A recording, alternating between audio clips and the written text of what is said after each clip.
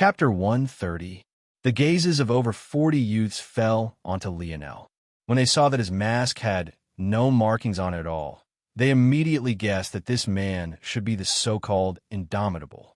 As for Lionel, he was as confused as ever. What had he done to attract such hatred? Is it because I was late? Lionel felt a wave of fatigue hit him all of a sudden. It was only now that he remembered he hadn't slept in almost 5 days.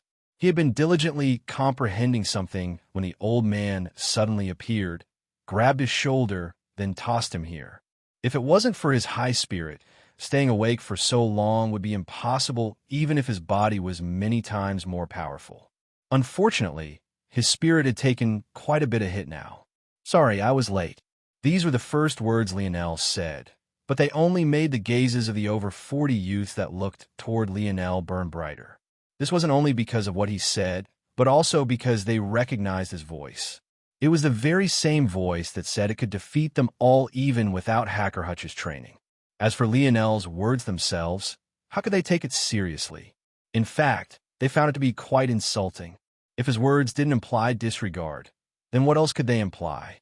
They had all gotten here early, all to teach Indomitable a lesson.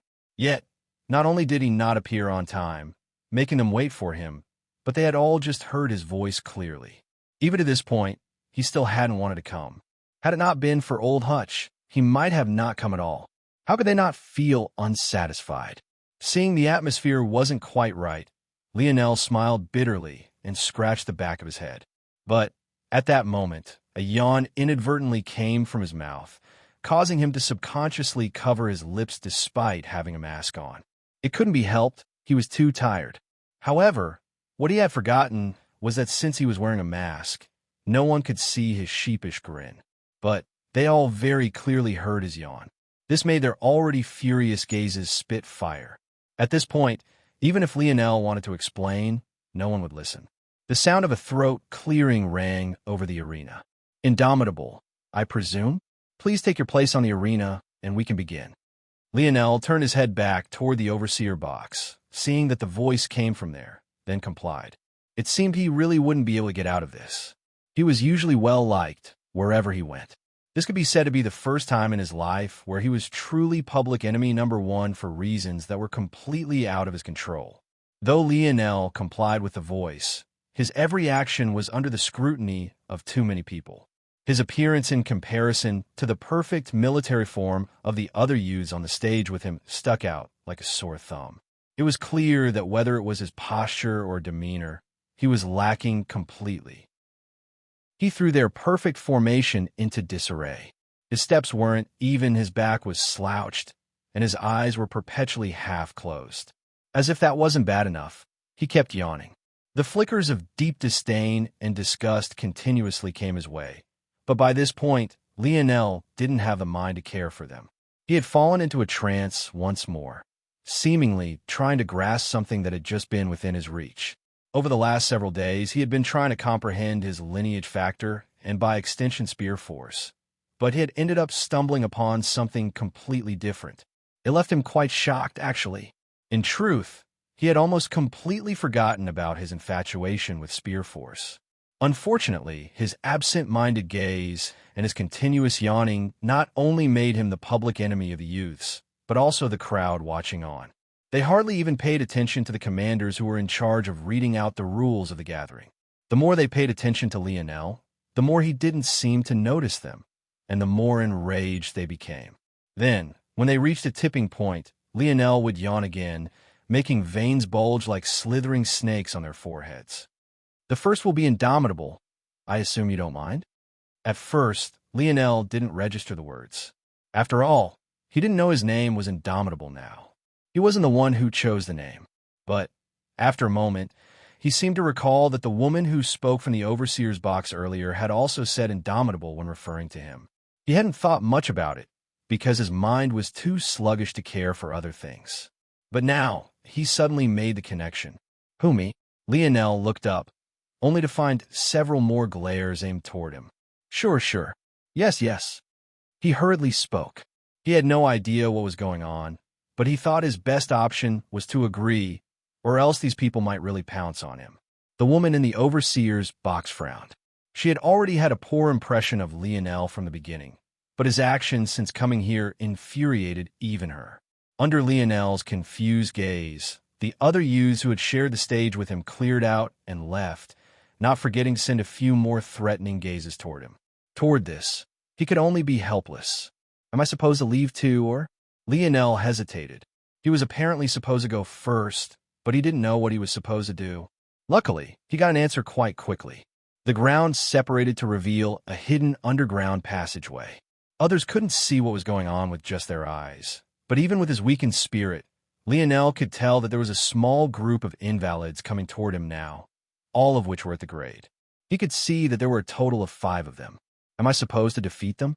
Lionel came to an understanding, then. Since that was the case, everything was pretty straightforward then. In truth, Lionel's mind was groggy. All he really wanted to do was sleep, but whenever he had such thoughts, his curiosity got the best of him, and he continued to study that weird feeling he grasped just a few days ago. Now that his mind had cleared once more due to this tournament, and he didn't have that curiosity to distract him from his fatigue anymore, all he wanted to do was take a nap. The 5 grade invalids stalked their way up from the hidden underground passage. The crowd had been quite interested in seeing all of their weird mutations and quirks. After all, there was a high chance that invalids at the grade would have such oddities attached to them. But they didn't get much of a chance. With a flip of his hand, an otlotl appeared in Lionel's palm. With his increase in strength after forming a 2-star constitution, defeating grade invalids was as easy as a flick of wrist. 5 streaks of silver pierced through the air, leaving howling winds in their wake. A moment later, they shot through 5 foreheads, blasting the grade invalids apart only for them to turn into several motes of light. Seeing that the task was done, Lionel couldn't refrain from yawning again. He went off to the side to find a place to rest. He didn't seem to notice the silence of the arena when he sat back down. In fact, he had just been feeling tired a moment ago, but instead of closing his eyes, he actually sank back into that absent-minded headspace. A light of fury flickered in the female commander's eyes. Indomitable is disqualified for breaking the rules. Unfortunately for her sanity, Lionel didn't seem to hear this either. Chapter 131. Lionel really hadn't heard this voice at all. In fact, his eyes were still vacant.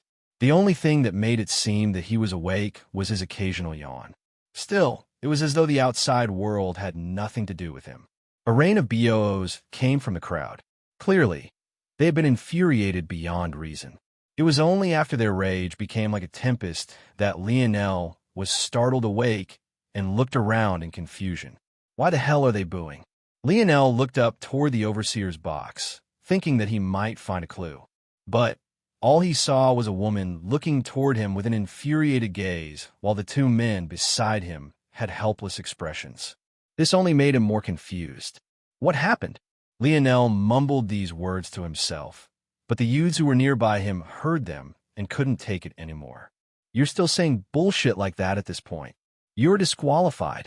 If you're going to throw the gathering like this from the beginning, why the hell did you waste all of our times? The young man who spoke wore a mask painted with a fierce roaring lion. It was just that this lion, instead of having a brownish gold mane, was completely black. Someone more knowledgeable than Lionel would immediately recognize this young man as Roaring Black Lion. No one knew whether the name was chosen for this reason or not, but the young man did happen to be black. What wasn't covered by his mask or his clothes revealed dark skin with pulsing muscles beneath. He was a bit shorter than Thunderous Clap, but he was definitely stockier. Disqualified? Lionel blinked in confusion. I broke the rules? What rule did I break? At this point, Lionel felt a little bad. He hadn't been paying attention when the female commander was listing the rules, so he didn't know what they were at all. Without knowing, he could only apologize. How could he refute if he didn't know what he was refuting? Lionel assumed that maybe he wasn't allowed to use weapons. If that was the case, he could only take this on the chin. He had only wanted to end his turn as quickly as possible so that he could rest, but it actually came back to bite him like this. Roaring Black Lion frowned when he heard Lionel's words. This was about the last question he had expected to hear.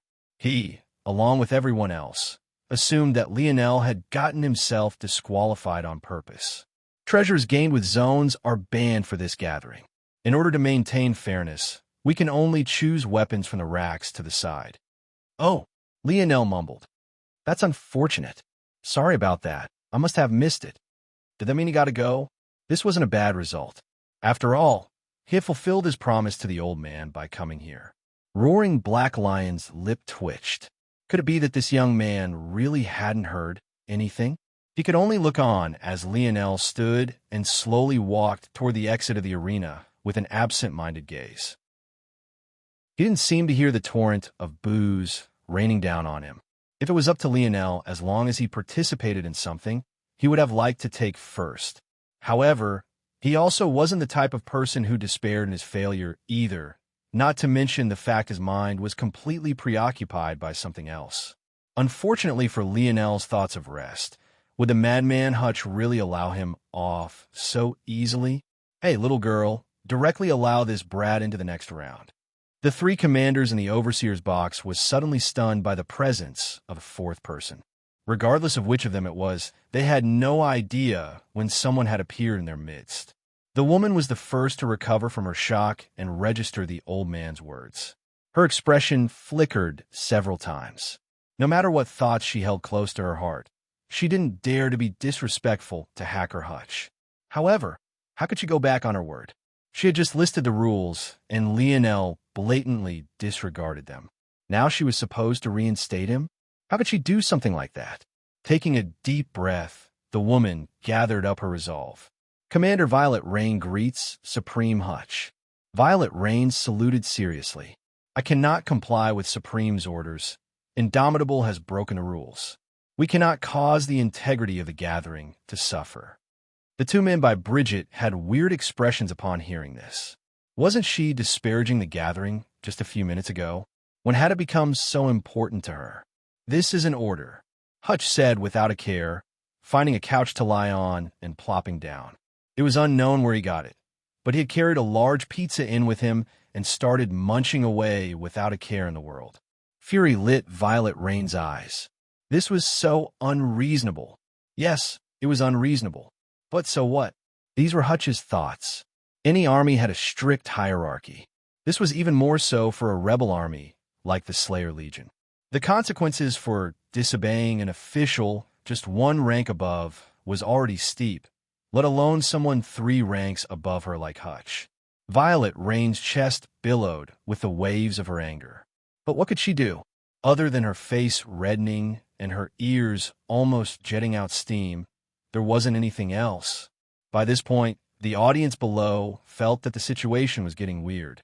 Lionel was already almost out of the arena, and it had already been several minutes since his turn ended. Why was it that the overseer's box hadn't said anything about which of the promising youths was next? At that point, the forceful clearing of a throat could be heard over the arena. In truth, though it was as such, one could almost mistake it for the sounds of a dying cat. Who knew what kind of internal struggle the person who made the sound was undergoing? The previous decision has been revoked. A female voice spoke through gritted teeth. Indomitable will directly move on to the next round. After a moment of silence, the arena erupted. Gazes of indignation and fury fell on a particular young man and the overseer's box. This is bullshit. Just because he's the underling of a supreme, rules don't matter anymore. At this point, the loudest voices were the youths near the stage. Their roars called out toward the overseer's box like a raging typhoon. If Lionel was already hated before, it could be said that maybe only the Emperor of the Ascension Empire was a greater enemy to them all now. And even then it was close. Chapter 132. Lionel kept walking in his absent-minded state. He really hadn't heard the words of Commander Violet Rain at all. He was immersed in his own world. In fact, he might have walked all the way out of the arena had he not suddenly felt that someone was standing in front of him. Lionel frowned and looked up. It was accurate to say that Lionel was quite tall. In fact, since his academy days, he had grown another inch or so. Now he stood at 64. So, Despite the fact the young man standing before him had quite an overbearing aura, Lionel, upon looking up, even despite his slouched back, stood taller. Seeing this, the young man narrowed his eyes, but his momentum didn't dampen in the slightest. When the crowd saw this young man confronting Lionel, their eyes blazed with passion. The rolling clouds painted over the young man's mask made his identity clear. They couldn't help but feel their blood boil, hoping that the young man would redress their grievances. "Is there a problem?" Lionel asked. "I only want to let you know one thing." The man's voice was like a thunderous boom. He didn't seem to be trying to speak loudly, but his voice naturally projected as though he was a man perfectly suited to lead. Lionel's first instinct was to think that this young man had a voice-related ability like Admiral Milan. However, Lionel's senses were far sharper than they had been in the past. He could even vaguely get a sense of a person's ability as long as they tapped into it, though not nearly as thoroughly as the dictionary. But this was still a good thing. After all, he couldn't always speak to the dictionary out loud, and letting others know about its existence might not be a good thing. This was all to say that Lionel felt that this young man's ability might not be so simple. "One thing," Lionel asked in confusion. "I hope that you'll get yourself disqualified for the second round as well. Or else, if we meet on that stage, they'll make sure you leave on a stretcher." Lionel was stunned. In his life, this was the first time he had come across such a situation. After all, he lived in a society with rules and regulations. Maybe only when Conrad tried to kill James by throwing him out of a window did Lionel vaguely come across such a thing. But this was most definitely the first time someone had so blatantly said something like this to him. How could he not be left speechless for a moment? For a while, Lionel didn't seem to hear or feel anything. By the time the crowd's noise faded back into existence for him, the boos had become cheers. It was obvious they had heard the young man's words. "Thunderous clap, you're my idol. Teach him a lesson." Lionel came back to reality, realizing that this wasn't a dream. Is this the kind of place Earth had become now? People could just blatantly threaten another, and even gain the cheers of crowd as a result? Something within Lionel seemed to change at that moment. It wasn't anything large. In fact, he could summarize it just a single word: acceptance. If this was the world he lived in now, maybe that was fine too. So there's a round two? Lionel mumbled to himself. "I guess I was only disqualified for the first round then. If you're scared, then scram." Look at him. He didn't even dare to move after Thunderous Clap put him in his place. Maybe he'll leave the arena directly, Lionel mumbled to himself. But by now, Thunderous Clap had already walked away under a chorus of cheers. The crowd might very well have taken Lionel's pause as a sign of fear, but the truth was that Lionel had already returned to his own world. What a joke. Who was he? He was the greatest quarterback prospect in easily the last several generations.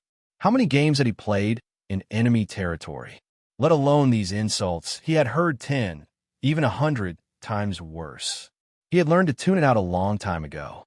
But what the crowd missed in all those jeers was that the moment Lionel's heart settled down, blinding, flickering lights jumped within his eyes. Unlike in the past, these lights were real. It was to the point that if one had met Lionel's gaze now, they might even be blinded for a moment. Thunderous Clap's words had unlocked something within him. Lionel turned and walked back to his seat. He had no idea that the rules had been broken for him. In his mind, he had failed in the first round, but received a chance at the second. In that case, he would sit and wait for his turn. He had no idea that he had gone from the coward who couldn't respond to Thunderous Clap to the shameless young man who threw the face of all promising youths. Next, Thunderous Clap. Commander Violet Rain's voice seemed to be far more at ease now. It was obvious to most that Thunderous Clap had vented some of her rage for her, and in the coming round, if this Indomitable wasn't sensible, then she just might get to see a great show. She looked toward Hutch with a half-satisfied expression, but who would have known that old man wouldn't even be paying attention? In fact, he was still nibbling away at his pizza without a care in the world. At that moment, Thunderous Clap stood and walked to the stage. The ground opened up to reveal 5 more invalids. He sunk into a horse stance, his fists clasping against the sides of his body. Thunderous Clap isn't using his rod. He's making a point, obviously. Some shameless people only know how to cheat with the fancy weapons they get through nepotism. Show him who's truly indomitable. Even without your weapon, you're his better. Thunderous Clap's eyes flashed as a low shout like his lips. The stage beneath his feet quaked and cracked as he shot forward, appearing before the first invalid in the blink of an eye. Bang! Bang! Bang! His body was like the center of storm. Violent vibrations and cacophonic booms seemed to follow his every movement, leaving destruction in his wake. He passed through the group of invalids in a flash. For a moment, it seemed like nothing had happened, even when Thunderous Clap smoothed out the wrinkles of his clothes and everything fell into silence. But in the next instant, bang! The 5 invalids combusted. It was as though someone had planted a bomb within their bodies, allowing them to explode from the inside out. The motes of light, they became shot into the air under the pressure before slowly descending back toward Thunderous Clap. This sight alone made him look as though he was a favored child, basking in the rays of the skies. The atmosphere reached the peak. Thunderous Clap's performance caused the arena to erupt to the point the ground shook. Chapter 133. The crowd went wild, basking Thunderous Clap with praise. At this point, even most of the promising youths who usually would be blazing with battle intent right now felt proud. This was simply human nature.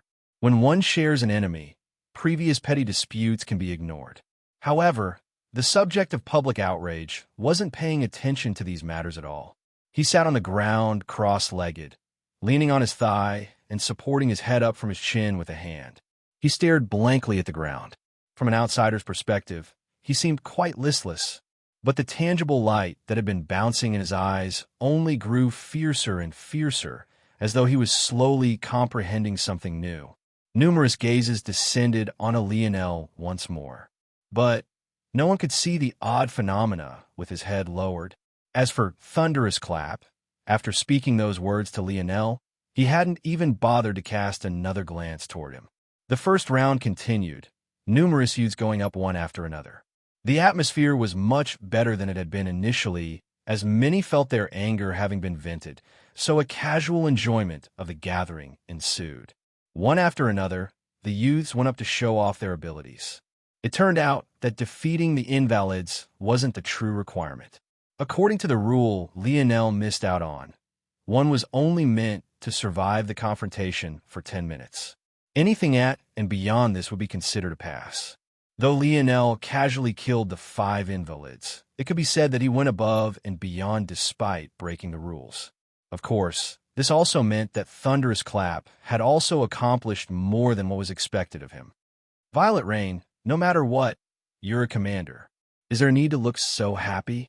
One of the male commanders by Violet Rain's side, a man who went by the code name of Mellow Trees, rebuked playfully. He could see that with each performance that surpassed Lionel's, this companion of his would smile wider and wider.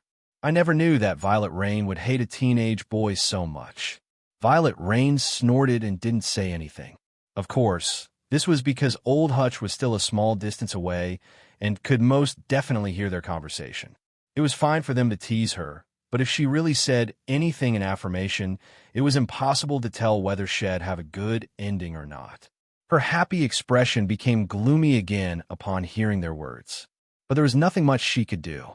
Luckily for her, the next youth was enough to make her smile again. Next, Chasing Wind. The crowd seethed with excitement once more as a young lady wearing a tight, green tracksuit made her way onto the stage. Her every movement was graceful and carried an air of charm, but it was very obvious that it wasn't her trying to be seductive. It was a natural feeling ingrained within her bones. It could be imagined that even in battle, she would still maintain the same graceful bearing. Chasing Wind casually looked through the weapon rack, testing out a few swords. Obviously, it seemed she had no intention of going barehanded like Thunderous Clap had. She felt no need to get involved in the dick-measuring contest between men. Though, That wasn't to say she wasn't dissatisfied with Lionel as well. She just chose to remain quiet about it. At least, these were her original thoughts. But she began to look upon Lionel quite curiously when she saw him remained unmoved through all of this. Others might have written it down as cowardice, but she thought there was something weird going on that she couldn't quite put her finger on. Still, she threw it to the back of her mind. Wouldn't she find out during the second round? The young lady picked a well-balanced short sword and made her way to the stage, standing calmly, as though unblemished by the outside world. When the invalids appeared, her picturesque figure suddenly moved, flashing forward in a light gust of fragrant wind. Like thunderous claps, suitably thunderous performance, she, moving as light as a feather, painted the perfect picture of chasing wind. Whenever one watched her movements, they couldn't help but take in every bit of her actions. The beautiful twinkling of her eyes, the rhythmic swaying of her hips, the delicate grunts that left her lips. She fluttered between the invalids like a butterfly, her speed too quick for them to attack properly. Her sword left lines of silver in the air, drawing graceful arcs that passed by 5 necks as though going through air. The tips of her toes lightly landed on the ground, a small circle of wind and dust being pushed out as though clearing a place for her to land. How could such a beautiful woman be allowed to fall onto a dirty stage? Even nature itself wouldn't allow it. Without suspense, the cheers of the crowd erupted once more. Marry me, chasing wind. Marry you? On what basis exactly? Take a look at yourself in a mirror once in a while. I don't care. If I can't marry chasing wind, I'll stay single the rest of my life. Don't you think you guys are a bit too fanatical? You've never even seen her face before. For all you know, her eyes are slanted and her face is covered in pockmarks. The crowd within the vicinity of the middle-aged man who spoke these words looked at each other in a speechless moment before pouncing toward the man in unison as though they had agreed to it beforehand. That day, there would no doubt be a man who left the arena beaten black and blue. Violet Rain watched Chasing Wind leave the stage with a gratified smile on her face. It was as though she was looking at a youthful version of herself. She didn't doubt that there'd be a day when Chasing Wind was a commander just like her. In fact, she would likely be promoted beyond that. This concludes the first round. Those who have qualified can now move on to the second and final round, of which there are 8 of you. These include Thunderous Clap, Chasing Wind, Roaring Black Lion, Seer, Falling Leaf, Erupting Volcano, Precious Moment, and Indomitable. A wave of boos rang. Chapter 134. Only one chapter today. I was kidnapped away for birthday-related matters. So this is all there is. The smile on Violet Rain's face grew brighter and brighter. It was finally time for this farce to come to an end. Now that the second round had come around, there was no longer any words to hide behind. A devious light flashed in her watery eyes as she turned on the voice projection system, once more having gotten her fill out of the crowd's boos. I will now explain the rules for the second round as I did for the first. One of the male commanders by Violet Rain's side had a weird expression hearing these words. They were supposed to share hosting duties, so it was meant to be his turn to explain things. They had done this a couple times before already, so Violet Rain should be familiar with the process. Whatever. The rules for the second round have always been the same anyway. It doesn't need to be me. However, he had only barely finished thinking this when he was suddenly stunned by the next words he heard. The second round this time will be a seeded elimination tournament where your performance from the first round will be taken into account. You will be split into seeds 1 through 8. The first battle will be between seed 7 and 8. The winner of the battle will go on to challenge seed 6. While the winner of that will go on to challenge seed 5, so on and so forth. In the end, whichever seed remains standing will be allowed to challenge the best performer from the first round. After being stunned a while, the 2 male commanders looked toward each other and smiled bitterly. Even if they were beaten to death, they wouldn't believe that this wasn't targeting a certain person. But since Violet Rain hadn't done anything too outrageous, they really couldn't say anything. Plus, it wasn't like they could make her retract the rules she had already said, right? They had already lost face once today after readmitting Lionel. The second round was indeed usually an elimination tournament, but it was a normal one in which everyone battled at once. 8 would become 4, then 2, then eventually 1. This modification of Violet Rain's was appearing for the first time in the history of the gathering. Unfortunately, since this was only the third gathering, no one picked up on the oddity. They only felt that the rules had changed, but they didn't think there was anything wrong with it. Like this, Violet Rain got away with it. Plus, even if things weren't like this, would the crowd really turn against Violet Rain for the sake of Lionel? If anything, they would give her their full support for dealing with the shameless man who dared to call himself indomitable. As for the man who was being targeted himself, he wasn't even aware. Lionel hadn't taken part in the other gatherings, so how could he know what was normal and what wasn't when even the fanatics in the crowd didn't? Violet Rain's smile grew as she continued. The bottom of the rankings will be decided by who lasted for the longest after crossing the minimum 10-minute requirements. As for those who had the ability to kill the 1 or more invalids, they will be even above that. Those at the very top will be decided by whoever defeated the 5 invalids the quickest. Like this, the seeds are as followed. First seed, Chasing Wind. Second seed, Thunderous Clap. Third seed, Roaring Black Lion. Fourth seed, Erupting Volcano. Fifth seed, Falling Leaf. Sixth seed, Precious Moment. Seventh seed, Seer. And the 8th seed, Indomitable. The crowd was silent for a moment before cheers erupted once more. Huh, serves him right. Good luck going through our gauntlet of geniuses, Indomitable. Indomitable? More like Indomitable. That was lame. Another fight broke out in the crowd. Violet Rain allowed the crowd to get rowdy to their heart's content before continuing. Once again, I will reiterate the rules and regulations. First, anyone who kills their opponent will be subject to judgment by military law. This is a time of war, remember that. Your sentence wouldn't be anything lighter than the death penalty. Second, only weapons from the racks provided can be used. She took her time to emphasize the word only, and for good reason. Those weapons are all of the C grade and can ensure fairness. Third, if I stop the battle for any reason, anyone who fails to obey in a timely fashion will once again be subject to military law. Disobeying the command of a superior officer is worth at least a demerit. This time, Lionel made it a point to listen to the rules so that he wouldn't make a mistake again. But when he heard that the weapons of the rack were of the C grade to ensure fairness, he had a weird expression, though no one could see it behind his mask. His otlotl and darts were treasures from he received after clearing the Mine Tomb Zone. They were C-grade treasures. So why was he disqualified? Toward this, Lionel could only scratch the back of his head and shrug his shoulders. It didn't seem to matter anymore. After all, she had said that only weapons of the rack could be used, not that only weapons at the C-grade could be used. Though the difference was minor in a large sense, Lionel couldn't complain about it. Oh, I guess since these are the rules, I should go up now. Lionel stood and inadvertently yawned again.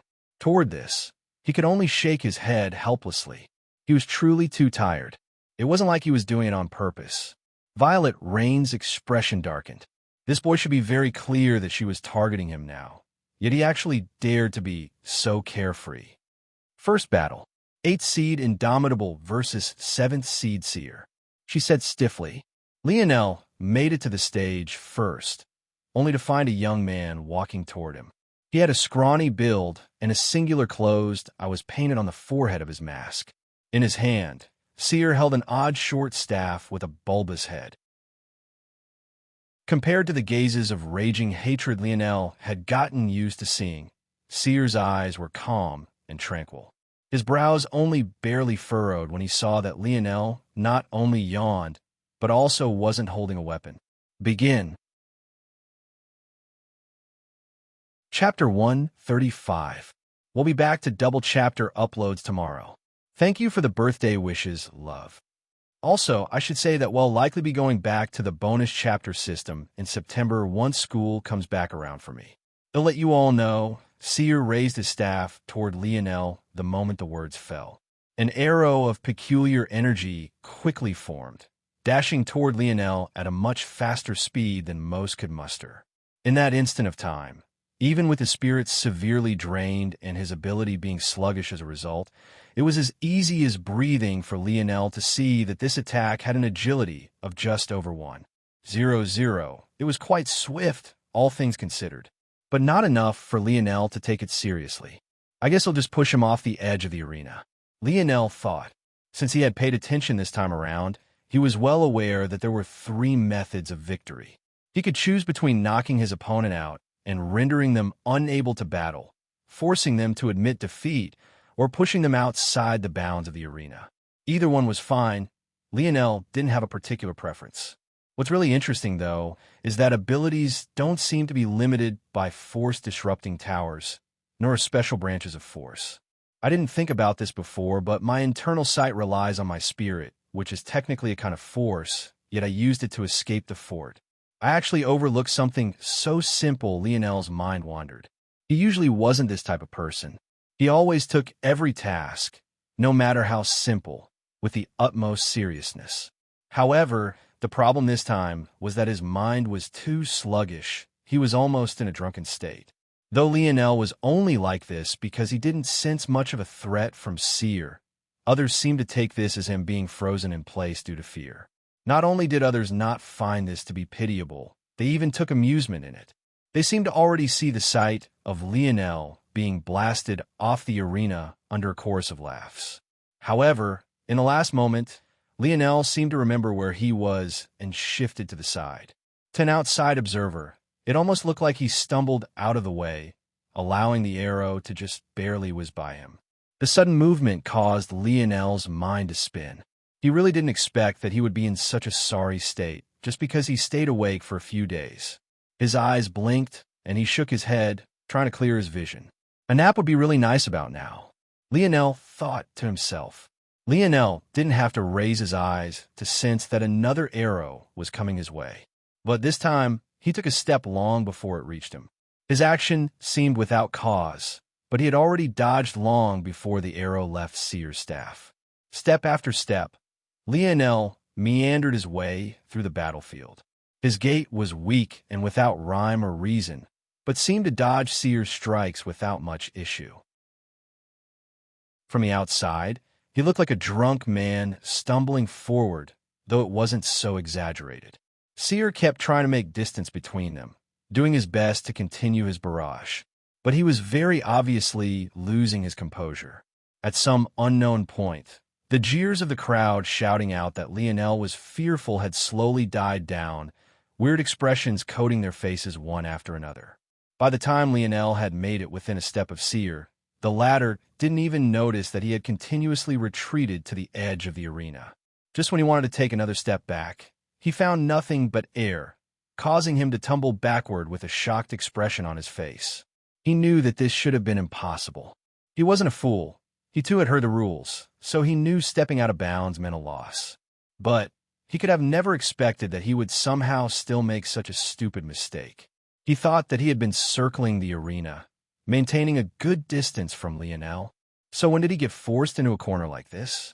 When Seer looked up, all he found was that Lionel was actually yawning again, causing his face behind the mask to blush with shame, embarrassment, and rage.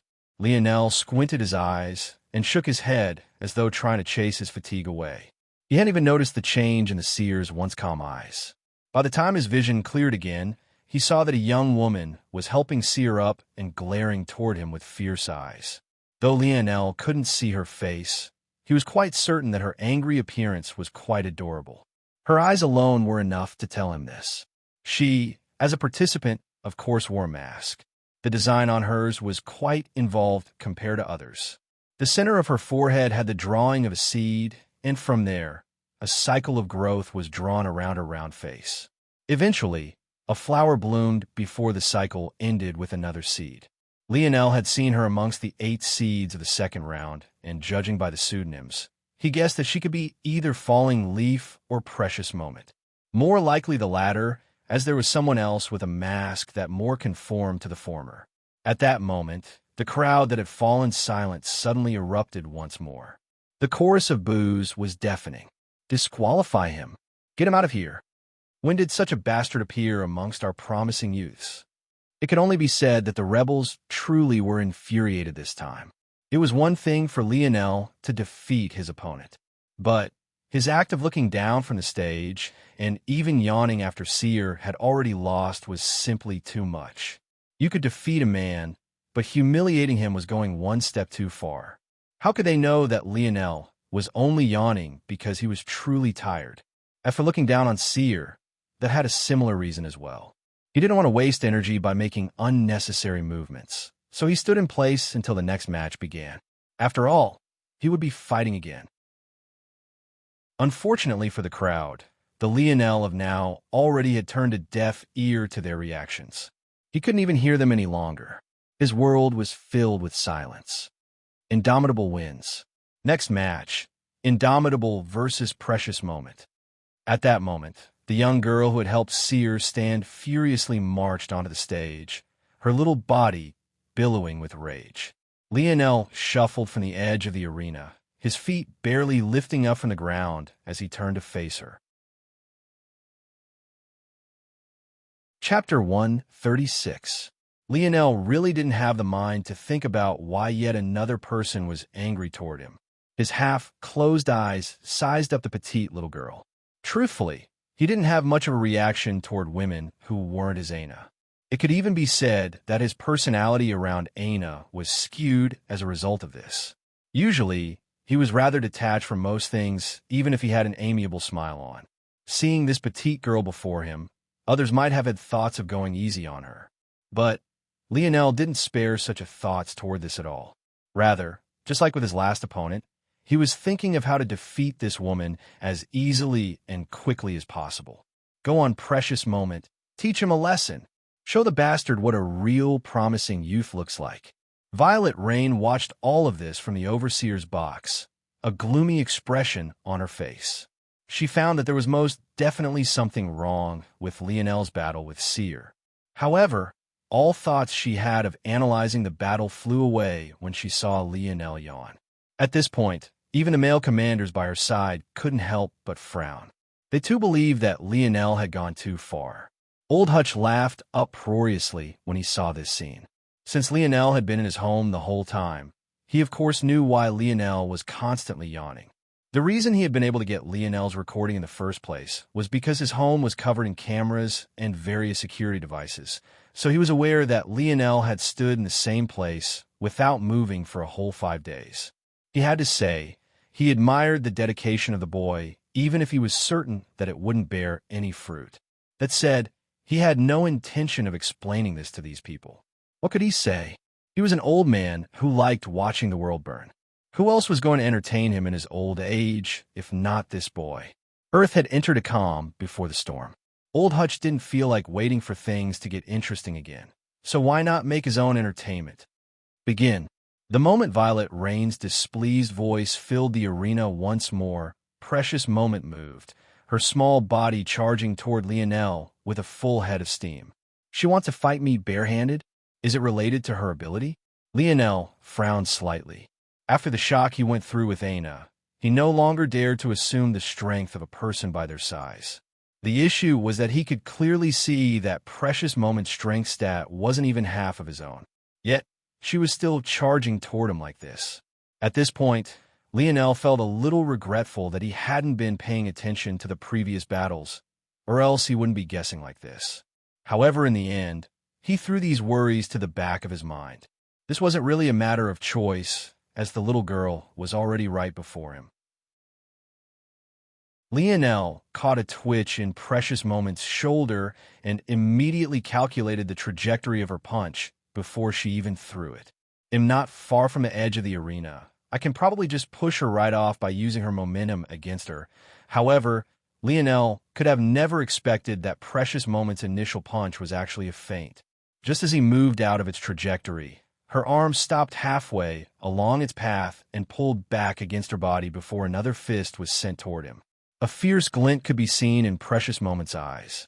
The sight of Lionel's loss was practically guaranteed to her at this very moment. She chose the name Precious Moment for a very specific reason. Her ability could be considered a sensory type as well. evolving similarly to Lionel's. She could read the cause and effect of events to predict what would happen next. Of course, the scope of her ability was extremely limited, but was absolutely perfect in a one-on-one battle like this one. She had already predicted what would happen next. She saw through the fact that Lionel seemed to be able to see through the trajectory of her attack. He would then try to wrap around her and push her off the stage. Knowing this, she threw a feint, then immediately followed up with a second punch aimed exactly where Lionel was dodging. With him being off balance like this, her victory was practically guaranteed. She might not be as strong as someone with an offensive ability, but she was still far stronger than a normal human. Oh, this was all Lionel thought when he saw Precious Moments feint and follow-up attack. Ultimately, his battle experience was still a little bit green. He wasn't yet able to easily distinguish between a real attack and a feint. He was mostly able to rely on his ability to always react quickly. That said, Precious Moment was still underestimating him a bit too much. Her ability only worked when her enemy was within a certain physical limit. If they were beyond this, it simply didn't matter how much she could predict if she was unable to react. Lionel's dodging body suddenly grew a step faster, sliding out of the way of Precious Moment's second fist. In one swift motion, he wrapped around her back, pushing a foot out and knocking her off the platform. Even as she fell from the arena, Precious Moment couldn't help but be stunned. She was bound to not be the last. Under the continuously growing ugly expressions of those within the crowd, and Violet Rain especially, Lionel seemed to stumble his way through victory after victory, taking down Falling Leaf and Erupting Volcano in quick succession. And even when Roaring Black Lion stepped onto the stage before him, his yawns had still never stopped. Old Hutch's laughter seemed to grow more and more unbridled. It was as though he was afraid others wouldn't hear him and forget their fury. Violet Rain ground her teeth, looking down toward the arena with a reddened gaze. It's fine. She thought to herself, taking deep breaths. Roaring Black Lion was among the only 3 to defeat the 5 invalids, albeit slower than Thunderous Clap and Chasing Wind. Defeating Indomitable shouldn't be a problem. A sinking feeling took hold the pit of her stomach. If her own rule change allowed Lionel to use all 7 of these geniuses as stepping stones, it would be too infuriating. Chapter 137. You're really good at pissing everyone off. These were the first words Roaring Black Lion spoke. He stood tall with his arms crossed over his broad chest. Lionel smiled bitterly. Would you believe me if I said it wasn't on purpose? Roaring Black Lion looked him up and down as though trying to decide whether or not Lionel was telling the truth. When he had spoken to Lionel previously, he hadn't gotten the vibe that he was an arrogant man. In fact, back then, he had half expected Lionel to sneer at his word from back then and tell him to screw off. He had been hoping for that result so that he would have an excuse to teach him a lesson, but things didn't end up working out like that. After that, he felt that Lionel kept giving him a weird feeling. It was an odd gravity that made others want to pay attention to him, and this pull was even stronger than Thunderous Clap, who was a well-known leader amongst the promising youths. However, that feeling was completely contradictory to the hatred Lionel was garnering. Would a leader who could surpass even Thunderous Clap in charisma be so hated? Another person might have thrown this thought to the back of their minds as soon as they had it. But Roaring Black Lion was a man who relied heavily on his instinct. This became even more so after awakening his ability. Not only did he smell the faint scent of death on Lionel, he could even tell that many of the things that happened today weren't exactly as they seemed. Suddenly, Roaring Black Lion began to laugh as the crowd booed toward Lionel's response. How could they believe that all of this had been a coincidence? Since they couldn't turn their rage to Hutch, who else could face their anger if not Lionel? They felt stifled watching Lionel win battle after battle. Now, they were pinning all of their hopes on Roaring Black Lion's shoulders. I want to see your strength. The roar of the promising youth's voice was several times louder than Thunderous Clap's. In that moment, his body began to expand, the clothing on him expanding along with him as though it was specially designed for this moment. Black fur erupted across his body as his hair sprouted, becoming a mane that pushed against his mask. His mask was removed by him. What was left wasn't the face of a human, but rather a fiendish lion with eyes deeper than a black abyss. Roaring Black Lion had grown to almost 2.5 meters tall. He still stood on 2 legs and seemed to be a humanoid beast of sorts, but the power in his limbs put any full beast to shame. There it is, Roaring Black Lion's transformation. The crowd was seething with excitement. Roaring Black Lion hadn't used his ability during the first round, so this was the first time they had seen it today. How could they not be excited? It was said that he was twice as powerful in this state. Lionel's eyes narrowed, slightly seeing such a scene. Roaring Black Lion, strength 2, 71, speed 2, 12, agility 1, 97, coordination 1, 92, stamina 2, 83, reactions 2, 73, spirit 0, 03, force. The crowd completely regained their liveliness when Roaring Black Lion brandished his claws. He raised his head into the skies and billowed with all his might. Roar! The arena quaked. In that moment, the roar drowned out even the crowd themselves. That wasn't a simple roar. Lionel's frown deepened. He felt that his blood and his muscles cramped upon hearing that roar. It actually had the effect of demoralizing him and weakening his strength. All of this suddenly made sense. Roaring Black Lion likely had an ability with great evolution potential. A normal strength-enhancing ability wouldn't allow him to rank amongst the top promising youths, even though the strength boost from his transformation was so obscene.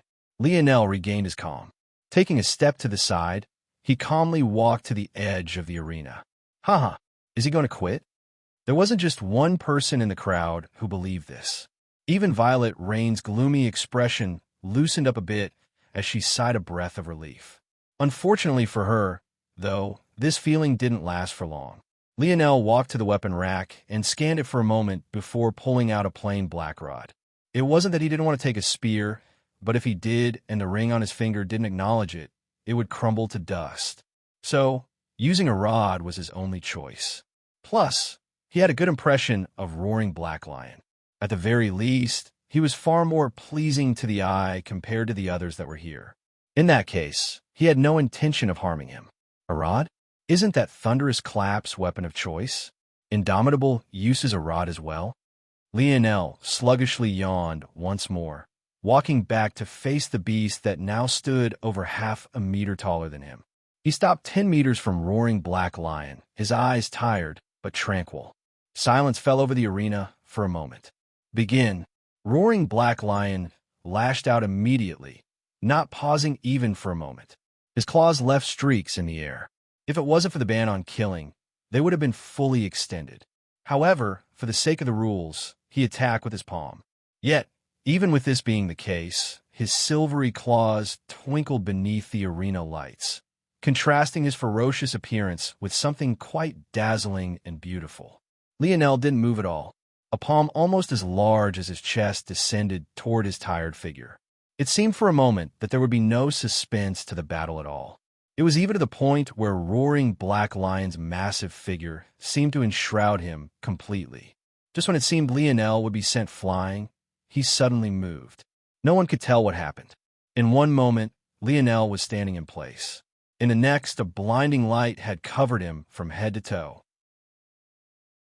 He seemed to vanish in place, and by the time he could be seen by the crowd once again, the butt of his rod had landed on Roaring Black Lion's broad chest. Bang! The loose fabric of Lionel's sweatpants fluttered wildly beneath the air pressure of his own speed as Roaring Black Lion was sent flying. Almost like a streaking meteor, he left a black arc in the air, crashing outside the arena and skidding along the ground in a sorry state. Silence. At that moment, Old Hutch, who had been leisurely enjoying his pizza, stood up violently, leaping to the windows of the overseer's box as though he couldn't believe what he had just seen. Lionel calmly picked up the mask Roaring Black Lion had tossed aside, throwing it toward his collapsed figure just as the latter's ability dissolved. The mask left a trail in the air, landing just well enough to cover the youth's face. However, Lionel no longer cared about this. His head had already turned toward the place where Thunderous Clap sat. "Hurry up." These were the only 2 words he spoke. His fatigue seemed to vanish, the flickering lights that danced across his body growing more intense with each passing moment. Chapter 138. Off. Silence. No, that wasn't entirely correct. There was indeed one sound remaining in the now quiet arena. On first inspection, it was a bit like breathing that hitched every so often. However, after a moment, it became clear that it was light snoring. Someone was actually sleeping. In fact, all of the people in the arena couldn't help but look between this sleeping young man and his recently decimated opponent. On the ground, laying right beside roaring Black Lion, Thunderous Clap lay weakly, coughing up several mouthfuls of blood. As for the culprit who put him in this state, he was sleeping like a baby without a scratch on him, having collapsed under his own fatigue. The scenes of what just happened continuously replayed in Thunderous Clap's head.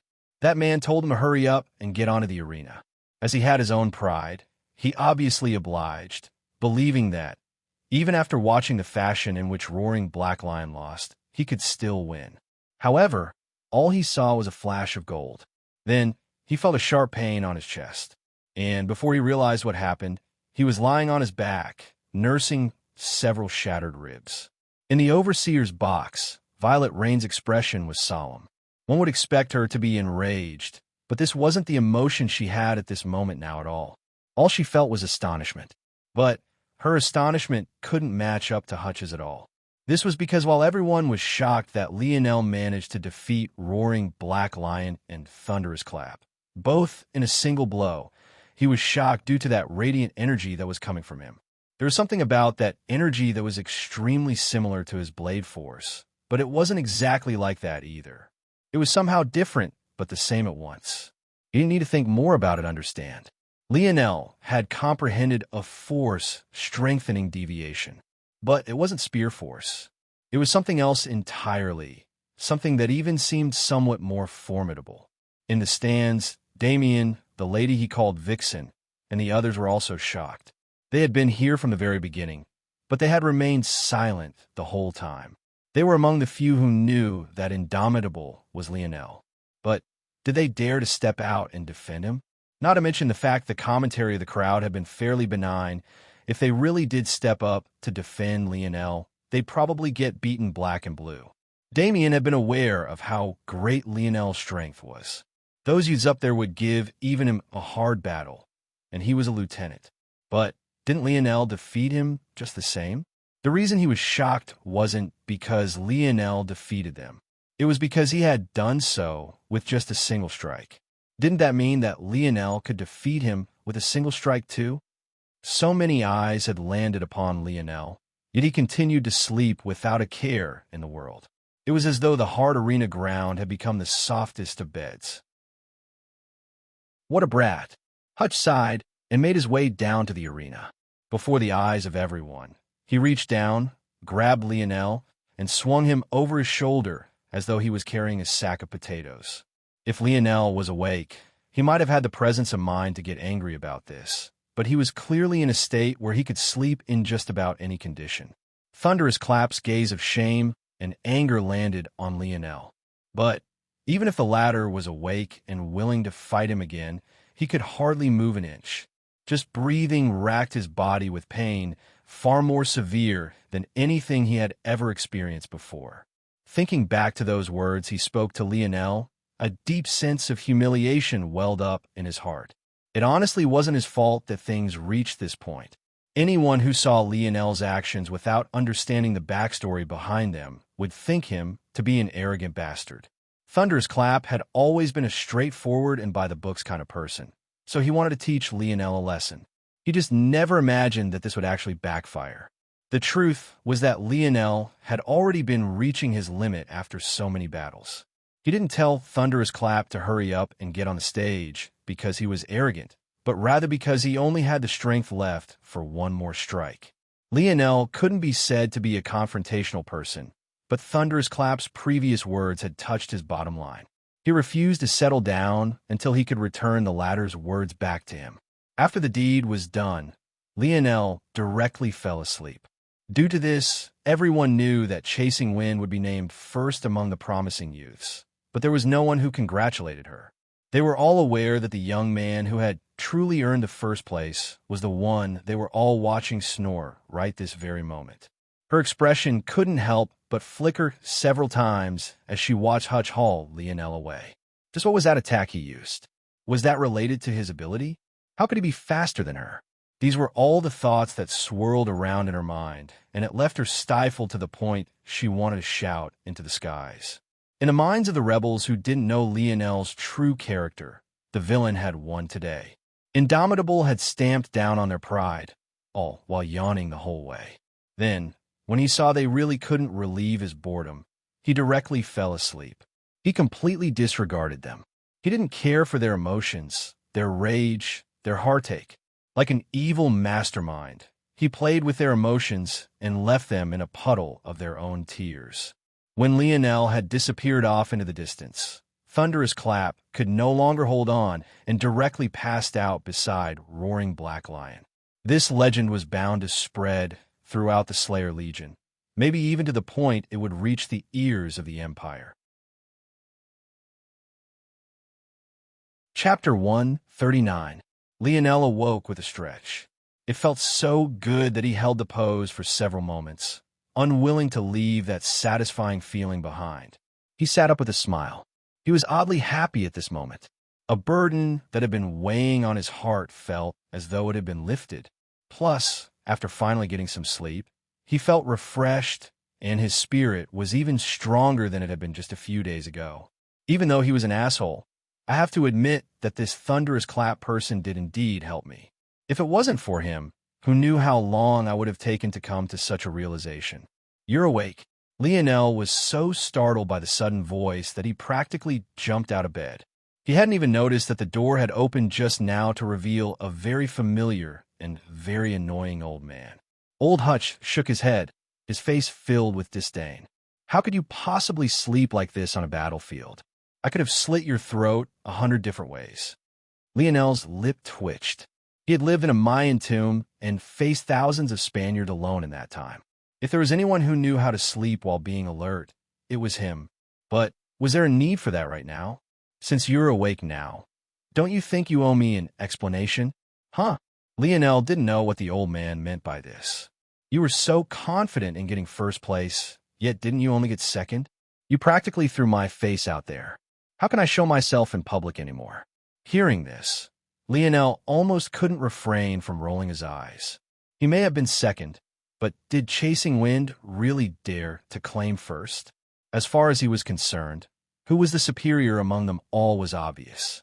But he had simply been too tired. After teaching Thunderous Clap a lesson for the words he spoke, Lionel couldn't be bothered to enter the final round. Old Hutch could obviously see through Lionel's expression, but he didn't seem to want to let up. I don't care what reasons you have. I was promised a first-place finish, yet I didn't get it. So, they'll be taking something in exchange. Lionel raised an eyebrow. What the hell did this old man want now? That light you used to defeat that brat Thunderous Clap and that other brat Roaring Black Lion. What was it? Oh. Lionel understood what was going on now. This old man just wanted to ask him this question without losing face. So he made it seem like Lionel owed him an explanation. Lionel could only say that old Hutch was indeed shameless enough. In the end, Lionel shrugged. I was studying my lineage factor and happened upon another one. I felt a very strong connection to it, so I coaxed it out. The result should probably be some element-based force strengthening deviation. Lionel casually explained, but the words alone caused ripples to go off in old Hutch's heart. Had I not been distracted, I would have comprehended spear force already. Lionel mumbled. The truth was that he had been comprehending spear force, but this lineage factor intrigued him, mostly because it most definitely wasn't like the metal synergy lineage factor his father described. That likely meant there was a third lineage factor in his blood. It could only be said that there simply wasn't enough time between Lionel's epiphany and the gathering, or else he would have been even more monstrous. After setting himself on the path of logically deducing his own talent and lineage factors, a whole new door had been opened to him. The bad news about this path was that he would progress slower than his lineage factor would otherwise allow him to.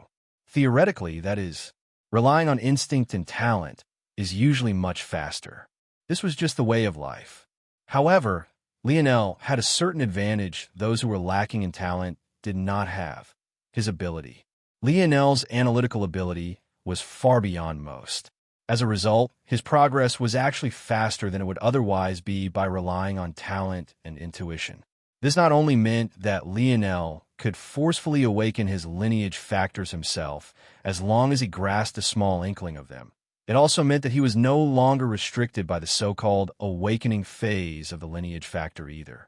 According to Aina, the longer one maintained consciousness after awakening their lineage factor, the stronger it would be. However, for Lionel, who was slowly comprehending his lineage factor himself, it didn't matter if he stayed awake for a single second or several days. Eventually, he would unveil all the hidden mysteries of his lineage factor. At most, if he didn't stay awake for long enough, it would be slightly more difficult than it would otherwise be. That said, hadn't Lionel just stayed awake for 5 days? That was even longer than he had when he awakened his spear domain lineage factor. Like this, the bad of his path was essentially expunged as long as his ability continued to evolve. With this, the good was nearly endless. Aside from thanking Thunder's Clap, Lionel really had to thank Hutch as well. Or else who knows if he would have ever stumbled on this path at all. So that light really was a force-strengthening deviation. Old Hutch finally responded after a while. Hearing Lionel say that he could have comprehended Spear Force already by now made him want to give the brat a smack, but he refrained since he wanted to know more. Yes, Lionel said slowly. I still know very little about it. All I've unveiled is that it can increase my speed by a large margin. I still have to study it more. There were many things Lionel left out. For example, he was certain that if this lineage factor wasn't from his father, then it must be from his mother. In addition, he hadn't only unveiled that the force-strengthening deviation he had learned through his lineage factor could boost his speed, but he also knew that it had terrifying, piercing power. Had he used this latter ability, he would have directly killed his opponents with ease, even if he only used a rod. But Lionel still wasn't at the point of divulging his everything to Hutch, even if he was grateful to the old man. What Lionel and even old Hutch didn't know was that what Lionel had grasped was light elemental force. Old Hutch might have known what this was, but Lionel's explanation was simply too vague and purposely omitted many points. If others knew that Lionel had comprehended such a thing, the shock would be immeasurable. Even among force-strengthening deviations, light elemental force was among the strongest. Its versatility was near inexhaustible, and its strength was undeniable. However, even with this being said, the real reason it would arise shock was because it was simply too rare. Amongst several worlds, there might only be 2 or 3 people to grasp such a thing, and families with lineage factors related to it were even rarer. It was no wonder Lionel instinctually set aside comprehending Spear Force in favor of it. Compared to Spear Force, light elemental force was beyond by an impossible degree. Chapter 140. Is this why you came here, old Hutch? In truth, Lionel was more interested in this old man, leaving him alone. Not only did he want to comprehend Spear Force, but he also had many other things to do. He really hoped that Damien hadn't left by now, or else he had no idea how he would get back to Royal Blue Province. Not exactly, old Hutch said after a moment. There's a hunt that was planned to take place for the first time this year. It's a great training ground for you little brats. Not interested, Lionel responded without hesitation. What a joke, he had already wasted so much time here. Every day he spent on Earth was another day that passed in terrain. In fact, for all he knew, time was dilated across worlds as well, just like they were in zones. He had no way of knowing until he went there. He had no idea why Hutch was trying to get him to participate in these meaningless activities, but he truly was not interested. Even before he comprehended light elemental force, it was unlikely that anyone in his age group could defeat him. But now, it was even more exaggerated. He simply saw no merit in it. At this point, Lionel understood that his advantage was simply too vast. His father was likely from a higher dimensional world, so his body had more talent than those born in a third-grade dimension like this one. It couldn't be helped. Of course, there were those like Aina who seemed to match up to him due to their mysterious families. But this was even more reason for Lionel to not care about the Slayer Legion. The fact the fourth-rank youth of their southern lookout could be defeated in a single strike by him likely meant that the Slayer Legion likely had no such families, and as a result, didn't have a bright future. Lionel still remembered Aina's words. Success in the future could track back and influence the past. Though it was difficult for him to wrap his mind around, he only needed to understand that this was a fact. Since the Slayer Legion didn't have such special families, it only meant that their future was equally not as special. That said, Lionel wasn't very optimistic that those youths from families like the Brazingers were a match for him either. "Don't be so quick to dismiss this opportunity," Hutch said without a care. "This hunt won't be as simple as you think it is." "Is that so?" Hutch nodded confidently. But, seeing that Lionel was still skeptical, he decided to explain a bit. It was obvious to him now that Lionel would be a future pillar of Earth, so he should be privy to a few things that others weren't. Since you even know about force-strengthening deviation, you probably know already that many were aware that this metamorphosis was coming before it truly descended. Lionel's expression darkened a bit at these words. Of course, he had already guessed this. How many billions had died falling from Paradise Islands due to the higher-ups keeping this information to themselves? It seemed now that even the Slayer Legion was aware of this ahead of time, something that made Lionel even more disappointed in them than he already was. Was this really a so-called rebellion of the people? Why was it that this Slayer Legion never seemed to act as a grassroots movement should? Hutch sighed upon seeing Lionel's gloomy expression. "Things aren't always as simple as they seem on the surface, Brad.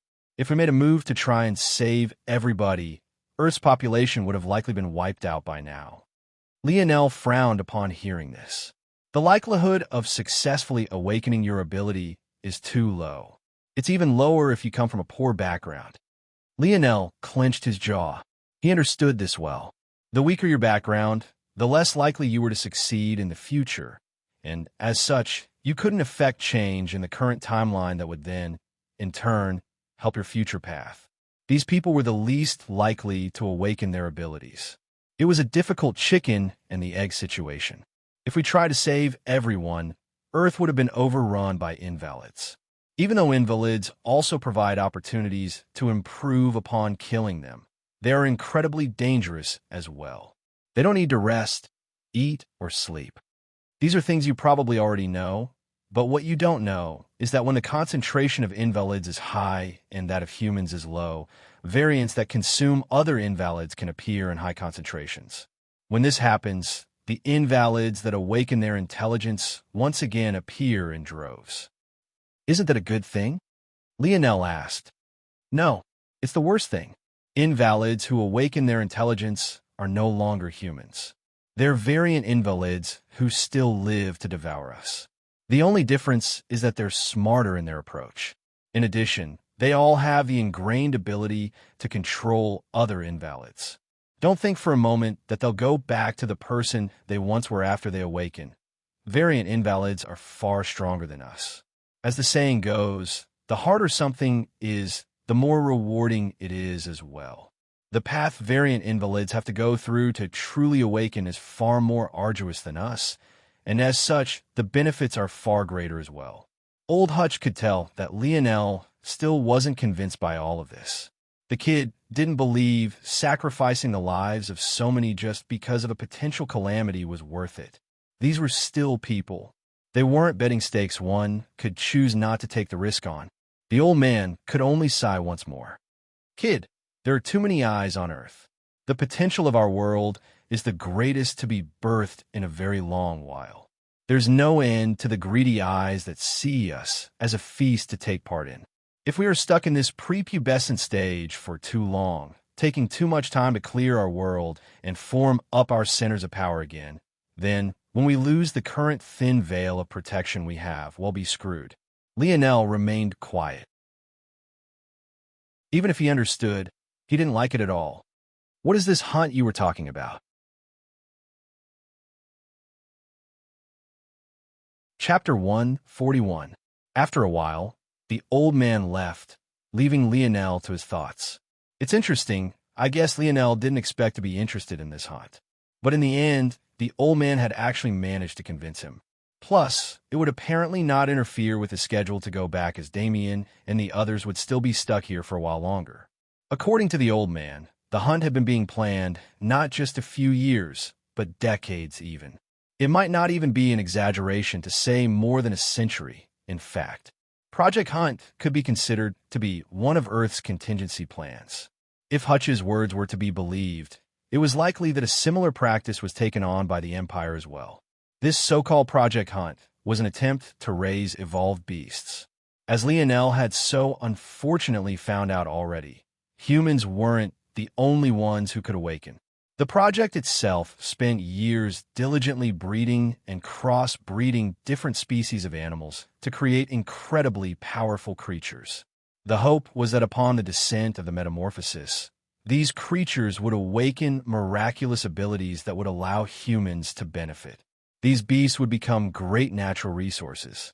Their meat would be the best tonic for human warriors, allowing them to progress at much faster speeds.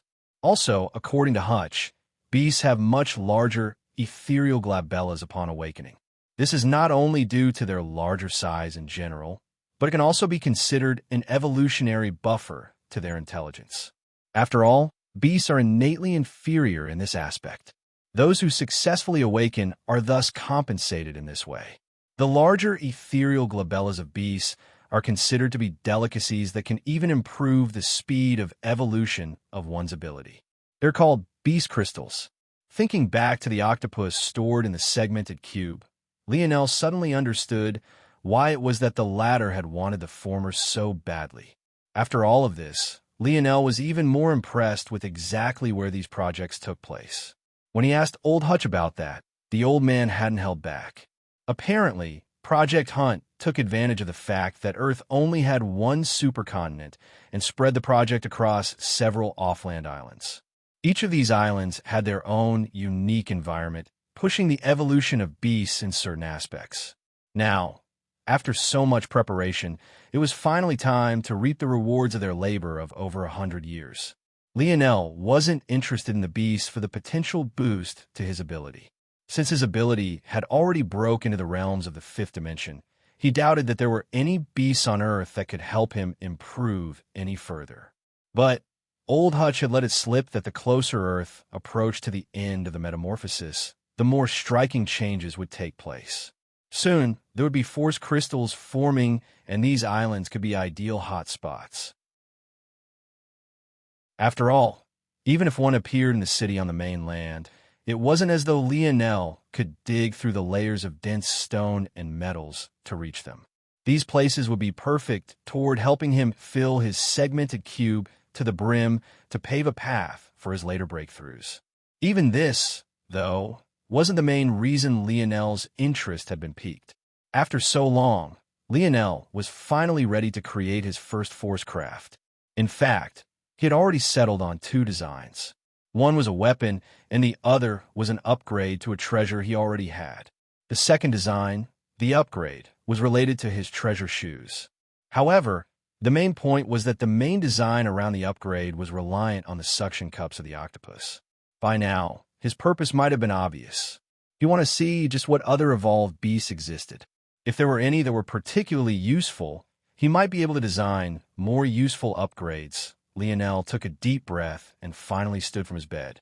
A moment later, he had already entered the lab setting of the Segmented Cubes Phase 1. Hey, little Tolly.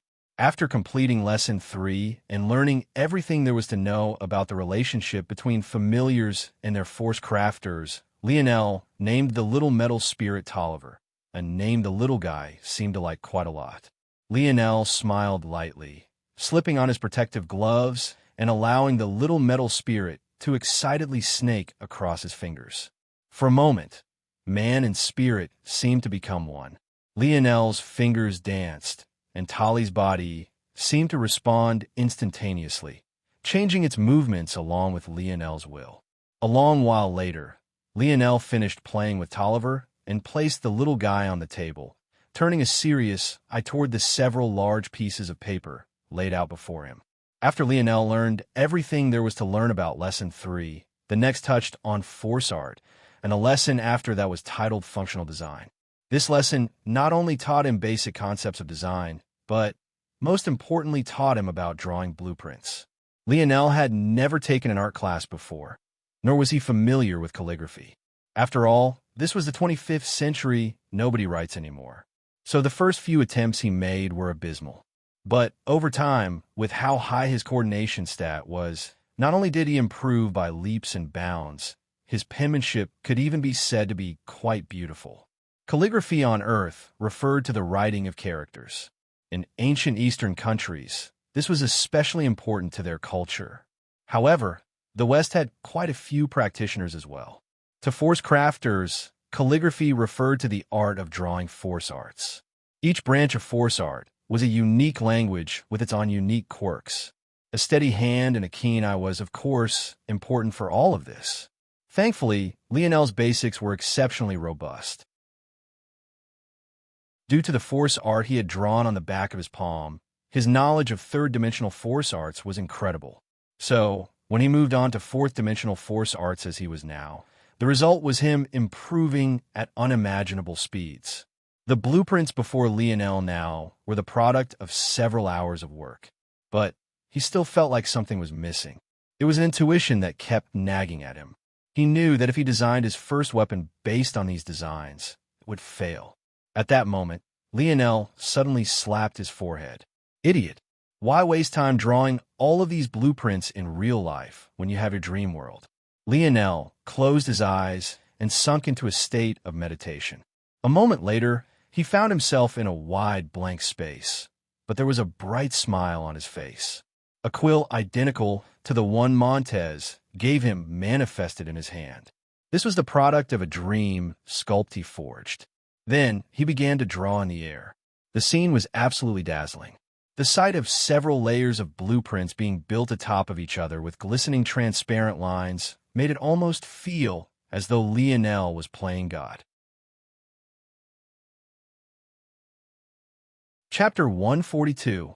It was as though a whole new world had opened up to Lionel.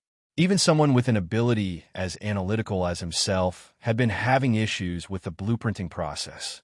It wasn't that his mind didn't have enough computational ability, but rather that he simply didn't have enough experience. Since this was his first creation, it was only made of 3 parts. Yet, the process of transferring those ideas to their individual blueprints, then visualizing the 2D in 3D while ensuring that all the parameters are within appropriate margins of error, was difficult for a newbie like Lionel. Imagine for a moment that you had to design a screw and the hole it would screw into. From the outside, this seems incredibly simple. However, this isn't the case at all. The grooves of a screw that allow it to solidly embed itself into the appropriate hole could be measured in millimeters.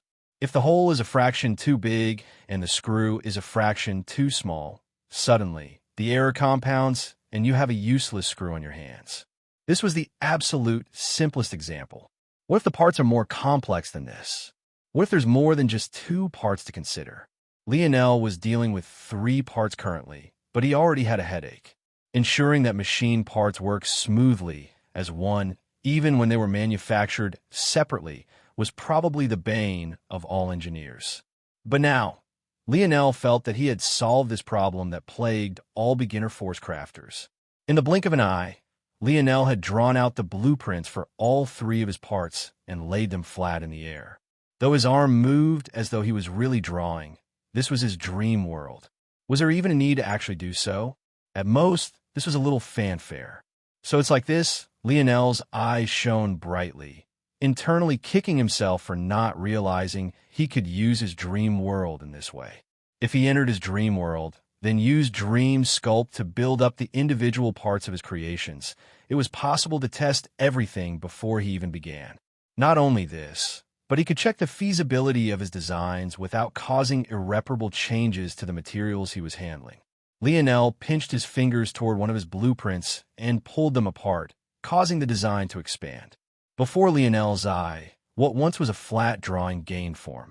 In a flash, the other two pieces followed suit. Then, along with the closing of Lionel's hands, they came together and formed a complete treasure. If someone else was here, they would immediately recognize it as a handgun, albeit a uniquely shaped one.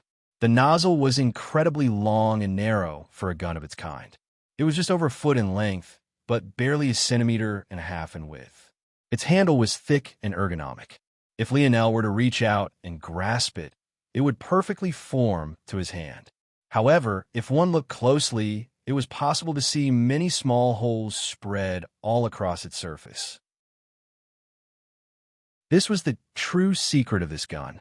It could work with bullets, but the main reason Lionel created it was thanks to its ability to function even without bullets.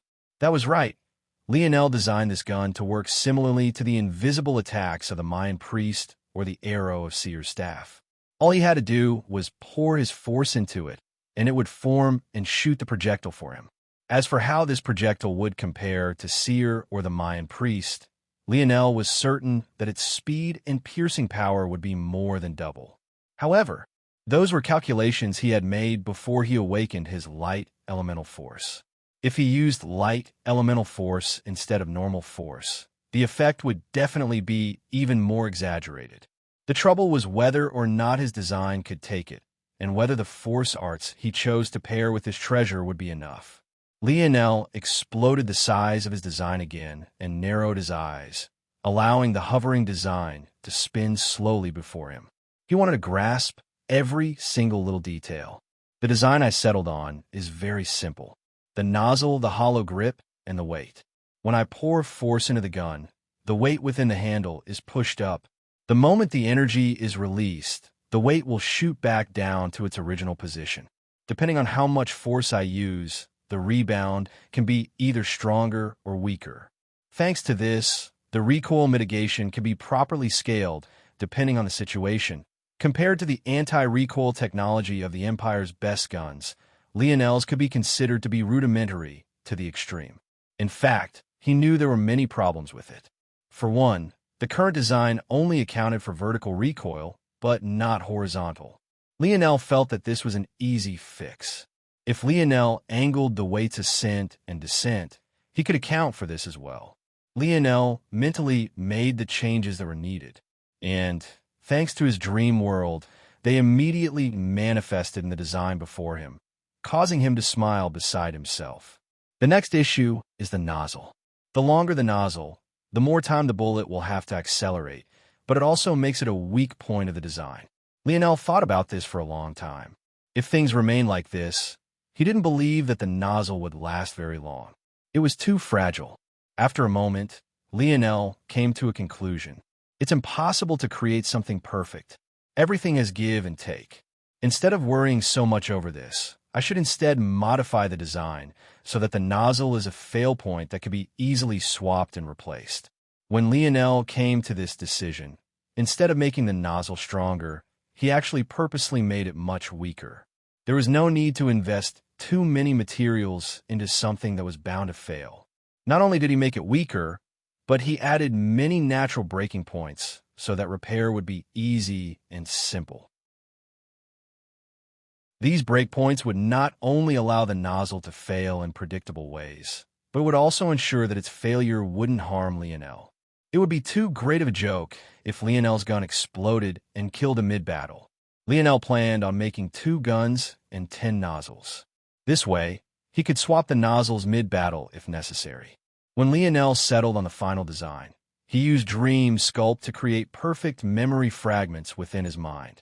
Now, he was ready to begin. Chapter 143. Lionel exited his dream world and smiled, taking the little metal spirit into his hands and playing with it again. This'll be our first project together, Tali, are you excited? Tali split into numerous balls of silver, jumping around Lionel's hands like little globules of mercury. The little guy didn't need to speak for Lionel to know that it was excited. Recently, Lionel had been feeding it a lot of metals. Earth might have not been a fourth-dimensional world just yet, and, as such, was lacking in high-quality minerals that came with this evolution. But they as a people had squeezed everything they could out of the materials they did have, creating alloys that this little metal spirit loved to eat at its current stage of evolution. Tali's favorite snack was an alloy of platinum and iridium. Using it, the little guy had already reached the 5th black tier. Lionel was very careful not to overfeed Tali, though. According to the hazard lesson, doing so could cause overflow. It was a dangerous state spirits could enter where they sought to devour everything. Toward this, Lionel could only shake his head. His father had actually likened the state to a stomach ache. How such a catastrophic event could be as simple as a stomach ache was beyond him. Lionel took a deep breath and went into a state of meditation.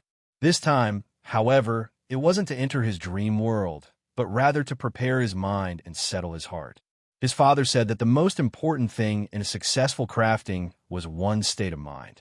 His oppressive aura unwittingly surged out from him, causing the playful metal spirit to grow silent and solemn. It was easily affected by Lionel's presence, its own will becoming somewhat suppressed. The first step in crafting was exactly this, spirit unity. During the process, Lionel and Tolliver would have to work as one. It was necessary for their thoughts and actions to be one and the same. At that moment, Lionel's dull gaze became bright once more, and 2 familiar oars appeared before him. Tolliver separated into 2, coating each one of his palms as he grasped toward the first oar. This unrefined, or was known as black herb Oregon. It was part of the herb class of metals. Those of this class were exceptionally good at forming alloys and had strengthening effects on metals they were melded with due to their special chemical structure. Herb ores were a strategical resource, no matter which world one was talking about. They were a foundation piece in almost every treasure in existence and were key components in treasures that needed to fuse 2 volatile materials. Black herb ore was considered the lowest grade. However, if it was combined with the high-level metal technology of Earth, it was like giving wings to a tiger. Even compared to other pseudo, 4th-dimensional worlds, Earth was incredibly advanced. If strength was strictly compared, Earth was most definitely the strongest such world in the history of the universe. Actually, it wasn't so exaggerated, but Earth was most definitely top 10. Lionel already had a plan in mind, and the sniper rifle he took from Xinghai's corpse would be perfect. It was time to begin the second step, purification. There were many ways to approach purifying a metal. In the world of force crafting, purification wasn't as simple as removing impurities. It was more accurate to say that this was the process of a force crafter treating a material to create a wanted result. Consider steel for a moment. Technically, steel is just iron with a certain concentration of added carbon. If Lionel's goal was to make steel, then his purification process would be taking iron and smelting carbon into it, thus producing the desired product. One must know that even amongst steel, there are various stages, purities, and strengths among them. This is all decided by the process taken in forging the metal. Herb ore likewise works in this fashion. Lionel's goal was to temper the black herb ore such that its chemical structure was perfectly suited to the alloys of the sniper rifle. How well he performed this task was decided by a compatibility rating. Depending on the metals and materials used in the craft, the compatibility of a metal prepared, even in the same exact way, could vary. The methods he had to choose from were smelting, macro separation, or oscillation. Lionel had already learned all 3, respectively, via the techniques, melting hands, dancing string, and delicate touch. Without hesitation, Lionel began to use delicate touch. The ore became like a bouncing ball trapped between the cage that was his fingers. The movement of his hands became blinding. Despite the fact his arms and wrists were locked in place, his fingers continually flicked at the ore, causing it to slowly, but surely turn a deeper and deeper shade of red as its body became hot. However, the odd part was that this red only seemed to appear in spots that didn't seem capable of spreading their heat elsewhere. The oscillation technique was one of induction. It was the process of agitating the chemical structure of a metal and raising its heat. But it was special in that it could target very specific chemical bonds, causing them to break and restructure themselves according to the force crafter's will. This alone made the oscillation method the most difficult of the three. Controlling things on such a micro level while ensuring that the heat wasn't spread was nearly impossible for beginners. Of course, Lionel wasn't really controlling things on an atomic level. He was simply able to use his strong internal sight to separate the ore into larger sections to be tempered individually.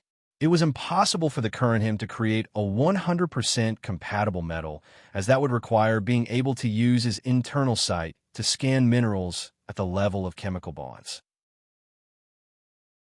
However, about 60% was well within his grasp. If others knew that Lionel was confident in such a thing, it would definitely cause an uproar. Even veteran black-grade force crafters would find 50 to 60% acceptable, while 40% was passable. Something like 70% was already above average, 80% was elite, 90% was legendary, while 100% was basically folklore. Who could claim to be capable of commanding the trillions of atoms in an ore perfectly?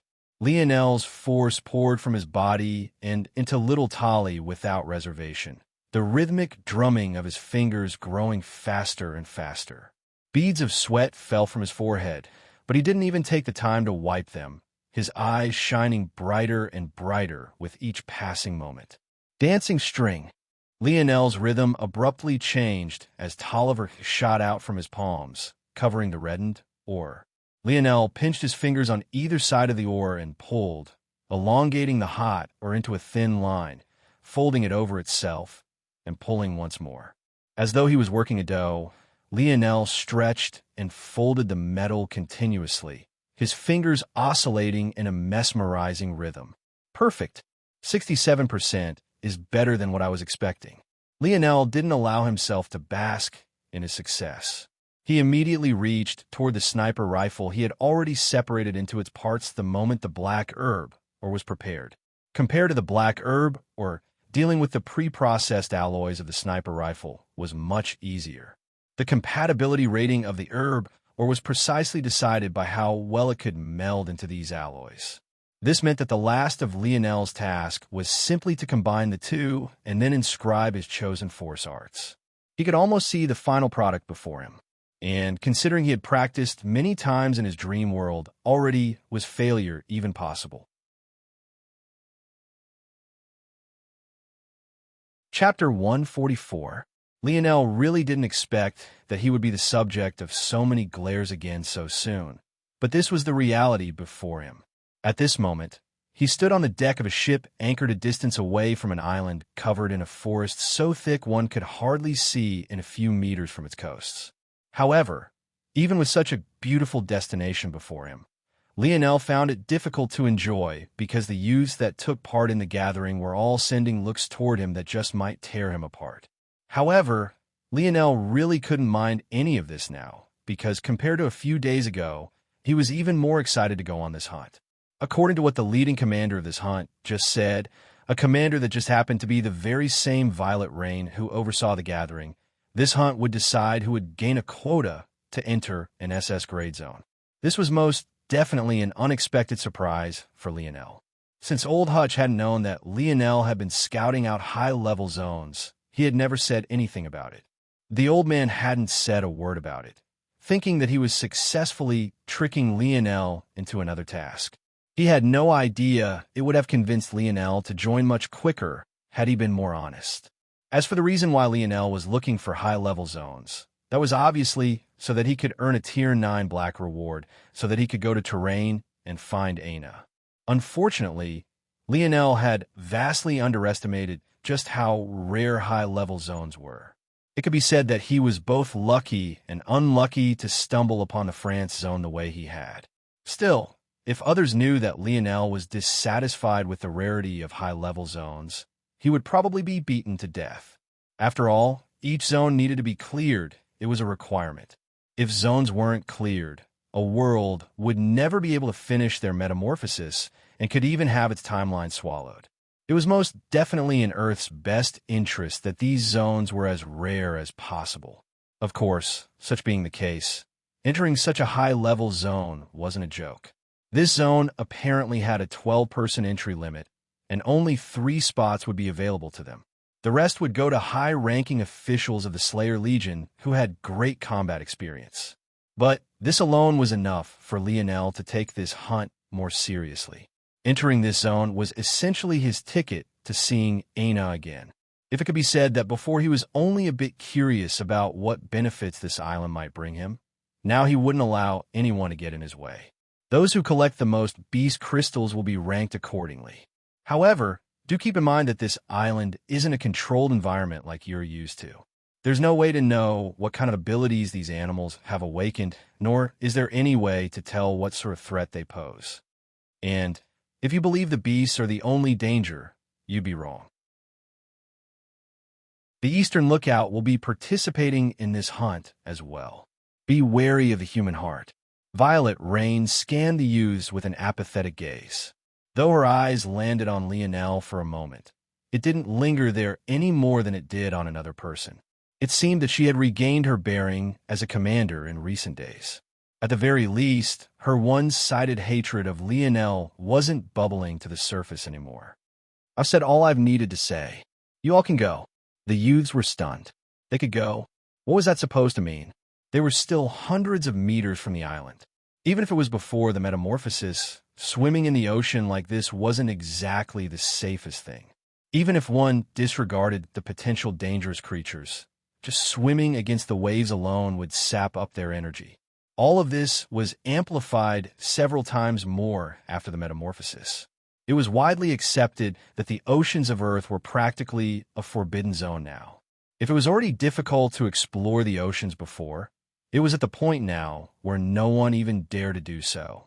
It was at that moment that the boat they were all on suddenly rocked, caused by someone using it as a springboard to leap toward the open waters. When they saw who it was, flames of competition couldn't help but be lit in the depths of their souls. This was the man they all hated. If they lost to him in strength, it was still fine. But if they lost to him in courage too, where would they put their faces? Thunder's Clap watched Lionel's figure leap through the air. The eyes he had toward the latter didn't seem to contain the hatred it once had. Instead, there was a deep unwillingness and the fire of a competitive spirit. In truth, he still didn't believe he had misjudged Lionel. Since the others still weren't aware of the circumstances behind Indomitable's rise, they still thought Lionel was an arrogant prick. It was just that he happened to be an arrogant prick with the strength to back it up. However, hatred wasn't the emotion he had for Lionel. All he had said was the truth. He really could beat them without Hutch's help. In that case, it wasn't arrogance, it was simply a fact. I wonder, between him and those top few, who's stronger? Thunder's Clap was only ranked 4th. Yet, he knew that those the Slayer Legion truly saw as their future pillars wouldn't even be risked by being allowed to appear on the rankings. It was quite a joke. His goal was those people, yet he couldn't even rank first on the list they disdained to appear on. This was all to say that he couldn't fathom why it was they had allowed Lionel to appear on the list. But to him, this was a good thing. He could finally measure himself to those hidden monsters. He finally had a target to chase after. The gazes of the youths watched on as Lionel glided across the waters as though it was solid ground. Then one after another they dove in. Violet Rain's watery eyes twinkled at this scene. I guess it isn't so bad, even if he might be a spy. Like this, these little pups can have a fire lit beneath them.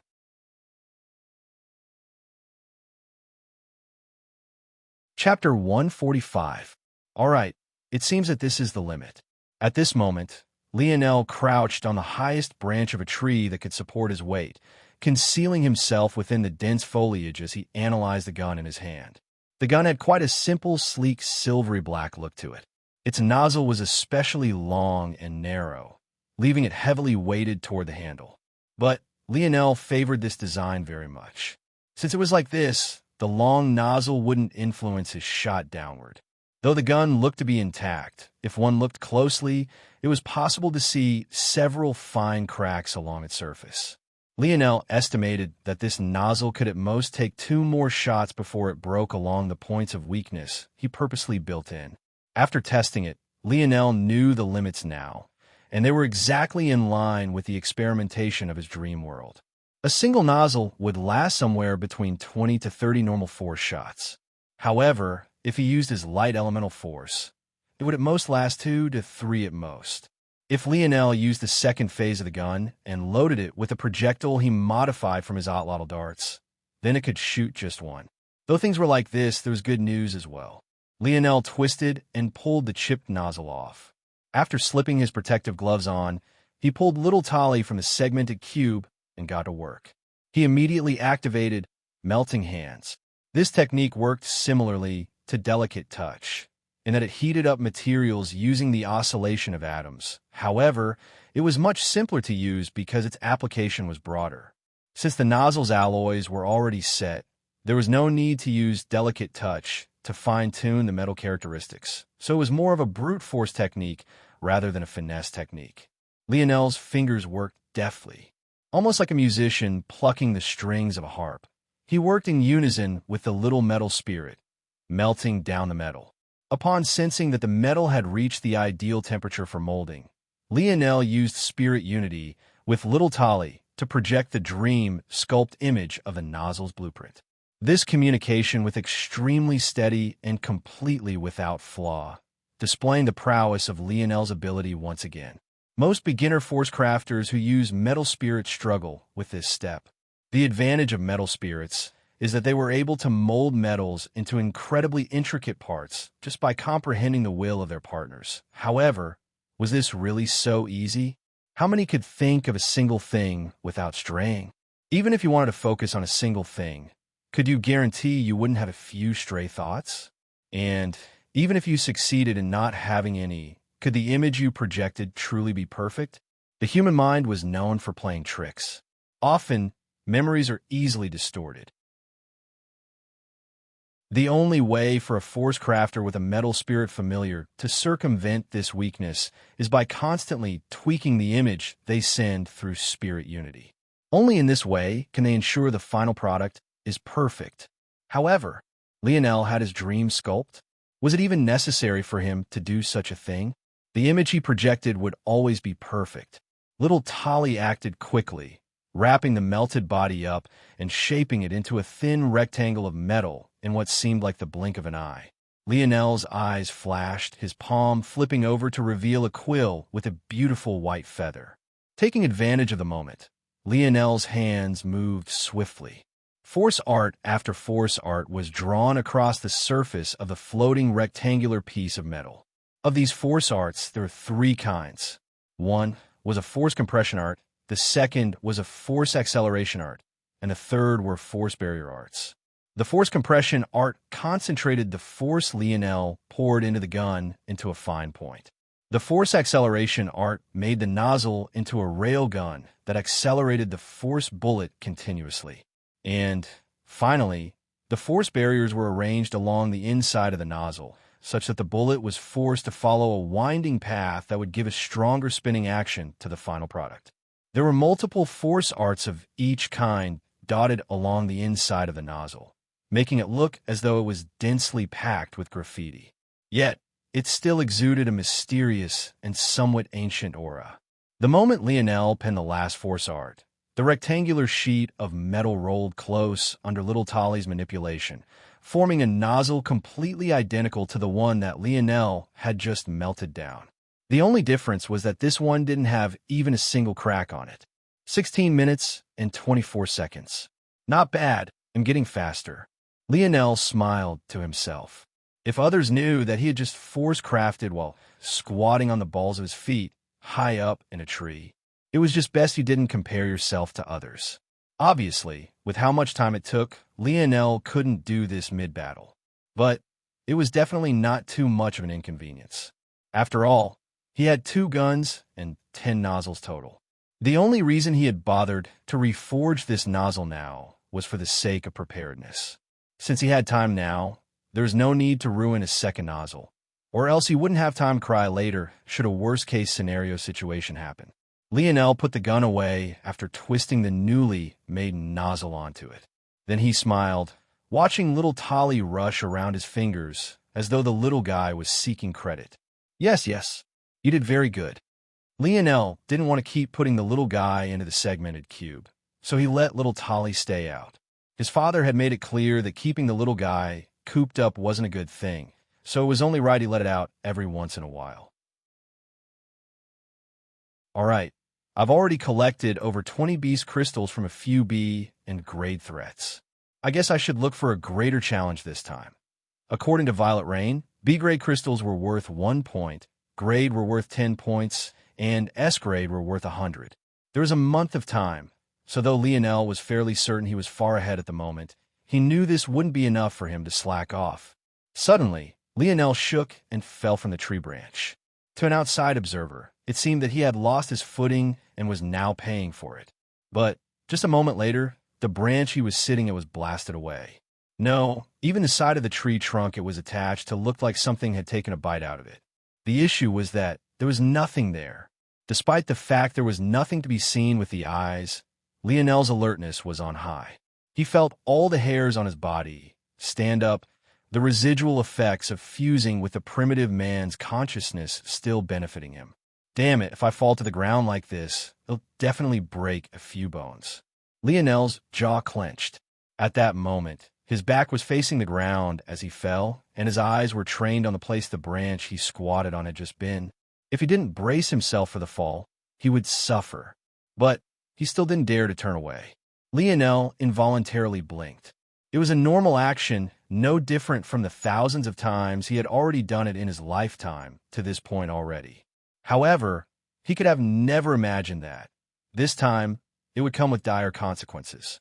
It was only a split moment, but when Lionel opened his eyes once more, a streak of black was already about to hit his chest. Was it going to do to his torso what it just did to the tree?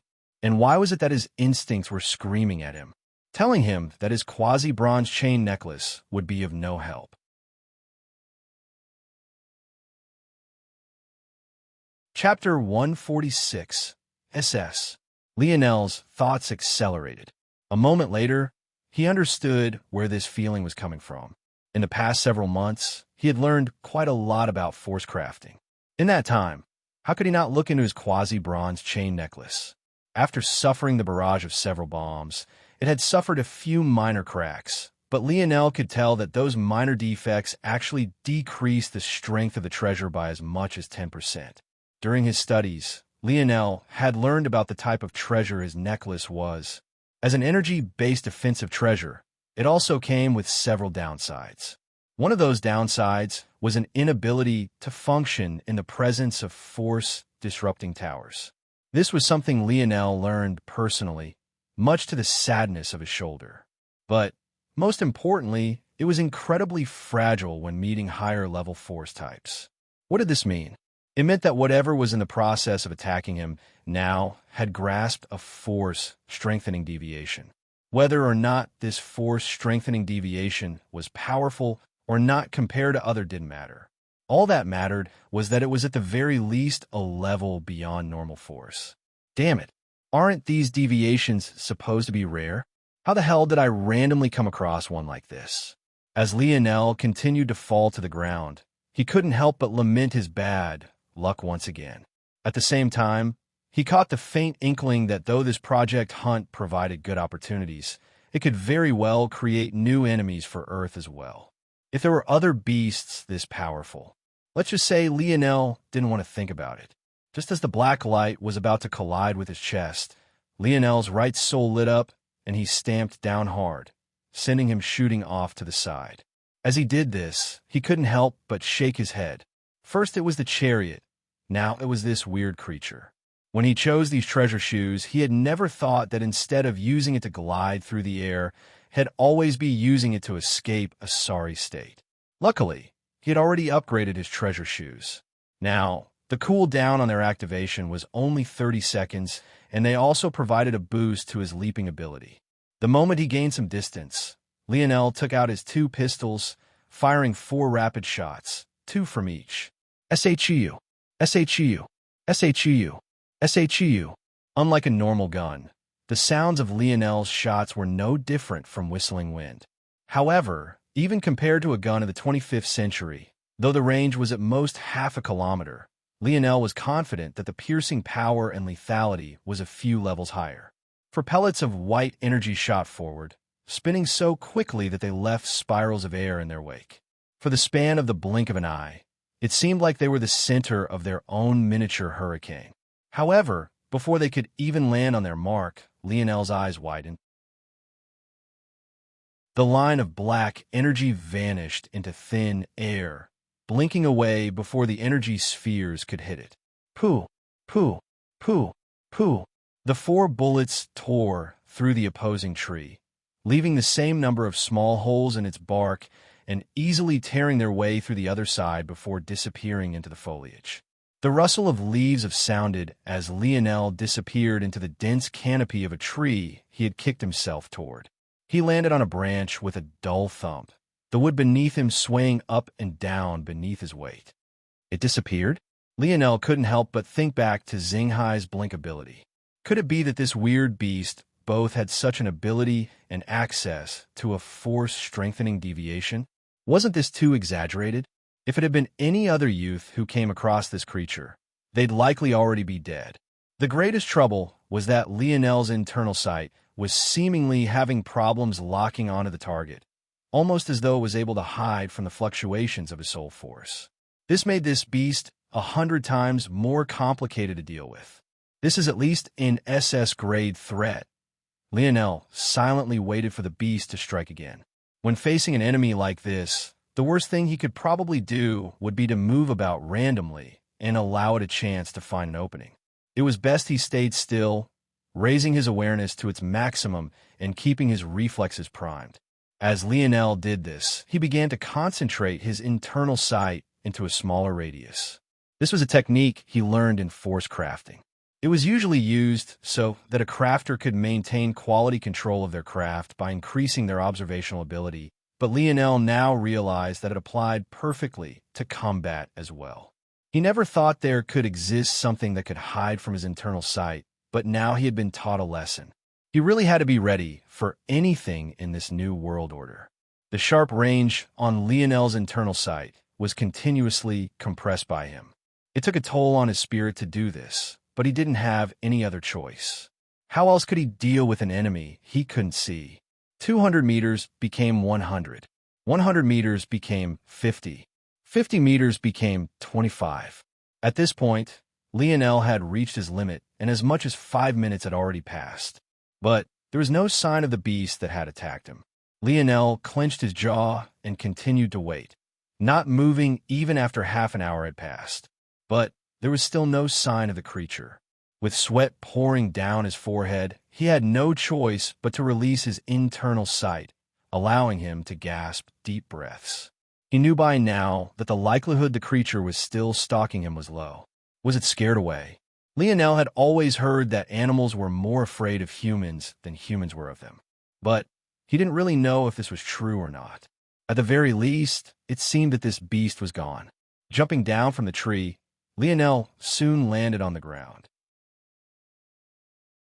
After taking a look around and realizing that the creature really wasn't going to attack him, he began to approach the center of the island with more caution. Lionel flipped his palm over, causing a silver disc to appear. What force-strengthening deviation did that beast use? Ping replying to Seed, there are fluctuations of dark elemental force in the air. Lionel didn't react much to this, but this was only because he wasn't aware of just how unlucky he was. Dark elemental force was just as rare as light elemental force. Yet, he had actually been marked by such an entity. At that moment, on the other side of the island, another ship could be found anchored. A group of youths jumped from its side, swimming toward the shore with ambitious glints in their eyes. However, neither those youths from the Eastern Lookout nor the youths that came with Lionel from the Southern Lookout, was aware that there was a third gathering taking place as well. Nearby a large lake on the island, a gathering of beasts was taking place. Though none of them exchanged words in a human sense, their eyes seemed to tell a different story. From an outsider's perspective, all that could be heard was a series of grunts and growls. However, if one paid close attention and removed themselves from their preconceived notions, these animals seemed to be having a meeting.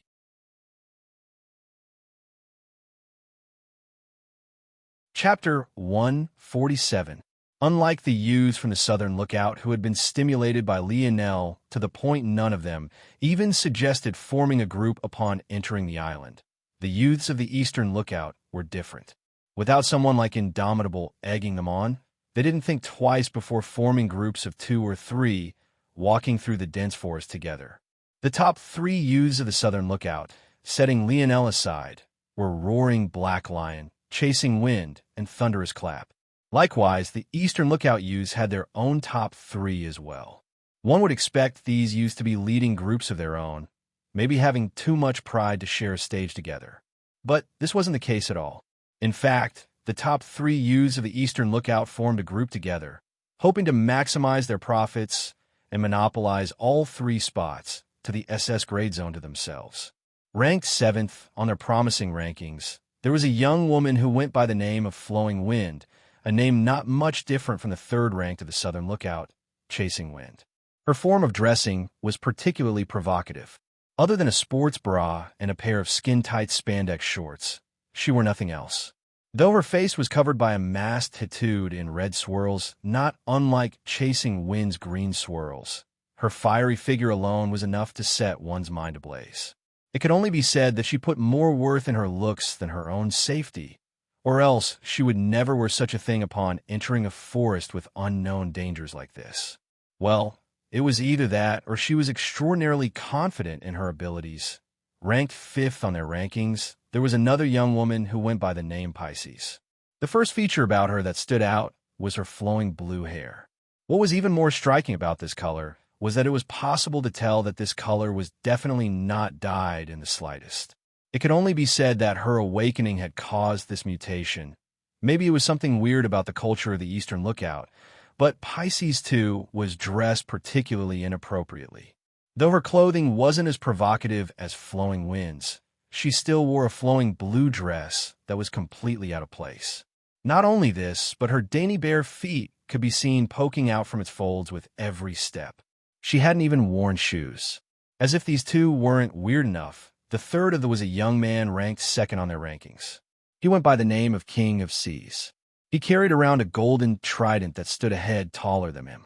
It reflected the rays of the sun so well that it illuminated the forest despite how few rays made it through the thick canopy above. This alone wasn't enough to raise an eyebrow. The true problem was that he was wearing nothing but a Speedo, revealing his bronze torso and thighs, each portion of which was rippling with muscles. As though this wasn't enough to leave a person speechless, his Speedo seemed to be made out of a brass metal, making it look more like a chastity guard than a piece of clothing. It was impossible to tell whether this young man had done this on purpose or not. It could only be said that this group of 3 was simply too weird. There's something off about this forest. Flowing Wind spoke in a low voice. Though we've already gathered a few beast crystals, it doesn't seem to be as many as we should have. There was definitely something off. According to theory, animals should have the same chance at evolution as humans did. After all, there was no reason for the laws of the universe to favor humans over any other species. It wasn't impossible even for plants and vegetation to evolve. This was all to say that even if humans didn't go out of their way to breed powerful animal subspecies, they would have likely awakened powerful members among each other regardless. If this was taken into account, the beasts they had come across to this point should be far more powerful. But from Flowing Wind's perspective, they seem to be quite normal. Your perspective is just skewed, Pisces said lightly. With the 3 of us here together, how could these animals not be easy to deal with? If you just consider the fact the most we've come across are B and grade threats, this is impressive enough. Maybe, it seemed that Flowing Wind was itching for battle. She was completely unsatisfied with the challenge and even somewhat regretted forming a team with these three. If things were like this, wouldn't the next month be too boring? If you're really feeling bored, there's still some other entertainment on this island. Pisces said with a light smile. We could just find a few of our peers from the Southern Lookout to exchange some pointers with. King of Seas' gaze sharpened at these words. It seemed that even though he was stoic and a man of few words, this prospect still made him feel quite anxious. Flowing Wind steps paused. Finally, something interesting. Without saying a word, she shot into the distance, not even explaining her actions to her two team members. It was almost as though she didn't care whether or not they followed her. After sending a glance toward one another, King of Seas and Pisces could only shoot forward. Flowing Wind was their scout. Without her, finding the next target would be a few times more difficult. In the distance, Roaring Black Lion was in a fierce battle with a black bear. Considering he had already entered his beast form and the thin line of blood flowing from the corner of his lip, it was obvious that he wasn't having an easy time. It was a small clearing of green within the dense forest, yet it managed to contain such a savage battle. The palms of Black Roaring Lion and the black bear continuously slammed against their opposition's chest. They looked like two madmen having a contest of brute strength. If one looked closely, it was possible to see that the immediately vicinity of the black bear seemed to have sunk into the ground as though its great weight was affecting change on a much grander scale. Flowing Wind appeared by the edge of the clearing, her eyes lighting up when she recognized Roaring Black Lion's beast form. Ranked 5th on the Southern Lookout rankings, he seems like he'll have a good harvest today.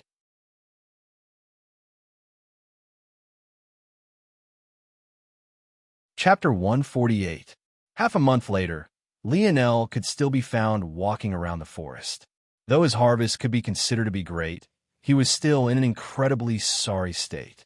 His quasi-bronze chain necklace managed to mend his clothes in places they had once been torn, but the limp in his gait, the caked blood and dried wounds on his skin, not to mention the paleness on his face, were things it couldn't do anything about. This led to a situation where his clothes were in mint condition, yet his body looked like it had just gone through 100 consecutive battles. If one had followed Lionel from the start to now, one would see quite a weird scene. First, Lionel would find himself a beast to target. Second, he would easily kill that beast. And finally, just when he was feeling complacent in his victory, that very same damned streak of black would attack him from an unpredictable angle. At this point, Lionel had already had dozens of fights with that unknown beast. And though it couldn't be said that he always definitely lost, he most definitely didn't win either. It really was too much. He had no idea why this thing was targeting him, but it rarely even allowed him a moment to rest. By now, Lionel had learned from the dictionary that dark elemental force, and his light elemental force for that matter, weren't normal force strengthening deviations. Each was incomparably rare and powerful. But this only made him feel more aggrieved. Just what were the odds of a beast with such a rare ability deciding to target him? Where was the justice? At first, Lionel thought that maybe those with dark elemental force had some baked-in bias against those with light elemental force. But this didn't seem to be the case at all. He almost laughed at himself for having this thought. This wasn't some cheap anime his dad liked to watch. There wasn't any light side versus dark side nonsense going on here. This creature just apparently didn't like the way he looked. What other explanation could there be? Lionel sighed. In a motion he had practiced one too many times, he flipped his palm, allowing his long nozzle pistol to appear. He hardly shot a glance at his target before he fired, causing a white pellet of energy to pierce through the left eye of a fox that had been stalking him in some thick bushes. The poor thing hardly knew how it died. And, once again, as though on cue, a flash of black headed for the back of Lionel's head. Lionel dove forward, ducking and rolling out of the way. Eat this. Light elemental force surged from Lionel's hand and into the pistol. A sharp eye would easily notice the nozzle bulge a small bit before a bead of golden energy shot out from it, barely able to hold out under the power of the bullet. Shoo! Bang! The streak of black dodged once more as usual, but Lionel heard its faint yip that almost sounded like the bark of a small dog. It usually made this sound whenever Lionel sent an attack toward it that could threaten it, and it was something Lionel had been hearing more and more often lately. The golden bullet collided with a tree that would take 10 men to wrap around. Yet, it was blasted through as though no more resistant than a piece of paper. The bark, the wood, its innards, all of it was completely vaporized. Even though Lionel didn't have much of a reaction to it now, the first time he had seen the strength of light elemental force, he was stunned silent. Lionel grit his teeth. You damn beast. Thanks to this thing, he couldn't eat, sleep, or even relax. Yet, there was still half a month more in this hellhole. How could he not be aggrieved? Unfortunately, before he could launch another attack, the beast disappeared again. Once again, from start to finish, Lionel didn't even catch a glance of what it was. He only managed to decipher that it must be a small creature of some sort. Outside of that, he really knew nothing else. Lionel took a deep breath, calming his agitation. He found a tree to lean against and slid down, taking a rest. Aside from this particular annoyance, this hunt couldn't be said to be completely without merit. For one, he had come into contact with many beasts that provided interested prospects for force crafting. The only unfortunate part was that none of these would help him to repair his chain necklace. Unfortunately, he didn't have the skill to repair such a high-level treasure. His 2 pistols could be ranked around the tier 5 or 6 black. It could be said that it was his accuracy and his light elemental force that made them so lethal. In his hands, they were no weaker than a tier 9 black treasure, but in someone else's, tier 6 was the best they'd be able to hope for. Such a treasure was about Lionel's limit at this moment, something that left him a bit disappointed. But if these matters were put into perspective, just how shocking was it that Lionel, who had just stepped foot into the force crafting world, could already be considered a tier 6 black force crafter? Lionel noticed that there was someone coming toward him, but since it was a human and not an animal, he didn't bother to move. This wasn't because Lionel assumed that this person wouldn't be hostile. The words "thunderous clap" had spoken to him were more than just a small wake-up call to him about the kind of world he lived in now. Rather, it was that he didn't think this person in particular could harm him even if they wanted to. When that person entered the clearing Lionel was resting in and saw that it was him, they were stunned for a while. Indomitable, it's you. The person didn't seem to be hostile. Of course, Lionel immediately recognized him. It was none other than Erupting Volcano, one of the young men Lionel had defeated during the gathering. It was easy to tell from the molten magma drawn directly onto his mask. "Hello," Lionel said as a polite greeting. Though Erupting Volcano's face was covered by his mask, Lionel could tell from his eyes that he was stunned. Toward such a thing, he could only bitterly laugh. Did they all really take him to be such a bad person?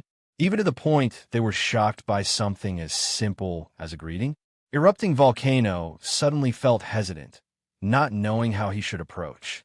Lionel laughed lightly. "If you have something you want to say, just say it. I won't bite you." Hearing such words, Erupting Volcano relaxed slightly. "I don't know how much you know about what's going on right now." "What's going on?" Lionel's brow furrowed. "As expected, you really weren't aware. In the past half-month, there have been a few skirmishes between us and the Eastern Lookout participants. We were caught off guard because most of us traveled alone while they traveled in groups.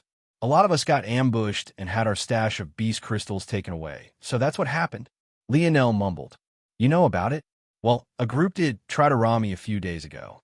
But Erupting Volcano smiled bitterly. Lionel didn't need to finish. He knew those people hadn't succeeded. Shaking his head, he continued. "What's more pressing is the lack of S-grade and above beasts. Even grade beasts have been getting scarcer and scarcer." Lionel frowned. Now that he thought about it, this was true. He only didn't notice because that creature was always attacking him. He knew that little thing was at least an SS-grade threat. With such a beast constantly haunting him, where would he get the time to think about why stronger creatures weren't appearing? "It can't be that we've already hunted them all?" Lionel asked probingly. Erupting Volcano shook his head. "That's impossible. Even though this island isn't as big as a continent, it's still at least 100 kilometers in diameter. The population of beasts should be in the tens of thousands. We don't even number 100 total. How could we clear them all in a few days? Lionel nodded. This made sense. So none of you have an answer to this. Well, we've been trying to go to the center of the island for a long time. The problem is that there are a lot of rivers and lakes blocking the way there with dense populations of dangerous underwater creatures. I'm actually part of scouts sent out to find stragglers so we can come together to make a push. Hearing this much, Lionel fell into his own thoughts. Ultimately, he chose to follow only for the sake of his own curiosity. Why were the beasts acting so weirdly?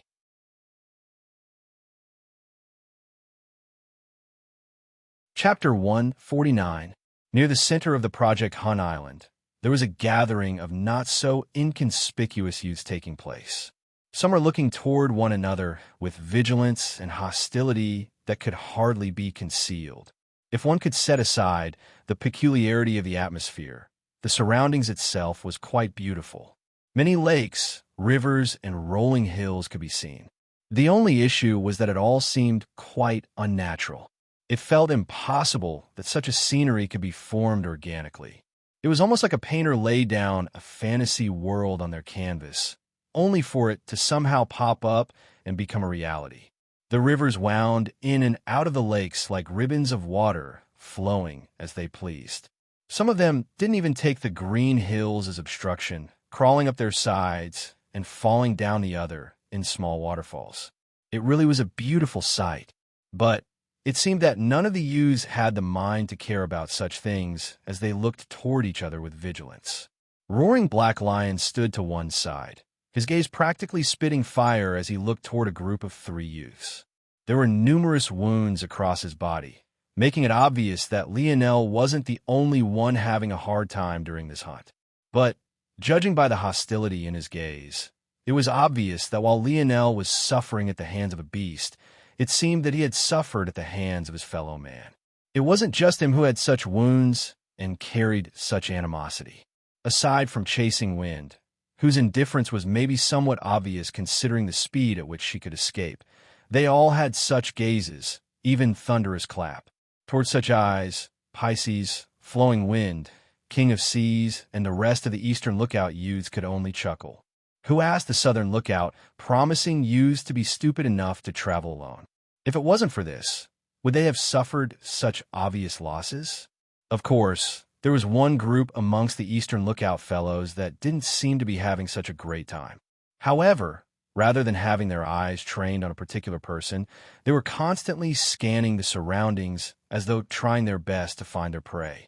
I know I'm beautiful, but is there a need to stare at me so intently? Flowing Wind blinked her eyes and brought her elbows together, winking flirtatiously at Roaring Black Lion and Thunderous Clap, both of whom had suffered due to her. The action was really too provocative. She was hardly wearing much to begin with. Now with this, it felt as though all her assets might pop out at any time. Thunderous Clap didn't even spare her a glance, but Roaring Black Lion looked her up and down, despite the rage in his eyes not dispelling. It seemed he was perfectly fine with enjoying the show. And why not? He didn't have to turn a blind eye to her beauty just to get his revenge, right? He would teach her a lesson regardless. If you want to look some more, I don't mind. But you'll have to get a little closer. Flowing Wind said sweetly. I wouldn't mind coming closer, but you look a bit fragile. I might accidentally snap you half. Oh, but that's exactly what I want. Flowing Wind blinked with expectation, as though hoping Roaring Black Lion would cross the distance between them at that very moment. She looked every bit the part of a woman who couldn't wait a moment longer. However, the underlying murderous intent was clear to the point that if one closed their eyes and only focused on her words and not her tantalizing figure, it would sound as though she was inviting you to the depths of hell rather than her bed. That said, Roaring Black Lion didn't seem to notice as he took numerous broad steps forward. In a moment, he was so close to Flowing Wind that her ample chest just barely grazed along his ribcage. She stood with her hands on her hips, looking up at Roaring Black Lion with an expectant glint in her eye. Just when it seemed that the atmosphere might take a turn for the worse, the sound of shuffling grass and a snapping twig sounded. Many looked over to find a pair walking toward them, both of who were young men. One had molten lava painted onto his mask, while the other wore a plain white one. Everyone on the southern lookout side seemed to recognize both young men and even shot complicated gazes toward the latter. However, a hint of confusion could be seen amongst those of the eastern lookout. While almost all of them, there was one particular group that seemed to have found the prey they were looking for. Almost like ravenous dogs tied to a chain they couldn't wait to free themselves from. They stared toward Lionel with all the animosity they could muster. You know who he is? Pisces, who was used to being the only one of her group of three who thought about the overall situation, noticed this distinct change. Through gritted teeth, a young man who had red veins painted across his mask and went by the name Ruptured Artery spoke. We were tied up in a tree and couldn't get down for 3 days because of him. We nearly starved to death. Pisces frowned upon hearing this information. He was alone? Yes. And he still subdued you all without killing you? Yes. Or injuring you? At this point, Ruptured Artery stopped speaking. He was already enraged enough without having to deal with the odd gazes he and his group was now receiving. However, the others of the Eastern Lookout could only look toward Lionel with vigilance. Ruptured Artery wasn't the best among them, but he wasn't the worst either. If he participated in the Southern Lookout gathering, he would have been the 4th or 5th seed. On top of that, he had been alone, yet he had been tied up in a tree without the ability to resist. Even with all this being said, the reason they were so apprehensive was because Lionel was a complete unknown. They had never even heard of him until this very moment.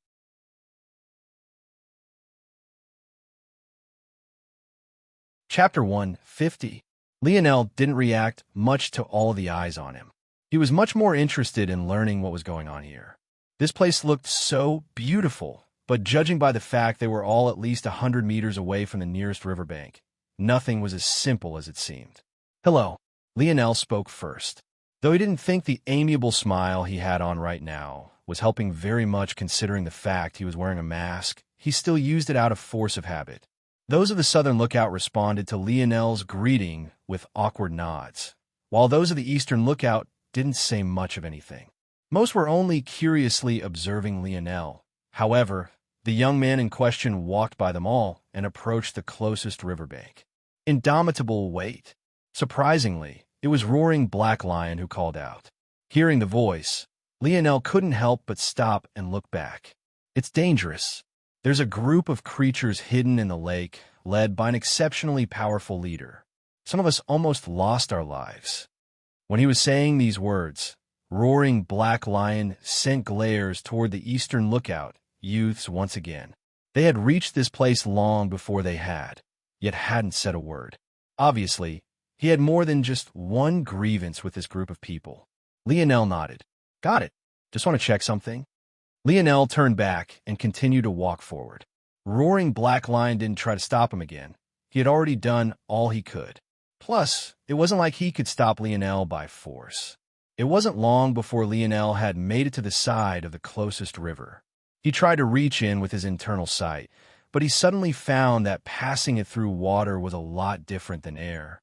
In fact, his range was reduced by a factor of 10, barely stretching down a couple tens of meters. In truth, this should have been enough to make it to the bottom of most rivers. But the issue was that not only was this river much deeper than usual, but even if it wasn't, the fact was that there was still the rest of its length and width to deal with. Even if he could see to the bottom, he could still only look to the left and right a few tens of meters. It didn't take Lionel long to decide that it was a fruitless endeavor. Instead of continuing to do something useless, he flipped his palm, causing the corpse of a deer with particularly sharp antlers to appear in his hands. The others were stunned by this.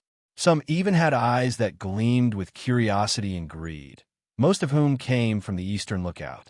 It wasn't that those of the Southern Lookout were better people. It was just that they knew enough about Lionel to not foolishly think of stealing his things. Spatial treasures were already innately high-grade treasures. They were all at least grade treasures. But This alone wasn't enough for them to turn their greedy eyes toward Lionel. The most important point was how large of a space Lionel's spatial treasure must have.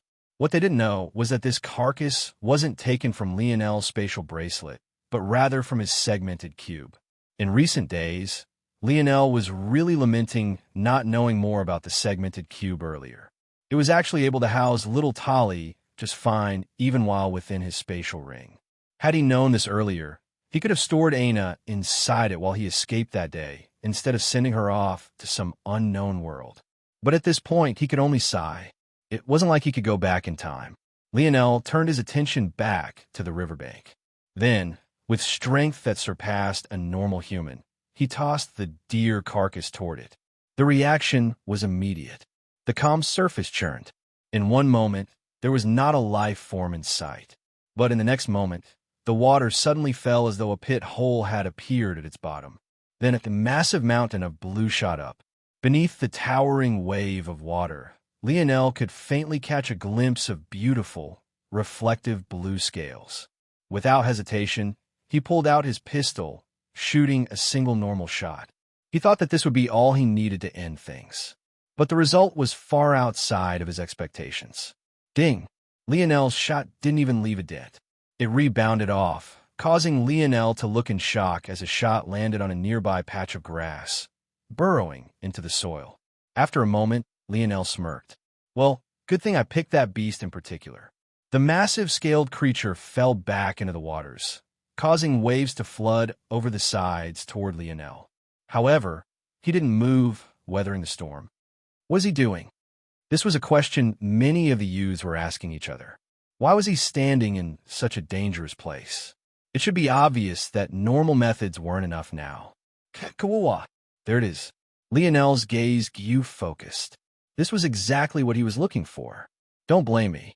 Lionel grinned to himself. I've lost count of the number of times I've gotten fish bones caught in my throat. Consider this a little payback. The rage of the massive beast shook the river. Lionel could imagine its pain. That deer he had fed, it was no joke. Lionel had defeated it easily, but after testing the strength of its sharp antlers, the result shocked even him. One could imagine the damage it could do inside that creature's stomach. However, this wasn't all Lionel wanted. He was still biding his time, still waiting. By now, the other youths realized that Lionel had done something. As for whatever it was clear that it was very effective. There it is. The creature surged up once again, doing whatever it could think of to try and alleviate the pain it was suffering. At that moment, Lionel did the unthinkable and jumped into the air with it.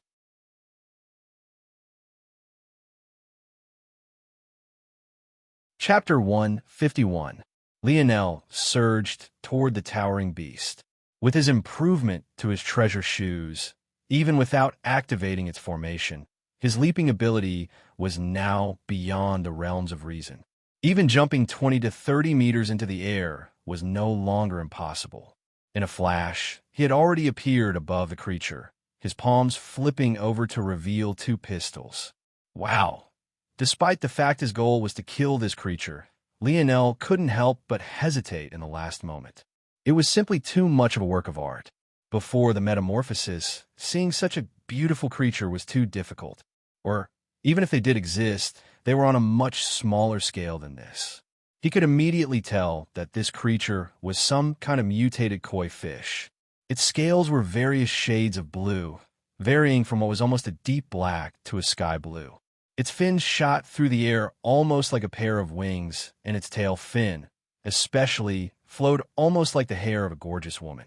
If there were any hardcore environmentalists here, there was no doubt they'd rip him apart for even daring to have thoughts on such a creature. But at this point, the die had been cast. If he didn't shoot not, he would be the one in danger. Sorry, big guy. Lionel fired a series of shots, unrestrainingly concentrating his shot on the eyes of blue koi fish. Kikuwawa. The bullets of white left spiraling trails of spinning wind in their wake, tearing a path through the raining water that shed reflective droplets in every which direction. The damage was undeniable. A spray of violet blood leaked from the blue koi's eyes as its body tried to flop back down to the river. But Would Lionel allow this? A layer of green enveloped Lionel's right soul. He launched himself forward, sending a strong kick toward the massive fish that knocked it toward the land. Without pausing, the sole of his other shoe lit, stopping his rebounding force and sending him back toward the shore. Lionel thought it would all be over at this point. A fish out of water, no matter how large it was just a fish out of water. It was self-explanatory. In fact, it was even more exaggerated considering how injured it was now. But Lionel had forgotten to consider one important thing. Just what was this koi fish's ability? Just when the blue-scaled koi fish was about to land on solid ground, a shocking change took place. It took a dive as though it was going into water. At first, Lionel thought that this was simply because it was blinded. Maybe it was in so much pain that it hadn't even registered the fact Lionel had just kicked it. But in the next moment, Lionel was left speechless. The ground the koi fish should have landed against suddenly became as fluid as water. No, that wasn't it. It had actually become water. Lionel could only watch as what once was solid land suddenly became a lake. And then, as the fish rampaged, completely blind to its surroundings, it became a winding river. Suddenly, everything made sense. The odd structure of this island, the seemingly fantastical ways lakes and rivers appeared, the random and impossible to explain waterfalls. It was all the doing of this fish. Lionel's eyes widened, realizing that blinding this beast was maybe one of the worst things he could have done. Now he was blind, in pain, and enraged, on top of having such an ability. Run! Lionel roared. From start to finish, the youths of both lookouts had been watching with shocked expressions. Lionel's actions seemed to get more and more wild with each passing moment. Lionel fell through the air. The process was completely out of his control. He had already used both platform jumps of his treasure shoes, and though he had improved them greatly, the cool down time was still 30 seconds. Where there was dry land below him before, there was suddenly a vast and steadily growing lake. Well, maybe calling it a lake wasn't accurate, because the erratic movements of the koi fish made it look like a toddler had randomly scribbled onto a page. However, Lionel wasn't worried. If it was before, he would fear a battle on the water. But after he observed old Hutch's use of force, he was able to glide on the surface of the lake. As far as he knew, there were no invalids on this island. Maybe they had already been weeded out by the beasts, or maybe they'd taken out by the overseers of Project Hunt. Even if this wasn't the case, the invalids who would appear here would all be beast types, so they wouldn't be interested in Lionel to begin with. So, he wasn't shy with using his force at all. Lionel landed heavily on the surging waves below, his body sinking in to the point his hips were submerged before the buoyancy of his force sent him shooting back up. This is difficult. Lionel thought, his jaw clenched. He had used this ability to run from the boat that brought him here to the island. But back then, the ocean had been fairly calm. He hadn't thought that it would be so much more difficult when the water was agitated. I need to end this quickly with a light elemental shot. Had Lionel not been too conservative in his approach before, he most definitely could have ended this earlier. But it was impossible, even for him, to predict everything. Dealing with such a beast is what I'm built for. At that moment, the quiet and stoic king of seas suddenly became a totally different person, charging forward in his brass speedo with trident in hand. Lionel frowned, but he didn't say much. If there were others with water abilities, it really could be useful. Those without them had already heeded his advice and retreated by a long measure. The only exceptions were those who were seemingly able to use force just like him. The Slayer Legion has force users? Lionel felt that maybe he had to reevaluate this group of rebels again. While his mind was half wandering, half focusing on the battle before them, their movements had caught the attention of the beast toward the center of the island. Their intelligent eyes flickered with a peculiar light.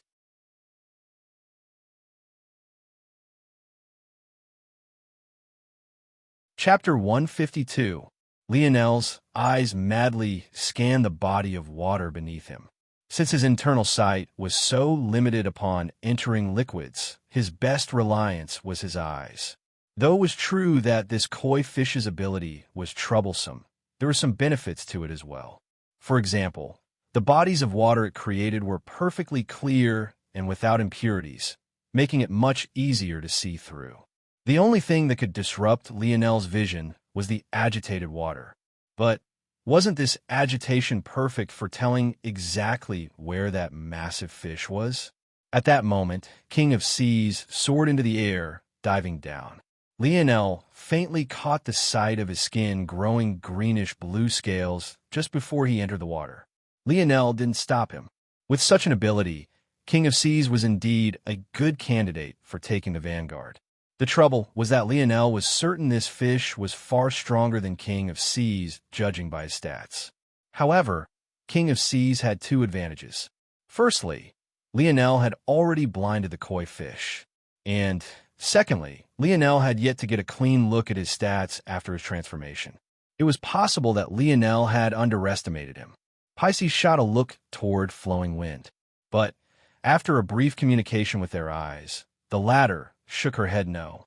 Pisces immediately understood. It seemed that Flowing Wind's scouting ability was useless in the water. After confirming this, she shot forward along the green grass while Flowing Wind rose into the air, stepping on the wind as though it was solid ground. As though not to be outdone, Chasing Wind soared into the air as well, followed quickly by thunderous clap. Roaring Black Lion hesitated for a moment, but chose to stay back. That said, it didn't mean he would do nothing. He quickly morphed into his humanoid beast form, filling his chest with air and billowing out with a roar that shook the surroundings. Lionel had been right. Roaring Black Lion's ability wasn't as simple as a transformation and a strength boost. He had a suppression ability he called King of Beasts.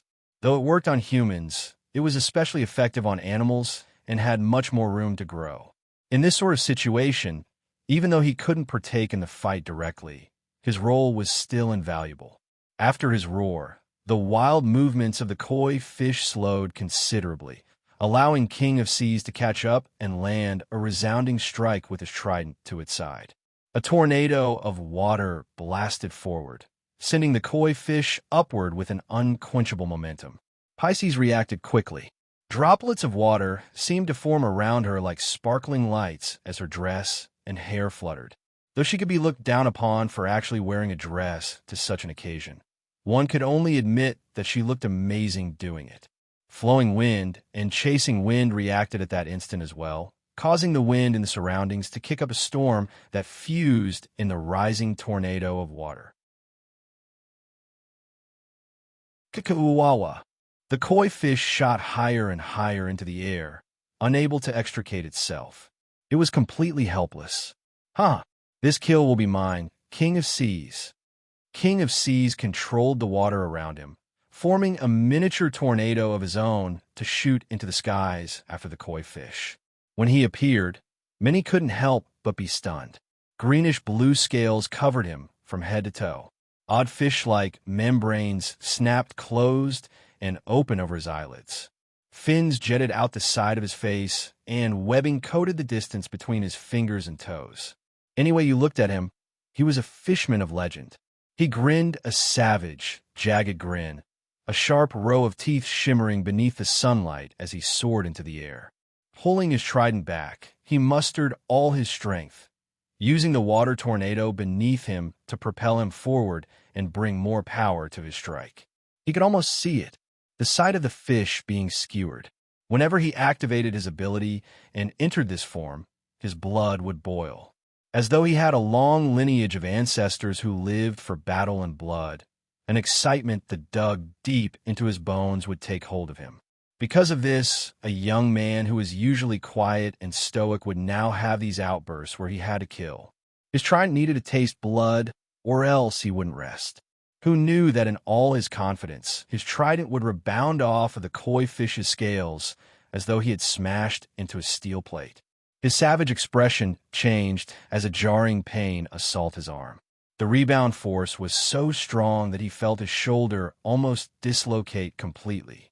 And despite the fact it didn't, he could sense a few micro tears pulling at the muscles in his arms. The koi fish was sent flying toward the ground again, but this time, no one seemed happy about it. They all knew what would happen. The ground would turn into a body of water once again, and who knew if they'd be able to catch that fish again. But it was at that moment the young man who had been doing nothing but scanning the lake's surface this whole time suddenly moved. It was too bad for this koi fish, but 30 seconds had passed. The water beneath Lionel's feet bubbled as his force surged into his legs. Bang! The surface beneath his feet exploded as he launched himself into the air. Due to losing some of the momentum, he only managed to jump 10 meters, but to Lionel, he felt that this was more than enough. The moment he felt his momentum faltering, another green light blossomed beneath his soul. This time, he jumped over 20 meters, appearing above the flopping fish, 2 pistols in hand. He didn't hold back this time around. Both pistols were outfitted with a bullet that jetted out from the nozzle like an arrow. In fact, instead of calling it a bullet, it would be more appropriate to call these loaded pistols harpoons. If it was a regular shot, Lionel could shoot 20 to 30 times. If it was a light elemental force shot, Lionel could shoot 2 to 3 times. But if it was this harpoon modified from his darts, he could only shoot once. There was a good reason for that. Bang! Cool wowa! The koi fish flopped to the ground with a resounding boom. But this time, there was no new lake or river to speak of.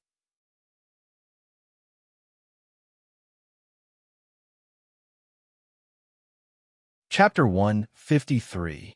Lionel landed on the koi fish, exhaling a long breath. At the same time, a bit of fear couldn't help but creep into his heart, as well as a bit of anticipation.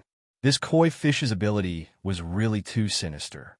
If he had been fighting alone, it could be said that he would have had a much harder time, even if it ended in his victory.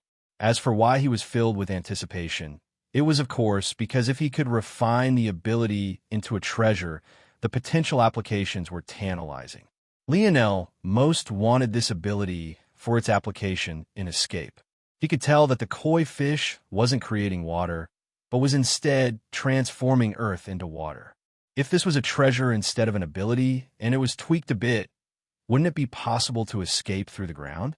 There was another type treasure Lionel was thinking of making, but for now, he lacked the skill. Of course, he hadn't forgotten about Xinghai. If he could turn Xinghai's blink ability into a treasure, his combat prowess would take another leap. But Lionel neither had the necessary materials, nor the skill to do anything with this idea. Any such treasure would be of, at the very least, the quasi-bronze grade. Obviously, this was beyond him. Lionel sighed, looking at the pistols in his hands. The nozzles had exploded from the inside out, leaving them useless. Unfortunately, now was definitely not the best time to repair them, so he could only continue from here with 8 nozzles remaining. After putting them away, Lionel made his way to the wound in the koi fish's eye and coated his arm in force. Reaching inside and relying on his internal sight, he was able to dig out the beast crystal with ease. The beast crystal looked like a smooth blue pearl, emitting a faint watery smell, the kind one would experience by a freshwater lakeside. "What do you think you're doing?" Lionel frowned, turning back to see King of Seas looking toward him with an unfriendly gaze. He had already dismissed his ability transformation, but judging by the red in his eye, he was still suffering from a bit of bloodlust. It was immediately obvious to Lionel that he was looking at the beast crystal in Lionel's hand. It was only now that Lionel remembered that to the other promising youths who had come with him, the beast crystals provided an opportunity to evolve their abilities. Even if Lionel discounted King of Seas, there was still Pisces as well. How could they not both want a beast crystal from such a powerful water-type creature? What Old Hutch had neglected to tell Lionel was that if one ingests a beast crystal from a creature with similar abilities, there's even the possibility of mutating and improving one's ability as well, making it even more desirable. This beast was at least of the SS grade in the eyes of these youths. Just how much would their abilities improve if they were to ingest it? King of Seas was especially looking forward to the potential defensive boost to his scales if he ingested it. Back then, his trident hadn't even left a scratch after his full-powered attack. As for Pisces, she was especially fond of the water transformation ability. As things stood now, she could only pull water vapor from the air when there were no other sources around. This was the source of all those beautiful sparkles floating around her when she attacked. If she was able to evolve her ability in this way, it could be said that she would instantly become one of the most powerful on Earth, let alone her generation. Regardless of who it was between them, it held lethal allure. Hey, you ungrateful bastard from Eastern Lookout. Indomitable got the final kill. Don't you think you're a bit too shameless asking what he's doing? Obviously, he's taking his spoils. Roaring Black Lion didn't back down even a step. Taking his spoils, Pisces asked indifferently. It was all 7 of us who worked together to take down the fish, yet he didn't say a word before digging out the beast crystal himself. Even if he deserves the largest share, something that's still up for debate, he should at least discuss it with the rest of us, right? Those from the Southern Lookout frowned. What was up for debate? They all saw that King of Seas couldn't even scratch the beast's scales with his strongest strike. As for the rest of them, they only played a part in launching it into the air, something Lionel already proved would happen regardless as long as they were a bit more patient. It could be argued that Lionel could have taken the beast out without help at all. The only reason those of the Southern Lookout stepped in was because they didn't want to remain idle while the Eastern Lookout youths acted. Roaring Black Lion sneered. Don't say I didn't warn you. He's not a person you can deal with just by ganging up like you did with me. Flowing Wind and Chasing Wind descended from the skies. Since Flowing Wind didn't need the beast crystal as the ability had nothing to do with water, she didn't join in. As far as she was concerned, this wasn't an Eastern versus Southern Lookout issue. This was purely a fight for benefits. There was nothing personal. She felt no need to put herself in any potential danger for the sakes of King of Seas or Pisces, even though they were teammates. Toward Roaring Black Lion's words, Pisces and King of Seas sneered. Can't deal with just him. King of Seas laughed, the red in his eyes brightening a bit more. If Lionel's guns hadn't broken right before their eyes, they might still fear him. But they all saw for themselves how they splintered and exploded. Of course, a weapon capable of killing an SS-grade threat was enough to make them fear, but wasn't this weapon destroyed now? Of course, these two simply had no idea that Roaring Black Lion wasn't referring to Lionel's treasures at all. How could they know? By now, they had already assigned the loss of that Eastern Lookout group, led by Ruptured Artery, to Lionel's guns. Now that they were out of the picture, there was nothing to fear. Lionel scanned King of Seas and Pisces, his gaze expressionless.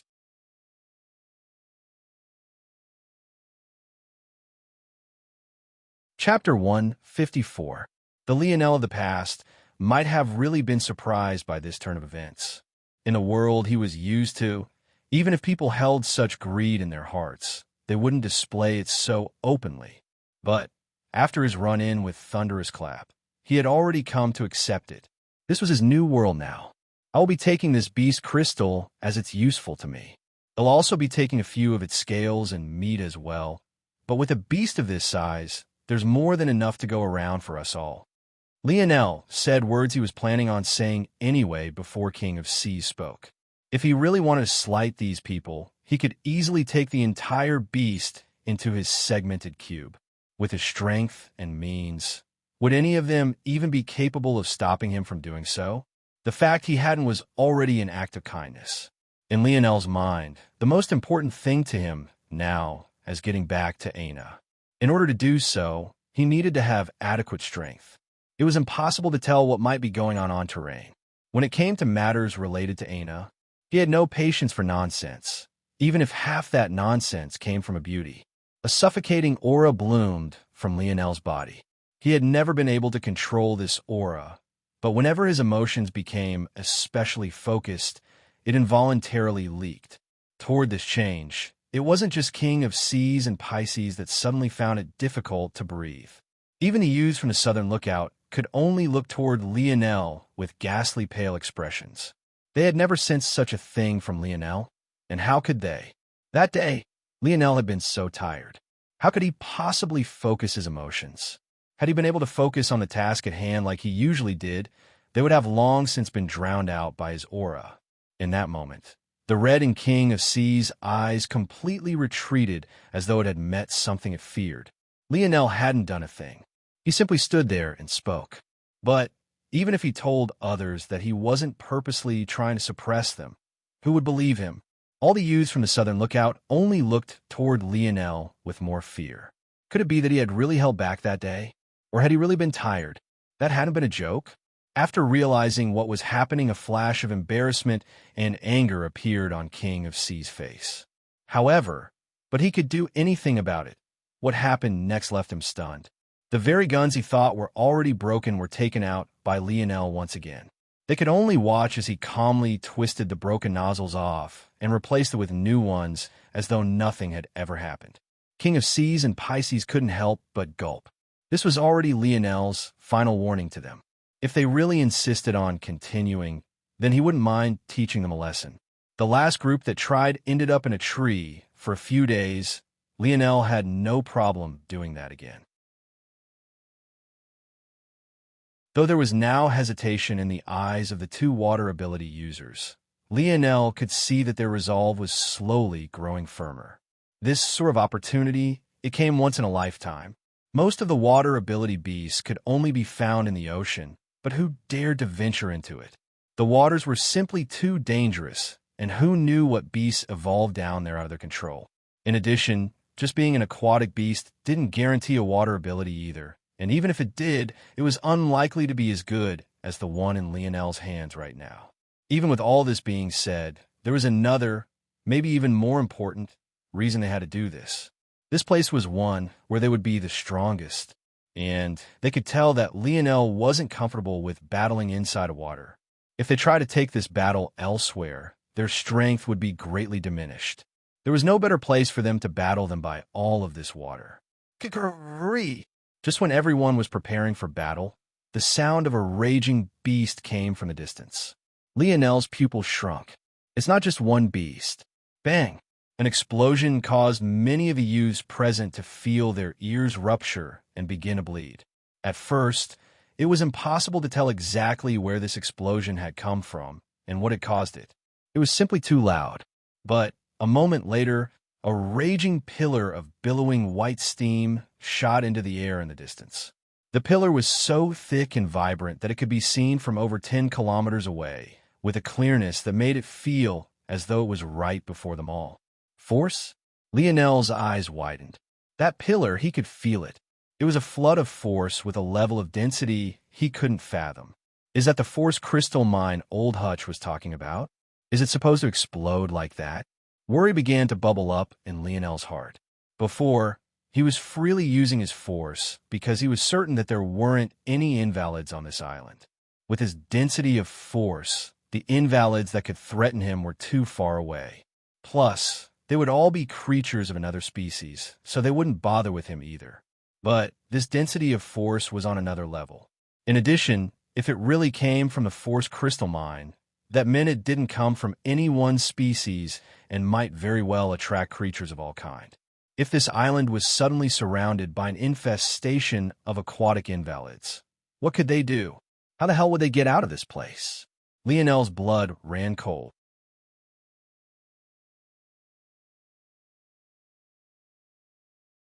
Chapter 155. Lionel was likely the first to realize the problem, but he most definitely wasn't the only one. In the recent battle, many of the youths had displayed some level of force manipulation, whether small or big. There was no doubt they knew exactly what the geyser in the distance was. This isn't good. Not only would this geyser cause the island to be quickly surrounded by aquatic creatures, but there wasn't any guarantee that these creatures wouldn't come inland as well. It was wishful thinking to hope that they wouldn't. Lionel had already learned that lesson once before. The only way is to quickly stop that thing. After making this decision, Lionel aimed his pistol at the fish corpse beneath his feet, powering it with lethal light elemental force and firing. His sudden action caused many who had been paling under the stress of the sudden change of events to whip their heads toward him. However, by then, Lionel's purpose had already been accomplished. He had perfectly aimed his shot toward a vulnerable point between the scales of the koi fish, causing them to bend at that point.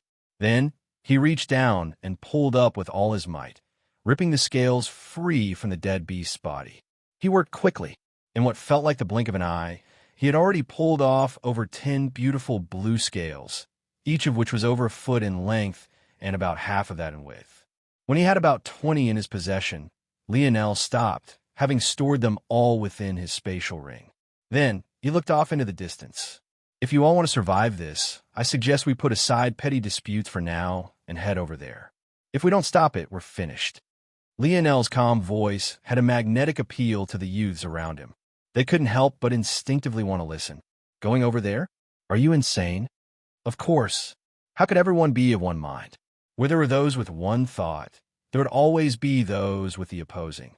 This was just the way of the world, the way things worked. The person who spoke was none other than Ruptured Artery.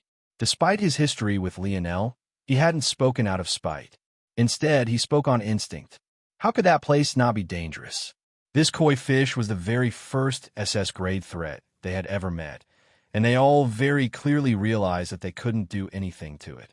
If it wasn't for Lionel, they would have forever been unable to cross this region toward the center of the island. Knowing this, it was obvious to them that there was likely more than one such creature like this here. And this also explained the scarcity of beasts as well. If they linked all of these points together, there was most definitely a horde of dangerous beasts, maybe no less powerful than the fish beneath Lionel's feet ahead. After thinking to this point, how could they possibly dare to continue forward? The best choice was to wait for their overseeing commander to come back and retrieve them. I will only say a few more words to convince you. If they fall on deaf ears, I won't be responsible for what happens to you after this. 1. You're not the only ones in danger. Your commanders, waiting offshore for you all, are in even more danger than we are. There's nowhere to hide on the open ocean. Lionel had hardly begun when the youths turned several shades more pale. Having thoughts that their commanders were infallible would be utterly stupid. The metamorphosis just began. Even though higher-ranking officials could be said to have far greater combat experience than them as youths, the truth was that there wasn't a large power disparity between them and their commanders. There were very few exceptions to this. Geniuses like Old Hutch who could make progress even in a third-dimensional world, then explode with all their potential now, were incredibly rare. Simply put, there were most definitely no such people amongst the commanders. Second, time is of the essence. Even if the commanders could deal with the initial wave, could they survive a second, a third, a fourth? If you want any hope of making it off this island, the quicker the geyser is dealt with, the better. And third, you really don't have much of a choice. Lionel looked into the distance with a solemn expression. The direction he was looking at was surprising. In fact, he was looking toward the complete opposite direction of the force geyser. The dense forest of trees began to rumble and quake. First, it was subtle. It was an ever so slight swaying of the grass or rustling of the leaves. Then, it felt as though the ground itself was trembling. Soon, even the thick trees themselves began to swing to and fro as though made of rubber. The promising youths looked toward their backs with an eerie cold permeating their hearts. They suddenly understood what Lionel meant. Though the number of beasts in the forest was less than they imagined there would be, there were still many there. It was enough for Lionel to have killed over 20 in just his first few moments on this island. Even if the number was lacking, if they were all to converge on this point, they really didn't have a choice but to continue forward. If they tried to fight against the tide of beasts, wouldn't they be swallowed whole before even realizing what happened? Having said what he needed to say, Lionel didn't hesitate to dash into the distance toward the geyser, thinking to himself that he most definitely needed a treasure capable of transportation soon. But unfortunately, that would require crafting something much larger than he ever had before. In force crafting, difficulty wasn't just decided by the overall grade of the treasure, but also the size of it. A craft that was extremely small or large was definitely much harder to craft, even compared to a craft several levels higher in grade. However, now wasn't the time to think about such things. Lionel could only lament his bad luck. This was supposed to be an easy trial he could place first in with a minimum amount of effort. Why had it suddenly become a life or death situation? Something about all of this felt off. Things weren't so simple as they seemed.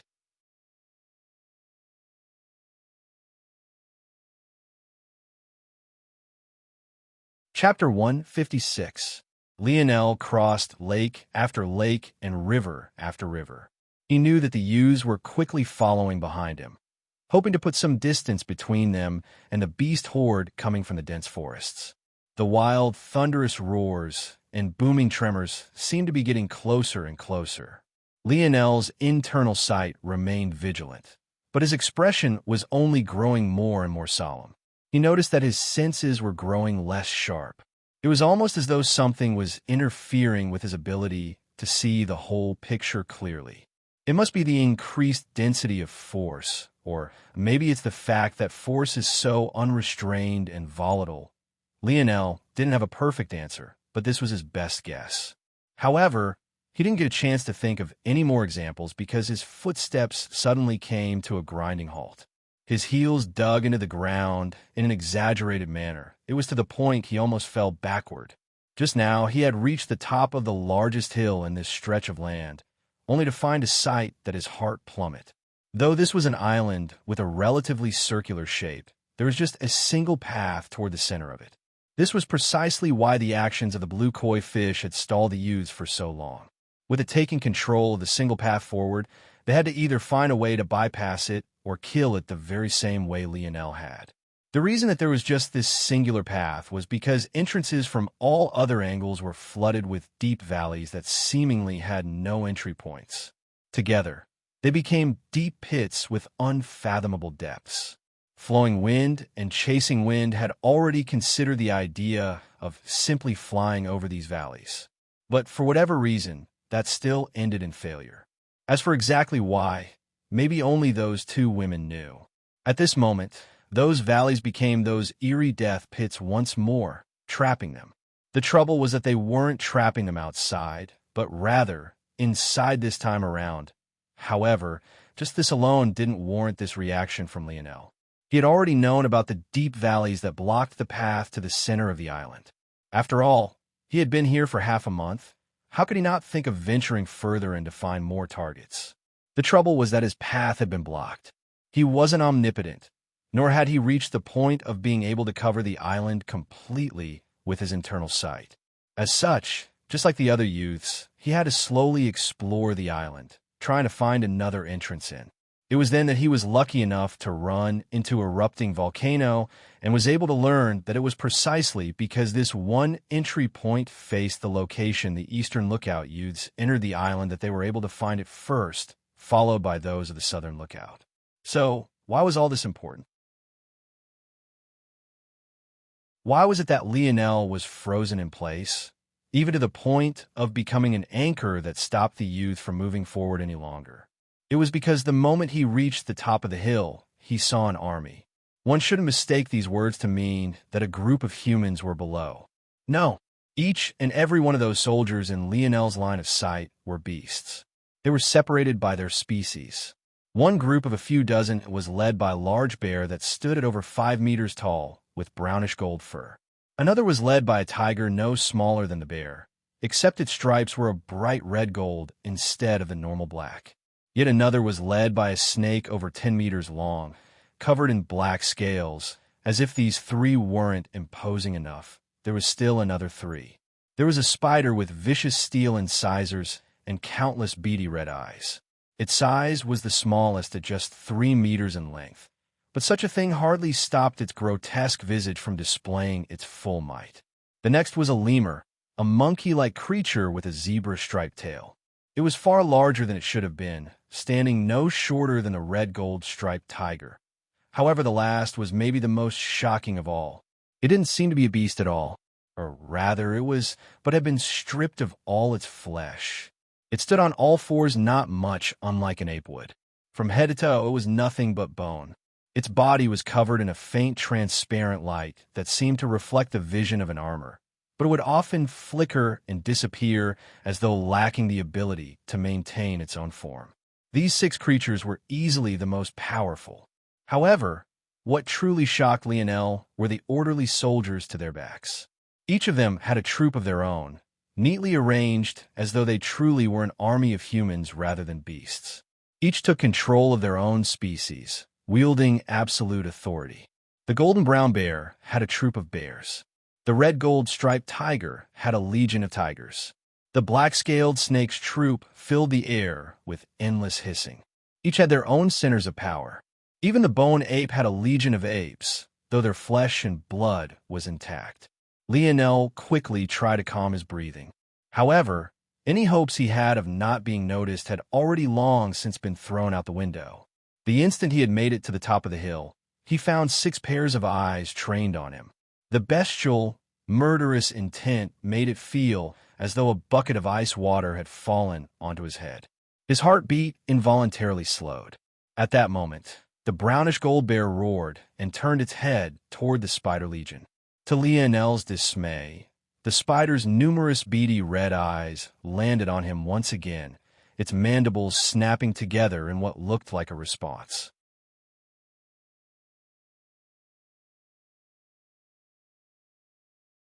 Chapter 157.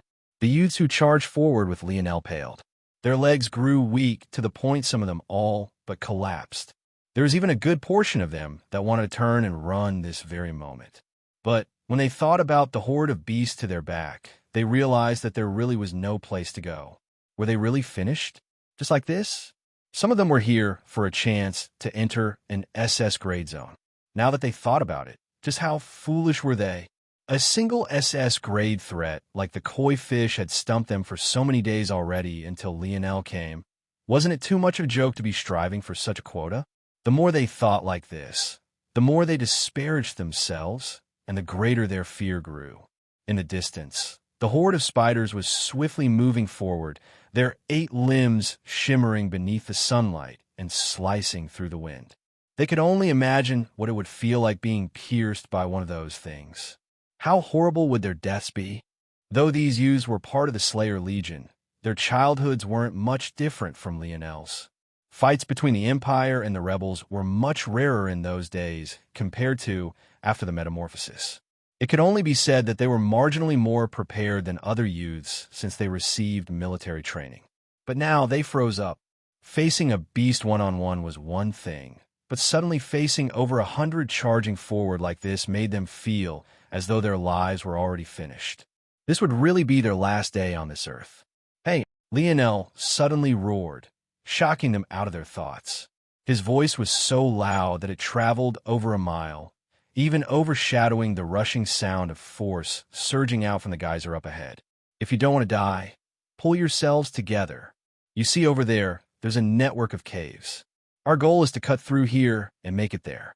Then we might stand a chance. They'll take the vanguard. Don't lose sight of my back. They all saw what Lionel was pointing toward. After the rolling hills of green the blue koi fish had called home, the land suddenly became bleak and desolate, filled with grayish-black gravel-like land. This bleak land was connected to the valley system that blocked their entrance from other regions. Without any context, it looked no different from a land of death. Nearer, toward the center of this land of death, there was another hill. Though this hill wasn't as tall, it was very wide. It was made completely of dull grayish-black stone and had numerous holes of varying sizes dotted across its surface. In truth, it was more accurately described as a hive rather than a hill. The geyser of force, still jetting out into the skies, came out from this very hive, out of a hole at the very center of it all. Lionel could also tell that the origin of this geyser was incredibly deep underground. Thinking of the deep valley system, Lionel couldn't help but think that they were connected in some way. But even though he intuitively felt this, he didn't have the time to put his brain power toward trying to figure it out. The Spider Legion was already closing in.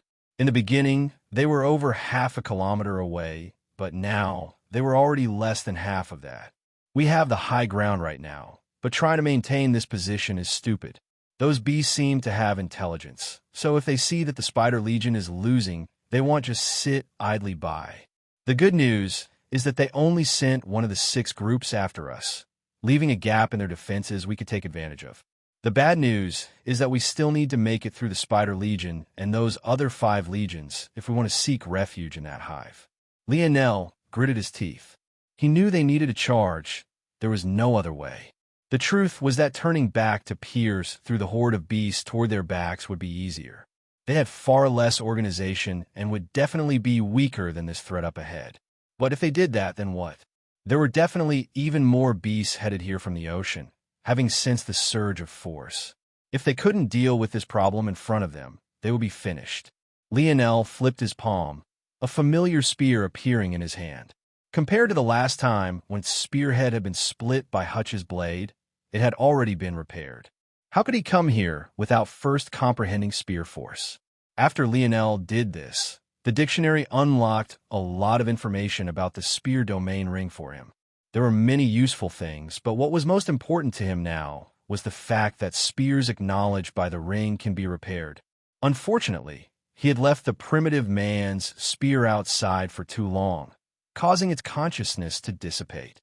As a result, the ring no longer acknowledged it and was unable to repair it. But this primitive woman's spear was different. Not as much time had passed, and since it was just a low-level spear of the spear domain, it didn't even take an hour to repair fully. Lionel's aura completely changed, becoming even sharper and more violent than before. Seeing this, the youths inexplicably felt a sense of calm. Before, when the aura was aimed toward them, they found it difficult to even breathe. But now, having experienced the aura of protection Lionel's teammates had for so many years already, they suddenly felt their strength surging. Lionel took out the dictionary and slipped it into his pocket. With a situation like this, he couldn't afford to keep it hidden any longer. What's the weakness of that Spider King? Lionel's sudden words caught the youths who had just regained their bearing off guard once again. But they were even more shocked when there was an actual response. Ping replying to Seed, the scene between the head and body is a vital point. Lionel didn't even turn back after hearing this. Follow me, they'll carve out a path. He could feel his blood boiling. He understood that this was his true state, the state his lineage factor was meant to be in.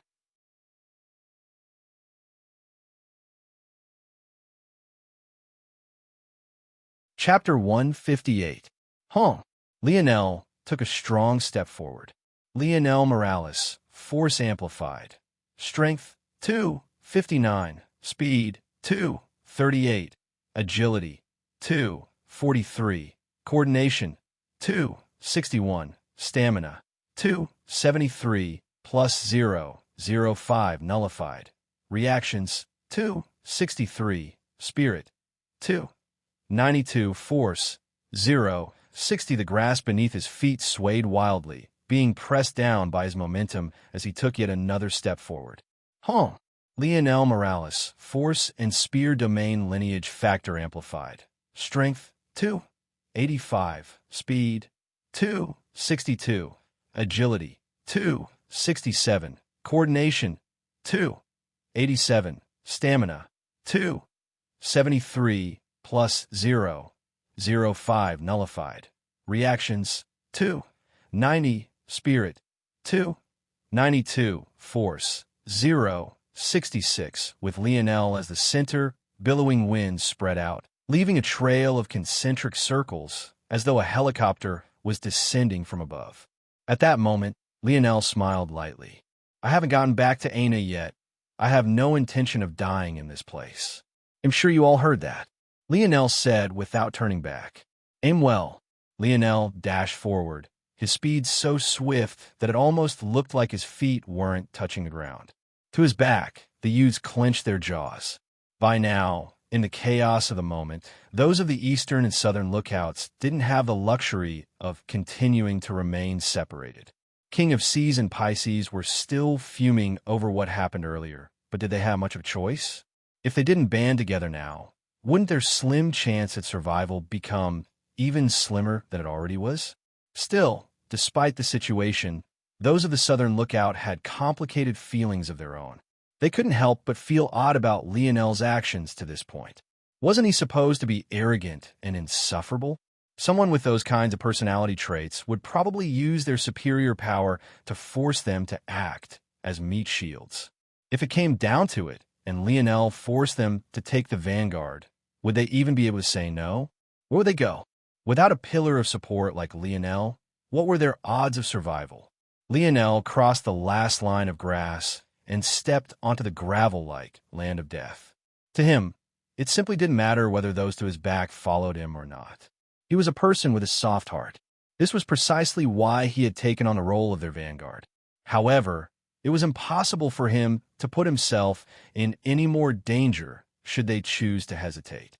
The loose land beneath his feet was kicked up into the air as his hair whipped about wildly. There was something freeing knowing that all of his opponents were just beasts, as though an inhibition on his heart had been removed and he could finally let loose. At that moment, a familiar roar sounded behind Lionel, causing his lip to curl into a more prominent smile.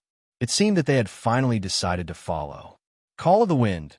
The ease with which Lionel used this technique simply couldn't be compared to the first time he had done so. It looked as though he had only casually flicked his wrist a few times, yet several lines of white curled in the air, finding the gap between the head and thorax of several spiders in the blink of an eye. Lionel could at most use this technique a few times in the past, but now, using it over 100 wasn't an issue. Before he had even met the front line of the charging legion, almost a dozen large spiders had already fallen, their mandibles chopping at empty air. As expected, the smaller ones have the same weakness as the larger one. How could all of these spiders be of the same subspecies? Things would never be so convenient, let alone this spider legion. Even the legion of the tiger and bear weren't completely homogeneous. But what stood true was that like converged with like. The spider legion was mostly made up of various mutated arachnids and different kinds of insects. The tiger legion was most constructed of large cat-like beasts.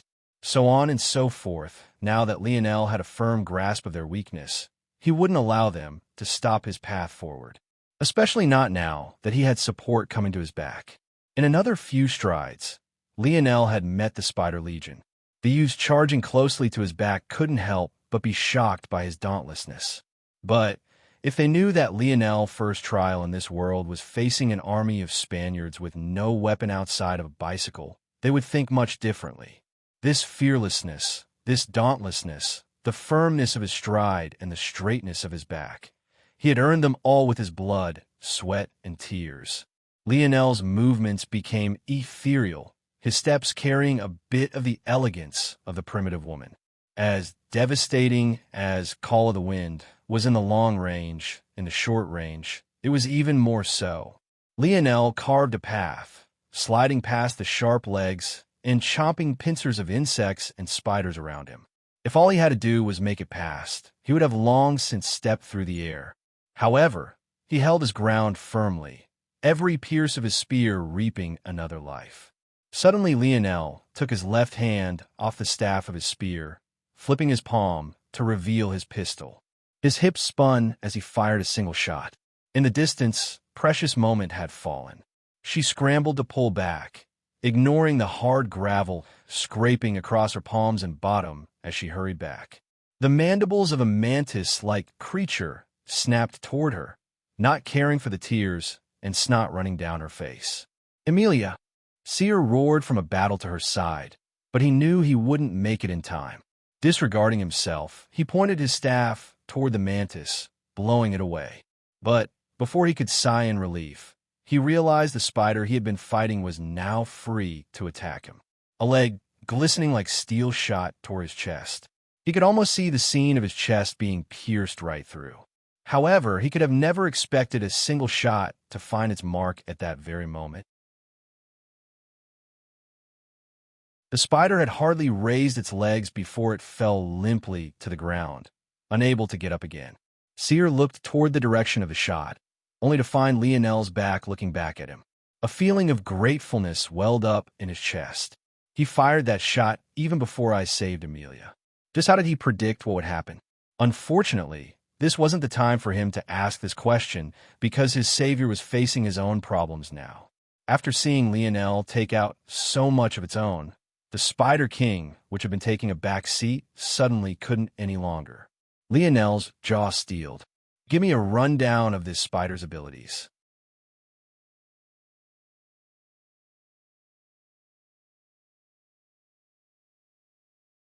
Chapter 159, Pink Evolved Life Form Detected. Kingdom, Animalia. Phylum, Arthropoda. Class, Arachnida. Order, Areni Infrorder. Mygalomorphy, Family. Theraphos State, Evolved. Abilities, Ping Generating Nomenclature.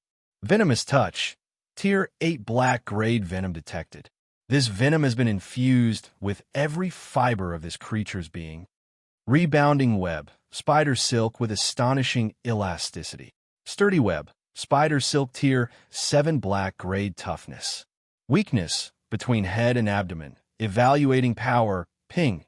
Evolution Stage, Elite Tier 7 Black. Lionel's brow furrowed. He had been very worried about the webs of these spiders when he charged, but he didn't expect that the matter would be even more troublesome than he originally thought. To make matters worse, this still wasn't considered an SS grade threat. Tier 7 Black, that translated to S grade. But what was with the Elite tag? What did that mean? Now that he thought about it, Lionel remembered that the octopus was classified as Peak Tier 7 Black. So there were separations like this?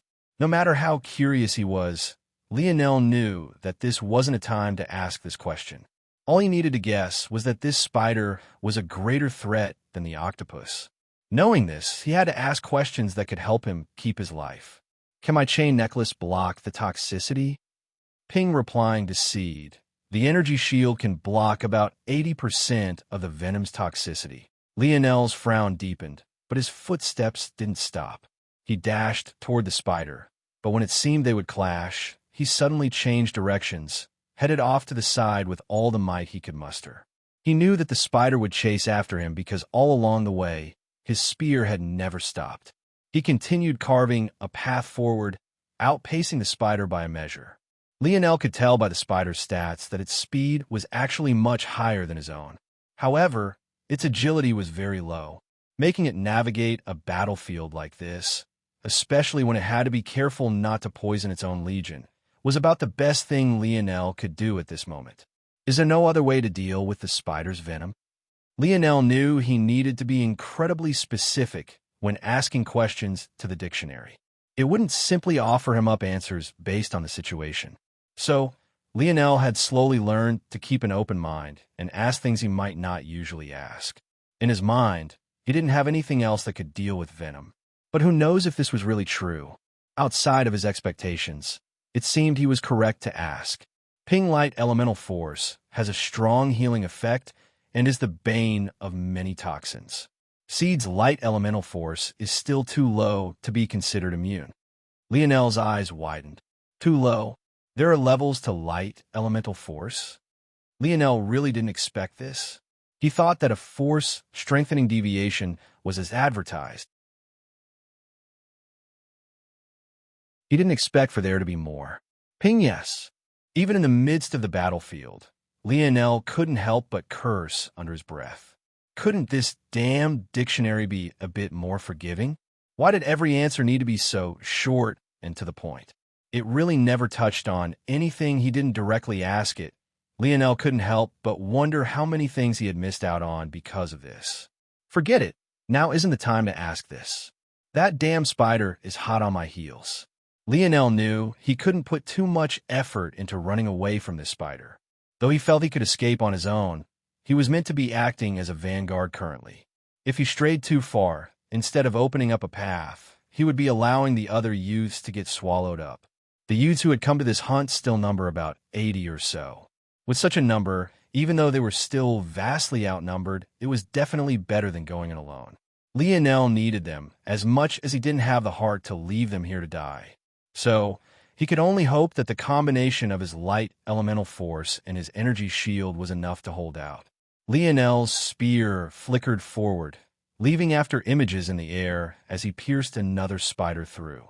Compared to the massive 3-meter-long spider to his back, the ones before him were barely half a meter long. But were still far larger than what one would expect. The gross creatures sent a chill up even Lionel's spine, but he still pushed them down his spear like a kebab before turning back and whipping them toward the quickly approaching spider. The spider leader's leg lashed out, slicing the soaring corpses in half with a single strike and causing a rain of green guts to fall from the sky. In that moment, its vision was obscured, allowing Lionel to rapidly close the distance. Lionel ducked down and slid across the gray gravel, trying to get beneath the spider's body to attack its weak point. But just as he was going to succeed, the spider leader seemed to realize that something was off. Its mouth opened, its mandible-like protrusions snapping as a violet fog fell from its mouth. Lionel quickly held his breath, explosively retreating. Damn dictionary. It said venomous touch. It never said anything about venomous fog. At that moment, a white strand of silk shot out like a bullet. No, it wasn't completely white. Beneath the sunlight, it reflected a slight hint of fluorescent purple. It was so subtle that even with his senses, Lionel almost didn't catch it. Lionel immediately recognized that this was the spider's true ability. He had wrongly accused the dictionary this time. Venomous touch was described as a venom infused into every fiber of the spider's being. That would include its breath. Damn. Lionel rolled out of the way in a sorry state, just barely managing to dodge the bullet of silk. But the insect beast behind him's cry of pain made it obvious that it wasn't so lucky. Lionel turned back to find it quickly turning purple, then black, then erupting into a cluster of dark fog and ash. If he didn't know better, he would think that it had been burned in a furnace. It was now that Lionel suddenly realized that maybe the other 5 legions of beasts hadn't made a mistake just sending the Spider King here.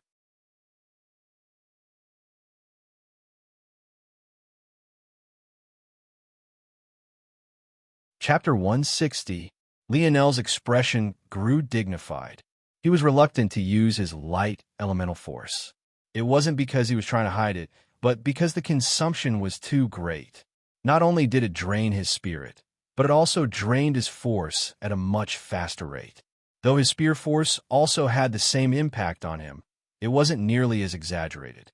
But this also made sense since his spear force wasn't as powerful either. But at this point, what choice did he have? The dull color of Lionel's eyes suddenly lit brightly, a blinding glow shooting out from within their depths. Come on, you damn bug. Lionel flashed forward, leaving a streak of gold in his wake. He looked like a shooting star streaking across the battlefield, catching the eye of several of the youths battling for their lives. Their blood couldn't help but boil watching Lionel face up against this Spider King on his own. Was this his ability? They all seemed to have this thought. Lionel crossed into the foggy venom domain of the Spider King, sending several piercing strikes forward at once. The Spider King's response wasn't slow. Its sharp steel-like legs deflected the first few as its mandibles chopped at Lionel. When it saw Lionel retreat out of the way, another streak of silk shot from its mouth, heading directly for him. Shockingly, Lionel didn't dodge this time, facing the strike head-on as a pistol appeared in his hand, already loaded with a dart. Bang! Ugh! Lionel was sent flying. It felt as though the Spider King's projectile was a javelin crashing into his chest. His face turned red and bulged, only for a projectile of blood to fly from his mouth. The enraged and pain-filled roars of the spider caught the attention of the other legions of beasts, but they all hesitated to come forward. There was a reason they were still standing outside the large hill-like hive. They were waiting for the right opportunity to charge in and gain benefits for themselves. If they really left now, who knows what would happen? These beasts were obviously not stupid. Since this place had such a large pull toward them, it obviously had a massive pull toward others. This was why they were standing in this position. But, despite having evolved, their thoughts were still relatively simple and straightforward. It was difficult for them to respond with great flexibility. Before they could even make a decision, the situation changed again. The rumbling of beasts that came from out of the forest suddenly sounded much closer. They could only look over to find hundreds of wild beasts charging over the hills, barreling through and crossing into the gravel-filled lands. Compared to the beast legions with their respective kings, it was clear that these beasts had much less intelligence. Their tongues hung out from their mouths, a red tint coloring their eyes, as though they had lost their minds. They wanted nothing more than to find the source of all this rich force. Another sharp crack rang out in Lionel's ears as he slid across the ground. He was very much familiar with this sound. He knew that his chain necklace had suffered another break. Sweeping his internal sight over it, his expression somewhat paled. The first break had caused its efficacy to drop by 10%. This time around, the treasure only had 70% of its initial strength left. Lionel didn't even have a mind to care about his current situation. This treasure had saved his life too many times already. If it really broke completely, it would be too great of a loss to swallow. He grit his teeth, glaring toward the screaming spider who seemed to not even have a mind to organize its own troops. I should have pierced its brain with that strike, but maybe I was too optimistic. I don't know anything about the anatomy of spider, or maybe it didn't pierce that deeply. Lionel shook his head hard. Run! He snapped the youths who were too focused on battle out of it. They needed to take advantage of his beast tide to apply pressure on the other beast legions. If they were to get caught up in it, their last chance would go up in a puff of smoke. Lionel grit his teeth, ignoring the pain, racking his body to stand. He sent a glance across the battlefield, sighing a faint breath of relief when he saw that everyone had managed to barely keep some forward momentum and, most importantly, stay together. Under Lionel's lead, they bolted toward the legion of beasts, their trail being followed by a tide of wild beasts. The Spider Legion didn't seem to know how to react with their leader screaming out and writhing in pain. They were soon swallowed by the beast tide. Lionel's heart almost beat out his chest with his every stride, once again swearing to himself that he would most definitely get some sort of transportation treasure. As he ran, Lionel looked down at his chest with a solemn expression. A web spread out, covering half his chest and his shoulder. With every passing moment, it ate into his energy shield, causing the cracks across it to grow. Damn it, without a choice, Lionel took off his tight, black compression shirt before it could continue to corrode the energy shield. He coughed violently, unable to mind the state of his body as he ran. He really couldn't believe it. He thought that by now, facing even an SSS-grade threat wouldn't put him in too sorry of a position. But now he had suddenly found out that there were still S-grade threats that could push him to this state.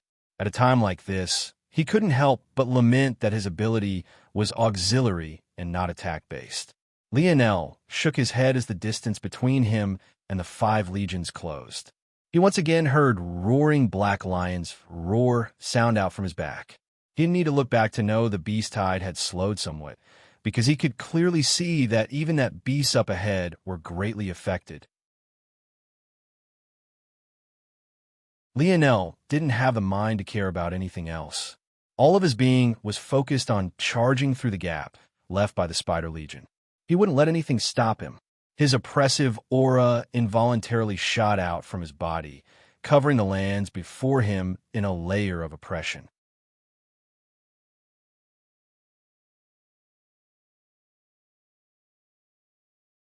Chapter 161. Lionel controlled his speed. He was more than capable of leaving the trailing youths to his back far behind. But would doing this benefit him?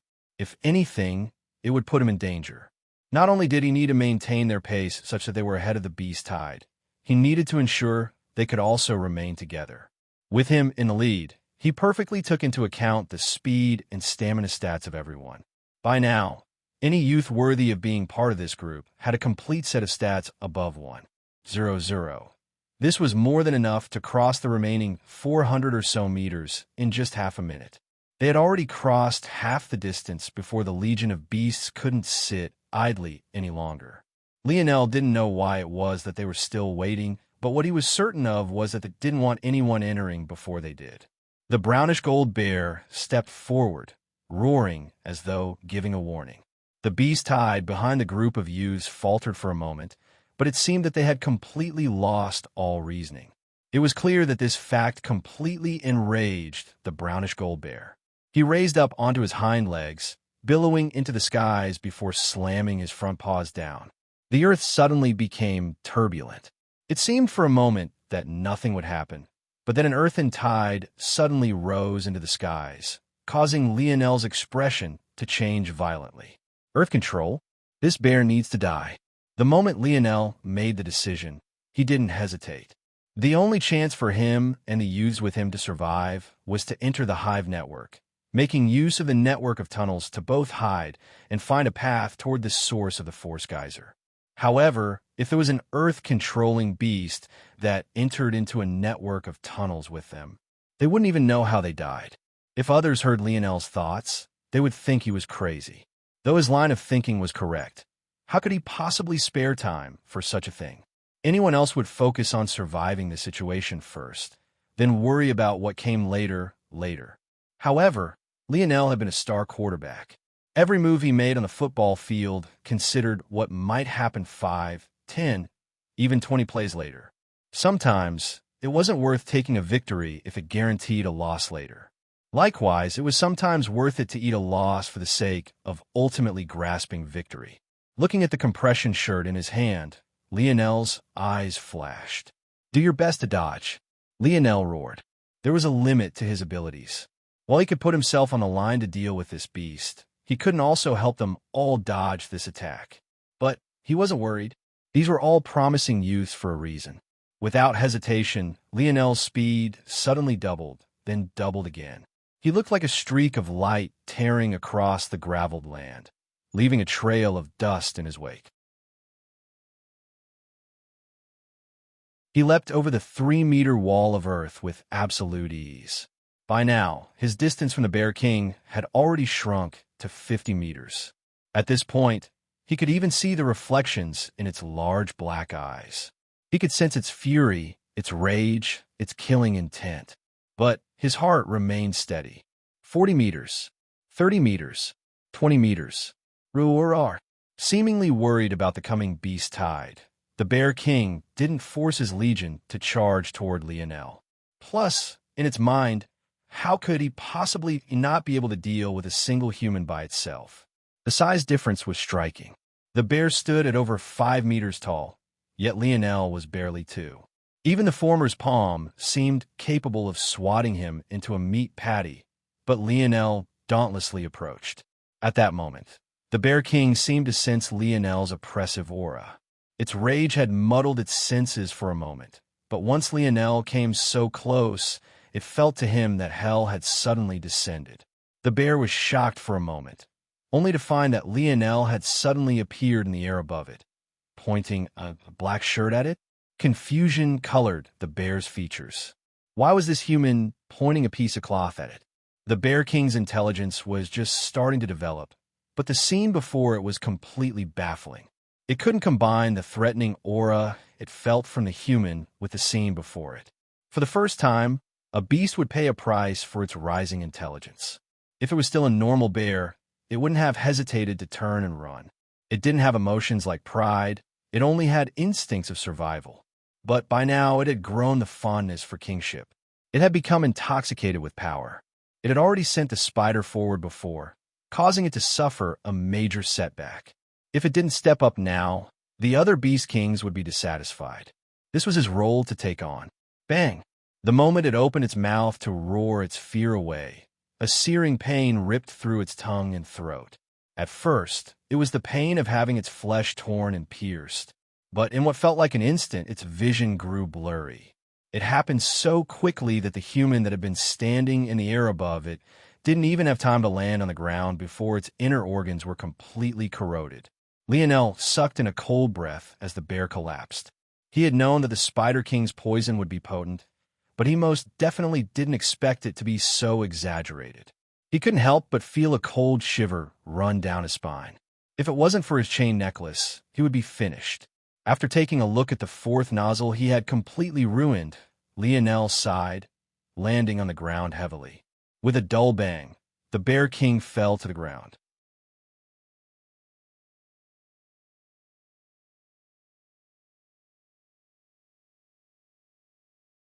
Chapter 162.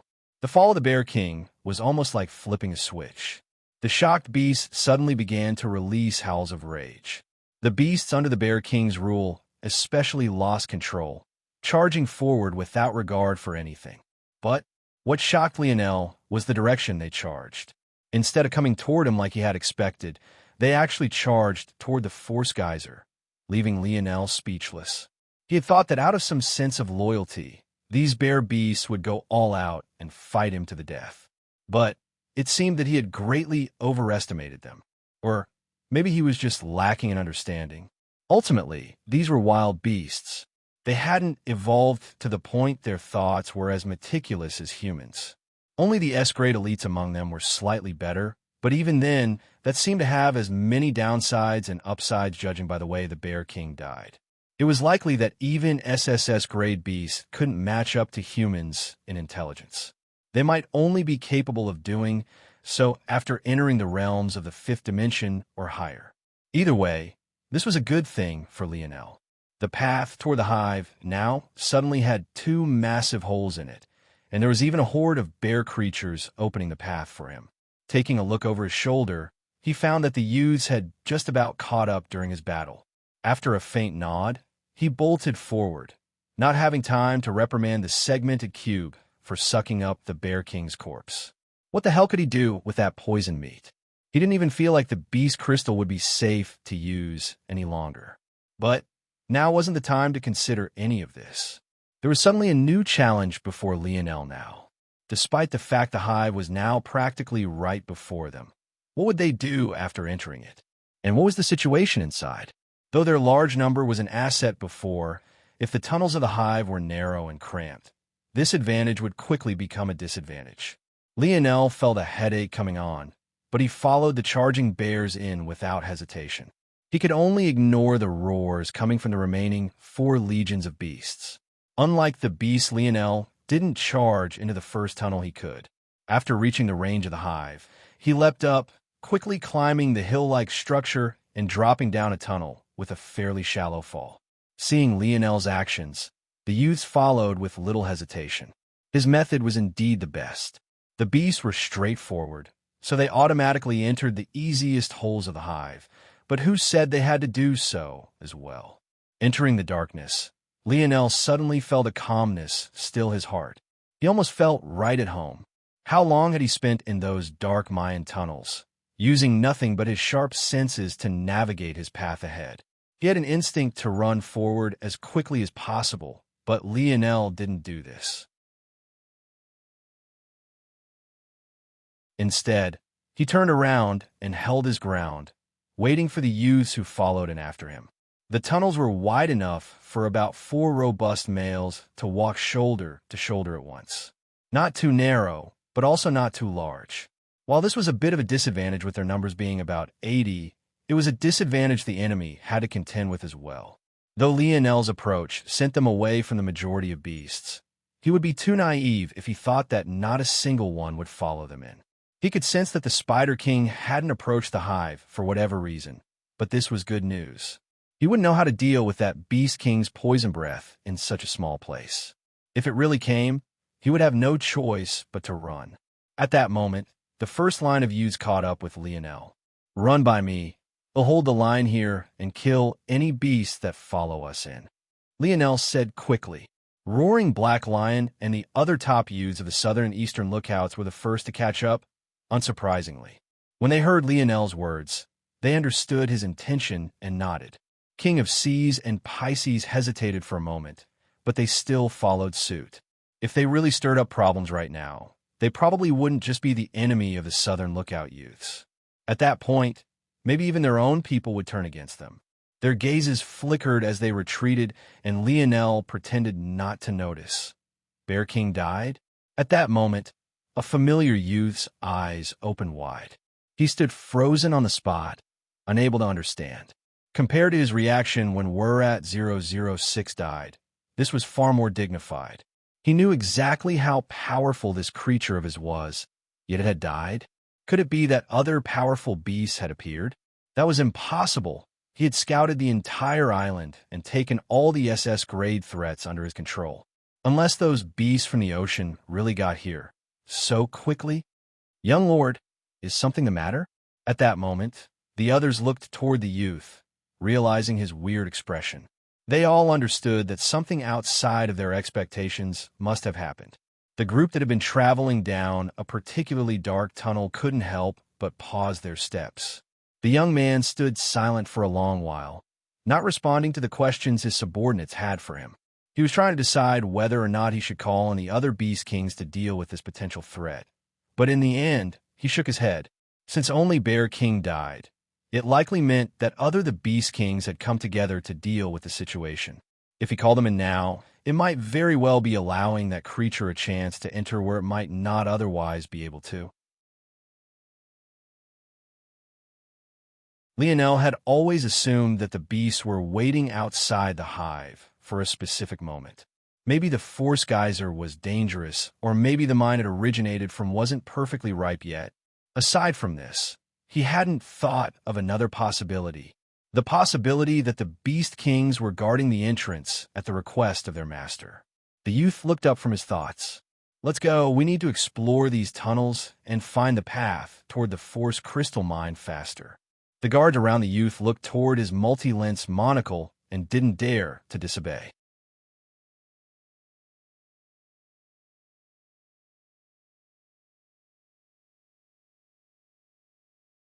Chapter 163. Lionel sat at a corner of the cave, breathing heavily. Compared to a few hours ago, he was in a far sorrier state. At least, he looked to be. Though his clothes were fairly clean due to the abilities of his chain necklace, the rest of him was dead tired. His visage was pale, his fingers twitched every so often due to the exhaustion of his muscles, and his breathing was haggard. Within the cave that branched from the tunnels of the hive, the other youths were present as well. Some of them sent worshipping gazes toward Lionel, while others had more complicated looks. Among them, King of Seas and Pisces were especially left feeling complex. They knew now how powerful Lionel was, but it only left them feeling even more helpless. After a long while, Lionel's breathing finally calmed. He really wanted to go to bed at this point. His sleep in recent weeks hadn't been great due to that dark elemental beast. However, he obviously couldn't do so now. This was no different than the calm before the storm. They had dealt with their initial safety, but if they still cared about their long-term safety, they had to find a way to deal with the geyser. Though the cave they were in now seemed calm, this wasn't the case at all. The wind in here was especially volatile. It wasn't enough to hurt any of them, but the fact there was strong wind in a cave located so deep underground was already enough to raise an eyebrow. In addition, Lionel really didn't know if there were any other dangers associated with the Force Geyser, so sleeping in such a place was definitely not an option, at least not until he handled some things. Taking a deep breath to finally calm his heart, Lionel took out the Silver Disc Dictionary. How dangerous is this Force Geyser? Due to the overall silent atmosphere, Lionel's sudden voice definitely drew a lot of attention, especially since many had been sparing him glances to begin with. At first they thought he was talking to himself, but then they suddenly remembered that weird voice that replied to him before when he asked for the Spider King's weakness and couldn't help but listen intently. Ping. The term Force Geyser is unrecognized. Judging by Seed's meaning, force eruption is being referenced. Force flows from areas of high concentration to areas of low concentration. The human body is considered to be a semi-closed system. When approaching a force eruption, there is the potential of inducing a force node implosion, which can result in the crippling or death of the person in question. Hearing this response, the youths immediately paled. Even Lionel grew several levels more serious. Did this mean that their best option was to ride out this force eruption until it came to an end?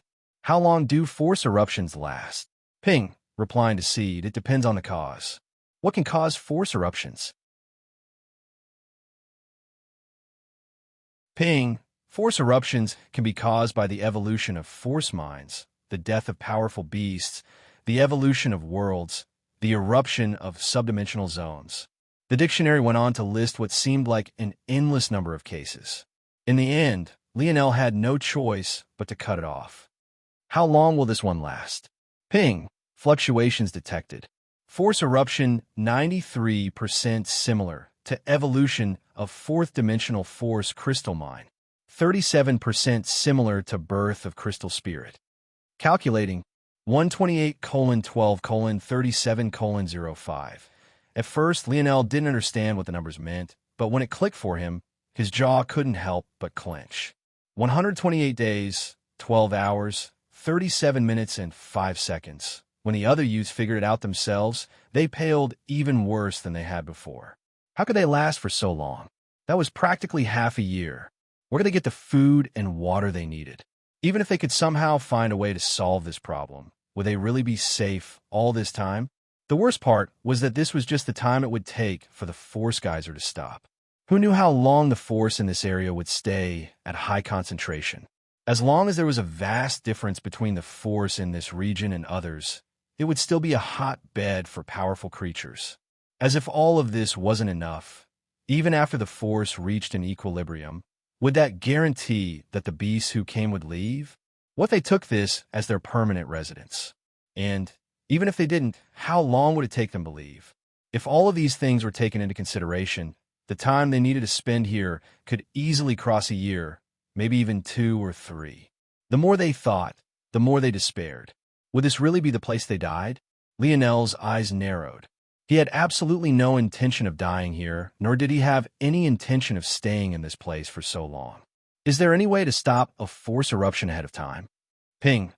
The force eruption of a force crystal mine is a natural process used to increase the force concentration of an evolving world. Hearing to this point, Lionel couldn't help but despairing a bit as well.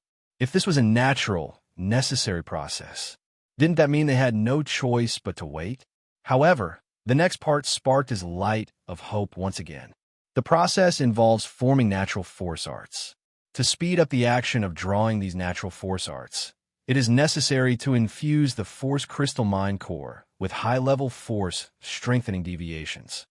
Grasping onto this faint hope, Lionel's heart grew agitated. What are natural force arts, and how are they related to the force crystal mine? Ping. Replying to Seed. Natural force arts are the creation of natural phenomena and often power naturally occurring evolutions. Complex runes are currently being slowly drawn on the force crystal mine core. The force eruption is the result of this process. After knowing this, Lionel only had one question left. What can I do to get close to a force eruption without dying?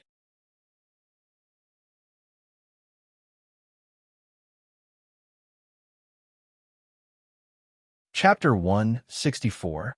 That's too reckless. We can't do that. And what are we going to do if not? Wait here for death. He's right. What are we going to eat and drink? We won't last even half a week in this state. The raging debate of the youths went back and forth. It had already been 2 hours since Lionel's dictionary last spoke, yet they still hadn't come to any sort of consensus. Lionel leaned against a wall, not saying much of anything as he watched on. He had already made his decision. He would most definitely be traveling down to find the force crystal mine core. The only reason he hadn't yet was because he was allowing his body to recover. He had drawn too deeply into his reserves. Even before he battled the koi fish, that dark elemental beast had put him in a sorry state. His battle with the Spider King and Bear King only made an already bad situation worse. As if that wasn't enough, it took him another few hours to kill all the beasts that entered the same tunnel they had. For now, he needed sleep and rest. After that, he would think of a plan. He didn't know enough about how this hive was constructed. It was very possible that it was separated into segments that couldn't be accessed from one another no matter how much one walked through them. In that case, it might be necessary to exit this network of tunnels and enter again through another entrance. Thinking to this point, Lionel couldn't help but sigh to himself. Why was nothing ever easy? Unfortunately, he had learned long ago in a Mayan tomb that his internal sight couldn't penetrate walls. At best, he could snake it through the paths and look ahead. Lionel suddenly looked up, feeling that someone had suddenly sat by his side. It didn't take him long to realize that it was roaring Black Lion, even in the dim lights. It's funny to watch them, don't you think? Lionel chuckled slightly. What do you mean by that? They're separated into two groups. One group is too cowardly to go and wouldn't dare risk themselves. The other is also too cowardly, even though they're pushing for us to go. They have no intention of putting themselves in the line of danger at all. They're only so adamant because they think we'll take on the brunt of the troubles for them. Which one do you think is worse? Roaring Black Lion did find this clown show to be quite funny. All of those powerful enough to actually make a difference weren't even speaking. Those like Lionel, him, Thunderous Clap, and even King of Seas group were all in their own little corners of the cave. It was like they were allowing the weak to make the decision for them. The truth was that since they were the most powerful, they suffered the most to get them here. How could they have the energy to mind this argument? Most of them already made their own decision. Which is the worst? Lionel thoughtfully smiled for a moment. Probably the 7 of us who aren't speaking at all.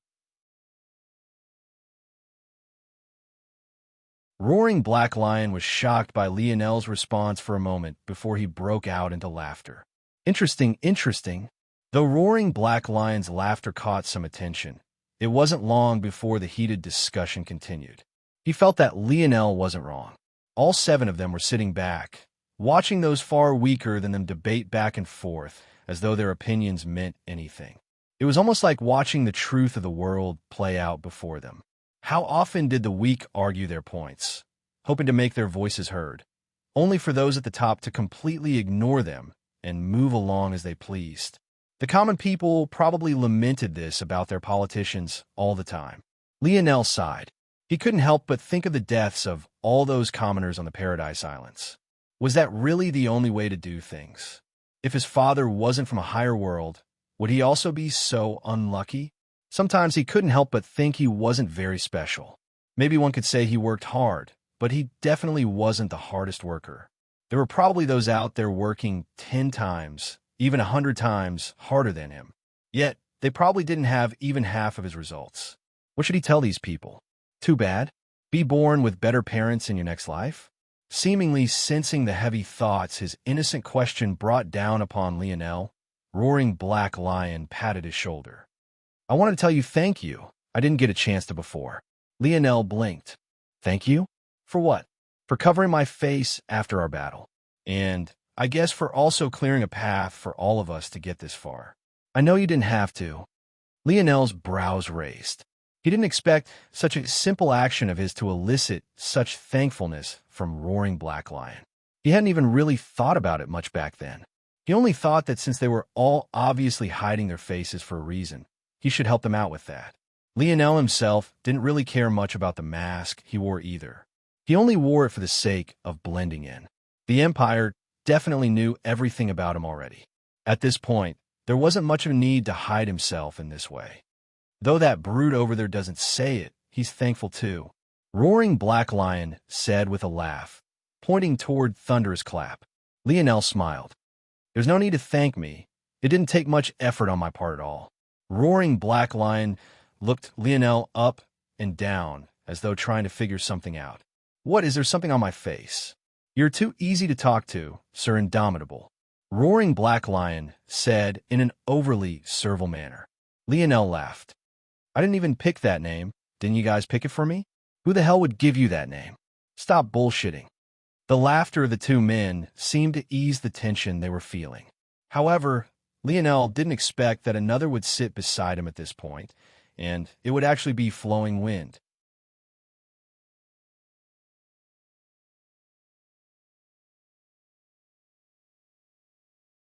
Chapter 165. Hey, what do you think you're doing here, little vixen? Roaring Black Lion had an immediate reaction to Flowing Wind's appearance. It was clear that he didn't like her much. Nobody's here for you, you brute. Don't even know how to treat a lady. Roaring Black Lion was stunned, speechless for a moment. Wasn't this the same woman who told him he wanted to see him break her in half? She practically had an innuendo fitted into her words every other sentence. Why was she pretending to be prim and proper now? Wasn't this too shameless?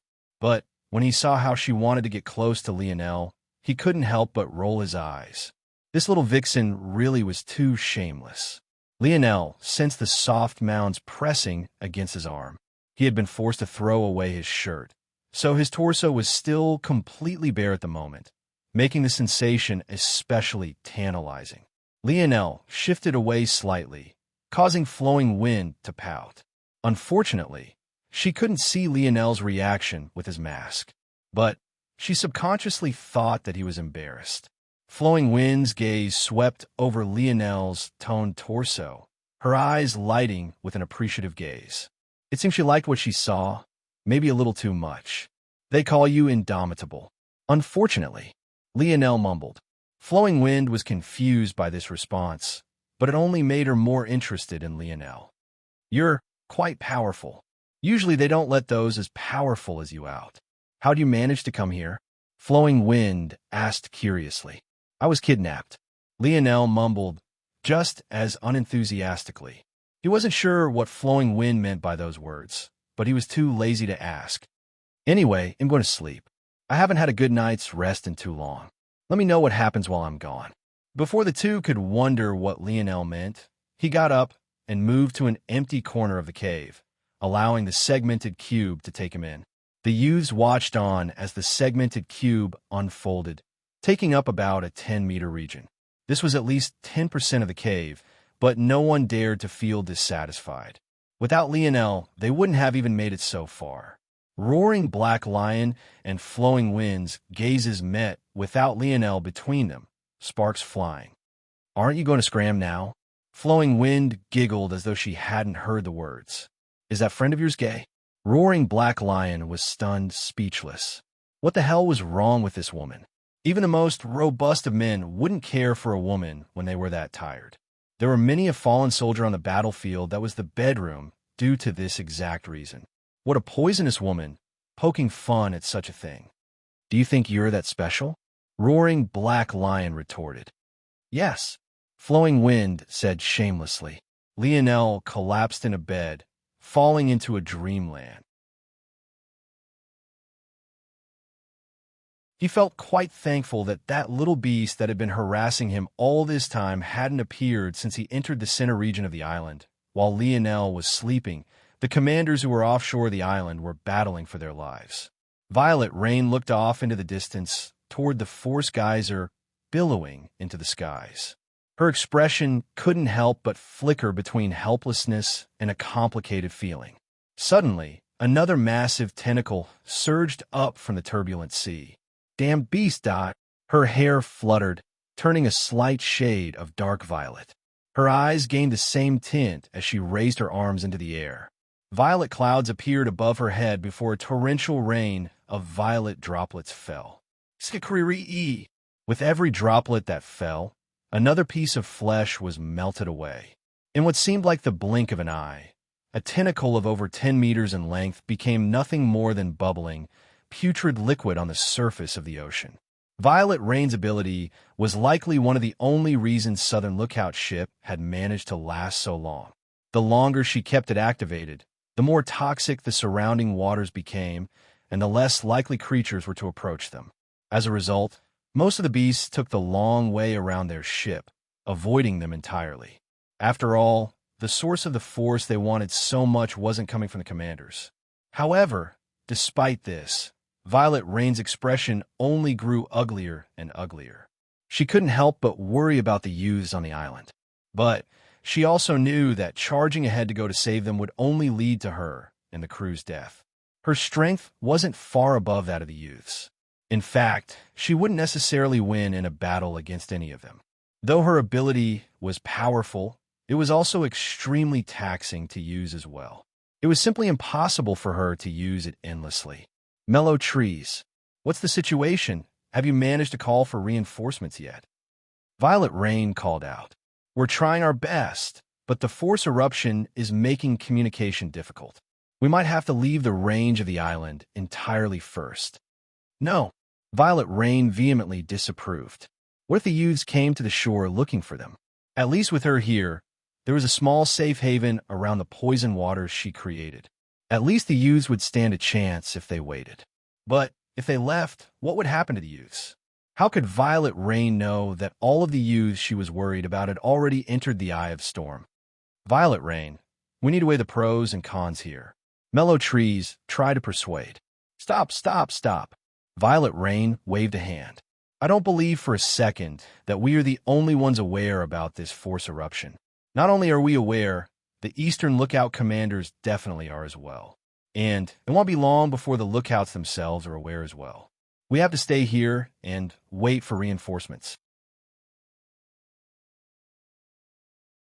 Keep trying to see if you can get a message through.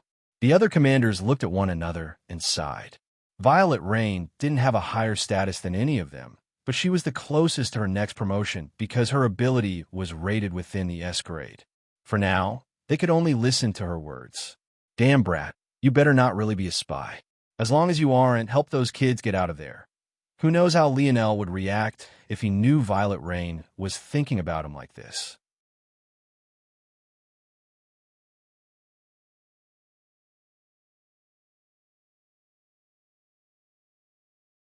Chapter 166. Lionel woke up, a long yawn pulling at his lips. Though he didn't sleep for as long as he wanted to, it was enough for him to regain some of his energy at the very least.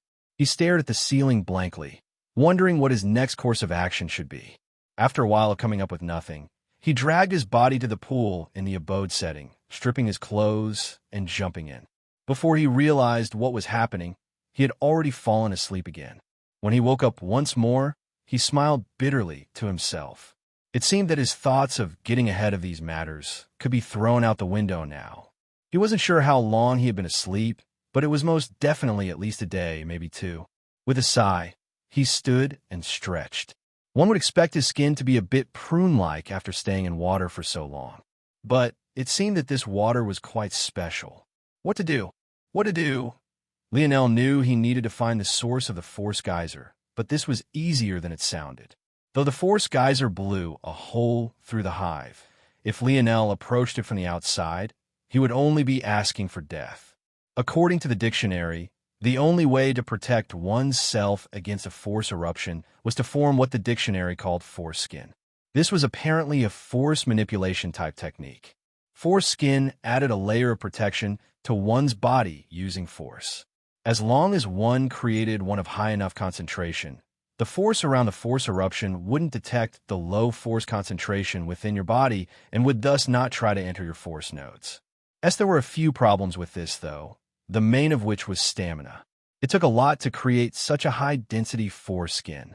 That meant that it was in their best interest to delay the time they spent in direct contact with the force geyser as much as possible. Obviously, if they wanted to do this, they couldn't enter from the top of the hive, or else their force skins would give out before they could even get close. Their best option was to take advantage of these network of tunnels to block the brunt of the force eruption and only expose themselves when they were already as close as possible. Unfortunately, this was easier said than done. Lionel absent-mindedly switched the segmented cube into its lab setting. It was only now he realized that the force concentration of the segmented cube had actually recovered so quickly. In fact, not only had it recovered, it was the highest concentration Lionel had ever seen it at. This should probably be enough for me to form my 7th and 8th nodes. Though he thought this, Lionel hesitated to do it. Without knowing where his 9th should go, he felt a bit doubtful of himself. What if he really was taking the wrong path? Maybe I should ask the dictionary. Lionel threw this to the back of his mind. Now wasn't the time to think about this. Whether he had 9 nodes or 6, he would still need to get as close to the force geyser as possible if he didn't want to die. What was more important now was figuring out how to deal with this situation. Lionel's gaze swept across the shelves of snow globes. By now, they were filled with all sorts of creatures, each perfectly preserved. He had already killed well over 200 beasts since he stepped onto this island, so there were definitely quite a number. Suddenly, Lionel's eyes widened when his gaze landed on the snow globe, housing the SS-grade koi fish's beast crystal. Now that he knew that even the Spider King was only of the S-grade, albeit of the elite S-grade, Lionel had a feeling the koi fish was probably just of the elite S grade as well. He didn't believe there was a big difference between the two. It was just that the Spider King's ability was too troublesome to deal with. However, this wasn't the reason Lionel reacted like this. The moment his eyes landed on the beast crystal, an idea popped into his head. Hadn't he ignored King of Seas and Pisces' displeasure precisely so that he could use this beast crystal to create an escape-type treasure? What if instead of using it to escape, he used it to carve a straight line toward the Force Geyser instead? Lionel's eyes glowed like two bright torches when he thought to this point. He got so excited that he stirred his aching body a bit too much, causing a jolt of pain to knock him back into reality. Having the idea is one thing, but executing on it is a completely different matter. I also don't know if I have the necessary materials to make such a treasure. Lionel's brow furrowed, but then he suddenly thought of something. If the dictionary could scan and find zones, could it scan and find other things? If that was the case, maybe it wasn't even necessary for him to refine this treasure now. Are you able to find your way through these tunnels? Lionel asked expectantly. Ping, replying to Seed. Father Overlord has not programmed this function into the dictionary. When Seed is skilled enough, it will be possible to upgrade and modify the dictionary himself. Lionel almost couldn't refrain from rolling his eyes. He should have expected that his father would program in a name like that for himself. What kind of things can you scan for, then? Ping, replying to Seed. The dictionary can scan for anything within its database. Lionel shook his head at this response. Clearly, this was making things more complicated than it needed to be. Essentially, this dictionary had the technology necessary to scan these minds, but not the programming necessary to turn this into useful information for him. It was either that this was an oversight, or his old man was purposely making things difficult for him. Taking a deep breath, Lionel threw these things to the back of his mind. Scan for or veins within this network of tunnels for me.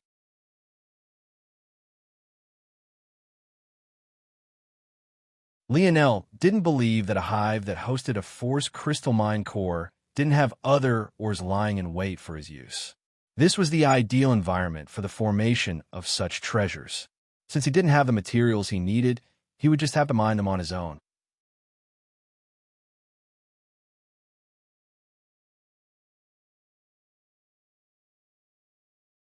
Chapter 167. When Lionel reappeared within the cave, several eyes looked toward him at once. Their reactions were so quick that Lionel could practically hear the wind their spinning heads caused. Towards such a reaction, he could only smile bitterly. It seemed that they really had been waiting for him. Not a single person was missing from the time he had left to now. What else could they be doing if not waiting for him? Have you all come to a decision? Lionel asked. The youths looked at one another, but it seemed that the answer to the question was no. They had likely just gotten tired of arguing and let the matter rest for now. At least, that was what Lionel had thought before he realized that many of them were even avoiding his gaze as though being embarrassed by something. What about you all? Lionel asked with narrowed eyes. Though it was the same question, this time, Lionel very obviously aimed it toward the 6 others who could be considered near his level of strength. Pisces stood upon hearing these words, walking toward Lionel with a confident expression. Though there didn't seem to be disdain in her gaze, this was only because she knew that Lionel was much more powerful than she was. However, there seemed to be something that had greatly boosted her boldness regardless. While you were away, we came to a consensus as a group. Oh, did you? Lionel looked past Pisces, sending a questioning gaze toward the others. As he only got a shrug from roaring Black Lion. Thunderous Clap avoided his gaze, as though he too was embarrassed. As for Chasing Wind, though she met his gaze, there was a tinge of guilt within her eyes. But, for some reason, she would feel even more guilty not meeting Lionel's gaze, so she put an effort to not look away. As for Flowing Wind, she was observing the situation as though she was a passerby, happy to see the world burn. Though Lionel couldn't see their faces, making it difficult to tell their true intentions, he still had a good idea. Roaring Black Lion didn't seem to care about what was going on. He only shrugged to show that he had nothing to do with what was happening, but he couldn't do much to change anything either. Thunder's clap likely put the most effort into trying to stop what was happening, but he too couldn't move the needle. He seemed to take this much harder than roaring Black Lion, something that made Lionel smile beside himself. He found his thunderous clap to be quite adorable. As for Chasing Wind, her gaze seemed to make it seem like she had made the most logical decision for herself. As such, though she felt bad for Lionel, it wasn't to the extent of changing her decision. Her actions of meeting his gaze was to let him know this. Interesting. The last person Lionel looked at was King of Seas. He seemed to have the most sour look in his eyes, as though he was losing out even more than Lionel. After seeing this, Lionel had a decent idea of what decision these people had come to. I don't agree. Before Pisces could even explain what was going on, Seer suddenly called out. I don't agree either. Precious Moment affirmed Seer's words. The two of them had been saved by Lionel at a critical moment. Had it not been for Lionel, they would be dead. How could they agree to this? In truth, it wasn't just them that had been saved. Even setting aside the fact that Lionel taking the vanguard had kept their casualties to a minimum, there were many others he had directly saved, just like the two of them. Your opinions were already heard. We came to a consensus as a group. Further words are meaningless. I'm sure you already remember the vote totals. Pisces spoke coldly, not allowing the two to say any more. She swept a glance of indifference toward them before looking back toward Lionel with her lofty expression as though everything was playing to her tune. In your absence, we decided that our best chance at survival was for you to hand over the SS-grade beast crystal to me. As long as I ingest it, there's a high chance my ability will mutate to gain some characteristics of the koi fish. In that case, maneuvering through these tunnels will become much safer for us all, and we'll be able to follow the advice your treasure gave us. That day, they had all heard the words of the dictionary, so they knew well the importance of approaching as closely to the force geyser as possible before facing its direct might. If Pisces could awaken this ability, it really would be their best chance. Lionel didn't have much of a reaction to this. Instead, he looked toward King of Seas. And why did everyone choose you and not him? A tinge of red flashed by King of Seas' gaze. It seemed that he now hated Pisces just as much as he hated Lionel. But there was nothing he could do about it anymore. Pisces sneered, thinking that Lionel wanted to sow discord. But she replied calmly, as though everything was still easily within her grasp. In her opinion, the big obstacle had been King of Seas, not Lionel. It wasn't because the former was more powerful than the latter, but because only the former could sway public opinion away from her. It's simple, really. King of Seas' affinity with water can only be considered auxiliary. His main ability is his transformation into a merman. This allows him greater defense, strength, and speed, in addition to a boost to these things while in the presence of water. Of course, he also gains the ability to breathe underwater as well. Pisces explained patiently and without hurry. However, water manipulation is my main ability. Compared to him, the likelihood of my ability mutating is far higher. So, if we were to take a chance on anyone, it should most definitely be me. Numerous people nodded to this, even Chasing Wind. It seemed that she had also been swayed by this logic. It did indeed make sense. And, in Chasing Wind's opinion, it would be quite selfish of Lionel to refuse. After all, he didn't have a water ability. I hope you don't take offense to this. Chasing Wind suddenly spoke. In fact, if Lionel thought about it, this was the first time he had ever heard her voice. We are only trying out best with what we have. Had you had a water ability, none of us would have agreed to this. As Lionel nodded toward this. He indeed didn't feel angry about this. That said, I understand where you all are coming from, and there isn't anything wrong with your line of thinking. Pisces' smile bloomed when she heard this, almost as though the beast crystal was already in her hands. Unfortunately, I still can't agree. Toward this, Pisces' expression could only darken. You're tuning into the Romance Rendezvous YouTube channel. We're so grateful for your support, And don't forget to subscribe to join us on this incredible journey through captivating stories. Your generosity through donations truly makes a world of difference, as it's the primary source of revenue that allows me to expand and enhance this channel for you. Thank you from the bottom of my heart for being a part of this adventure.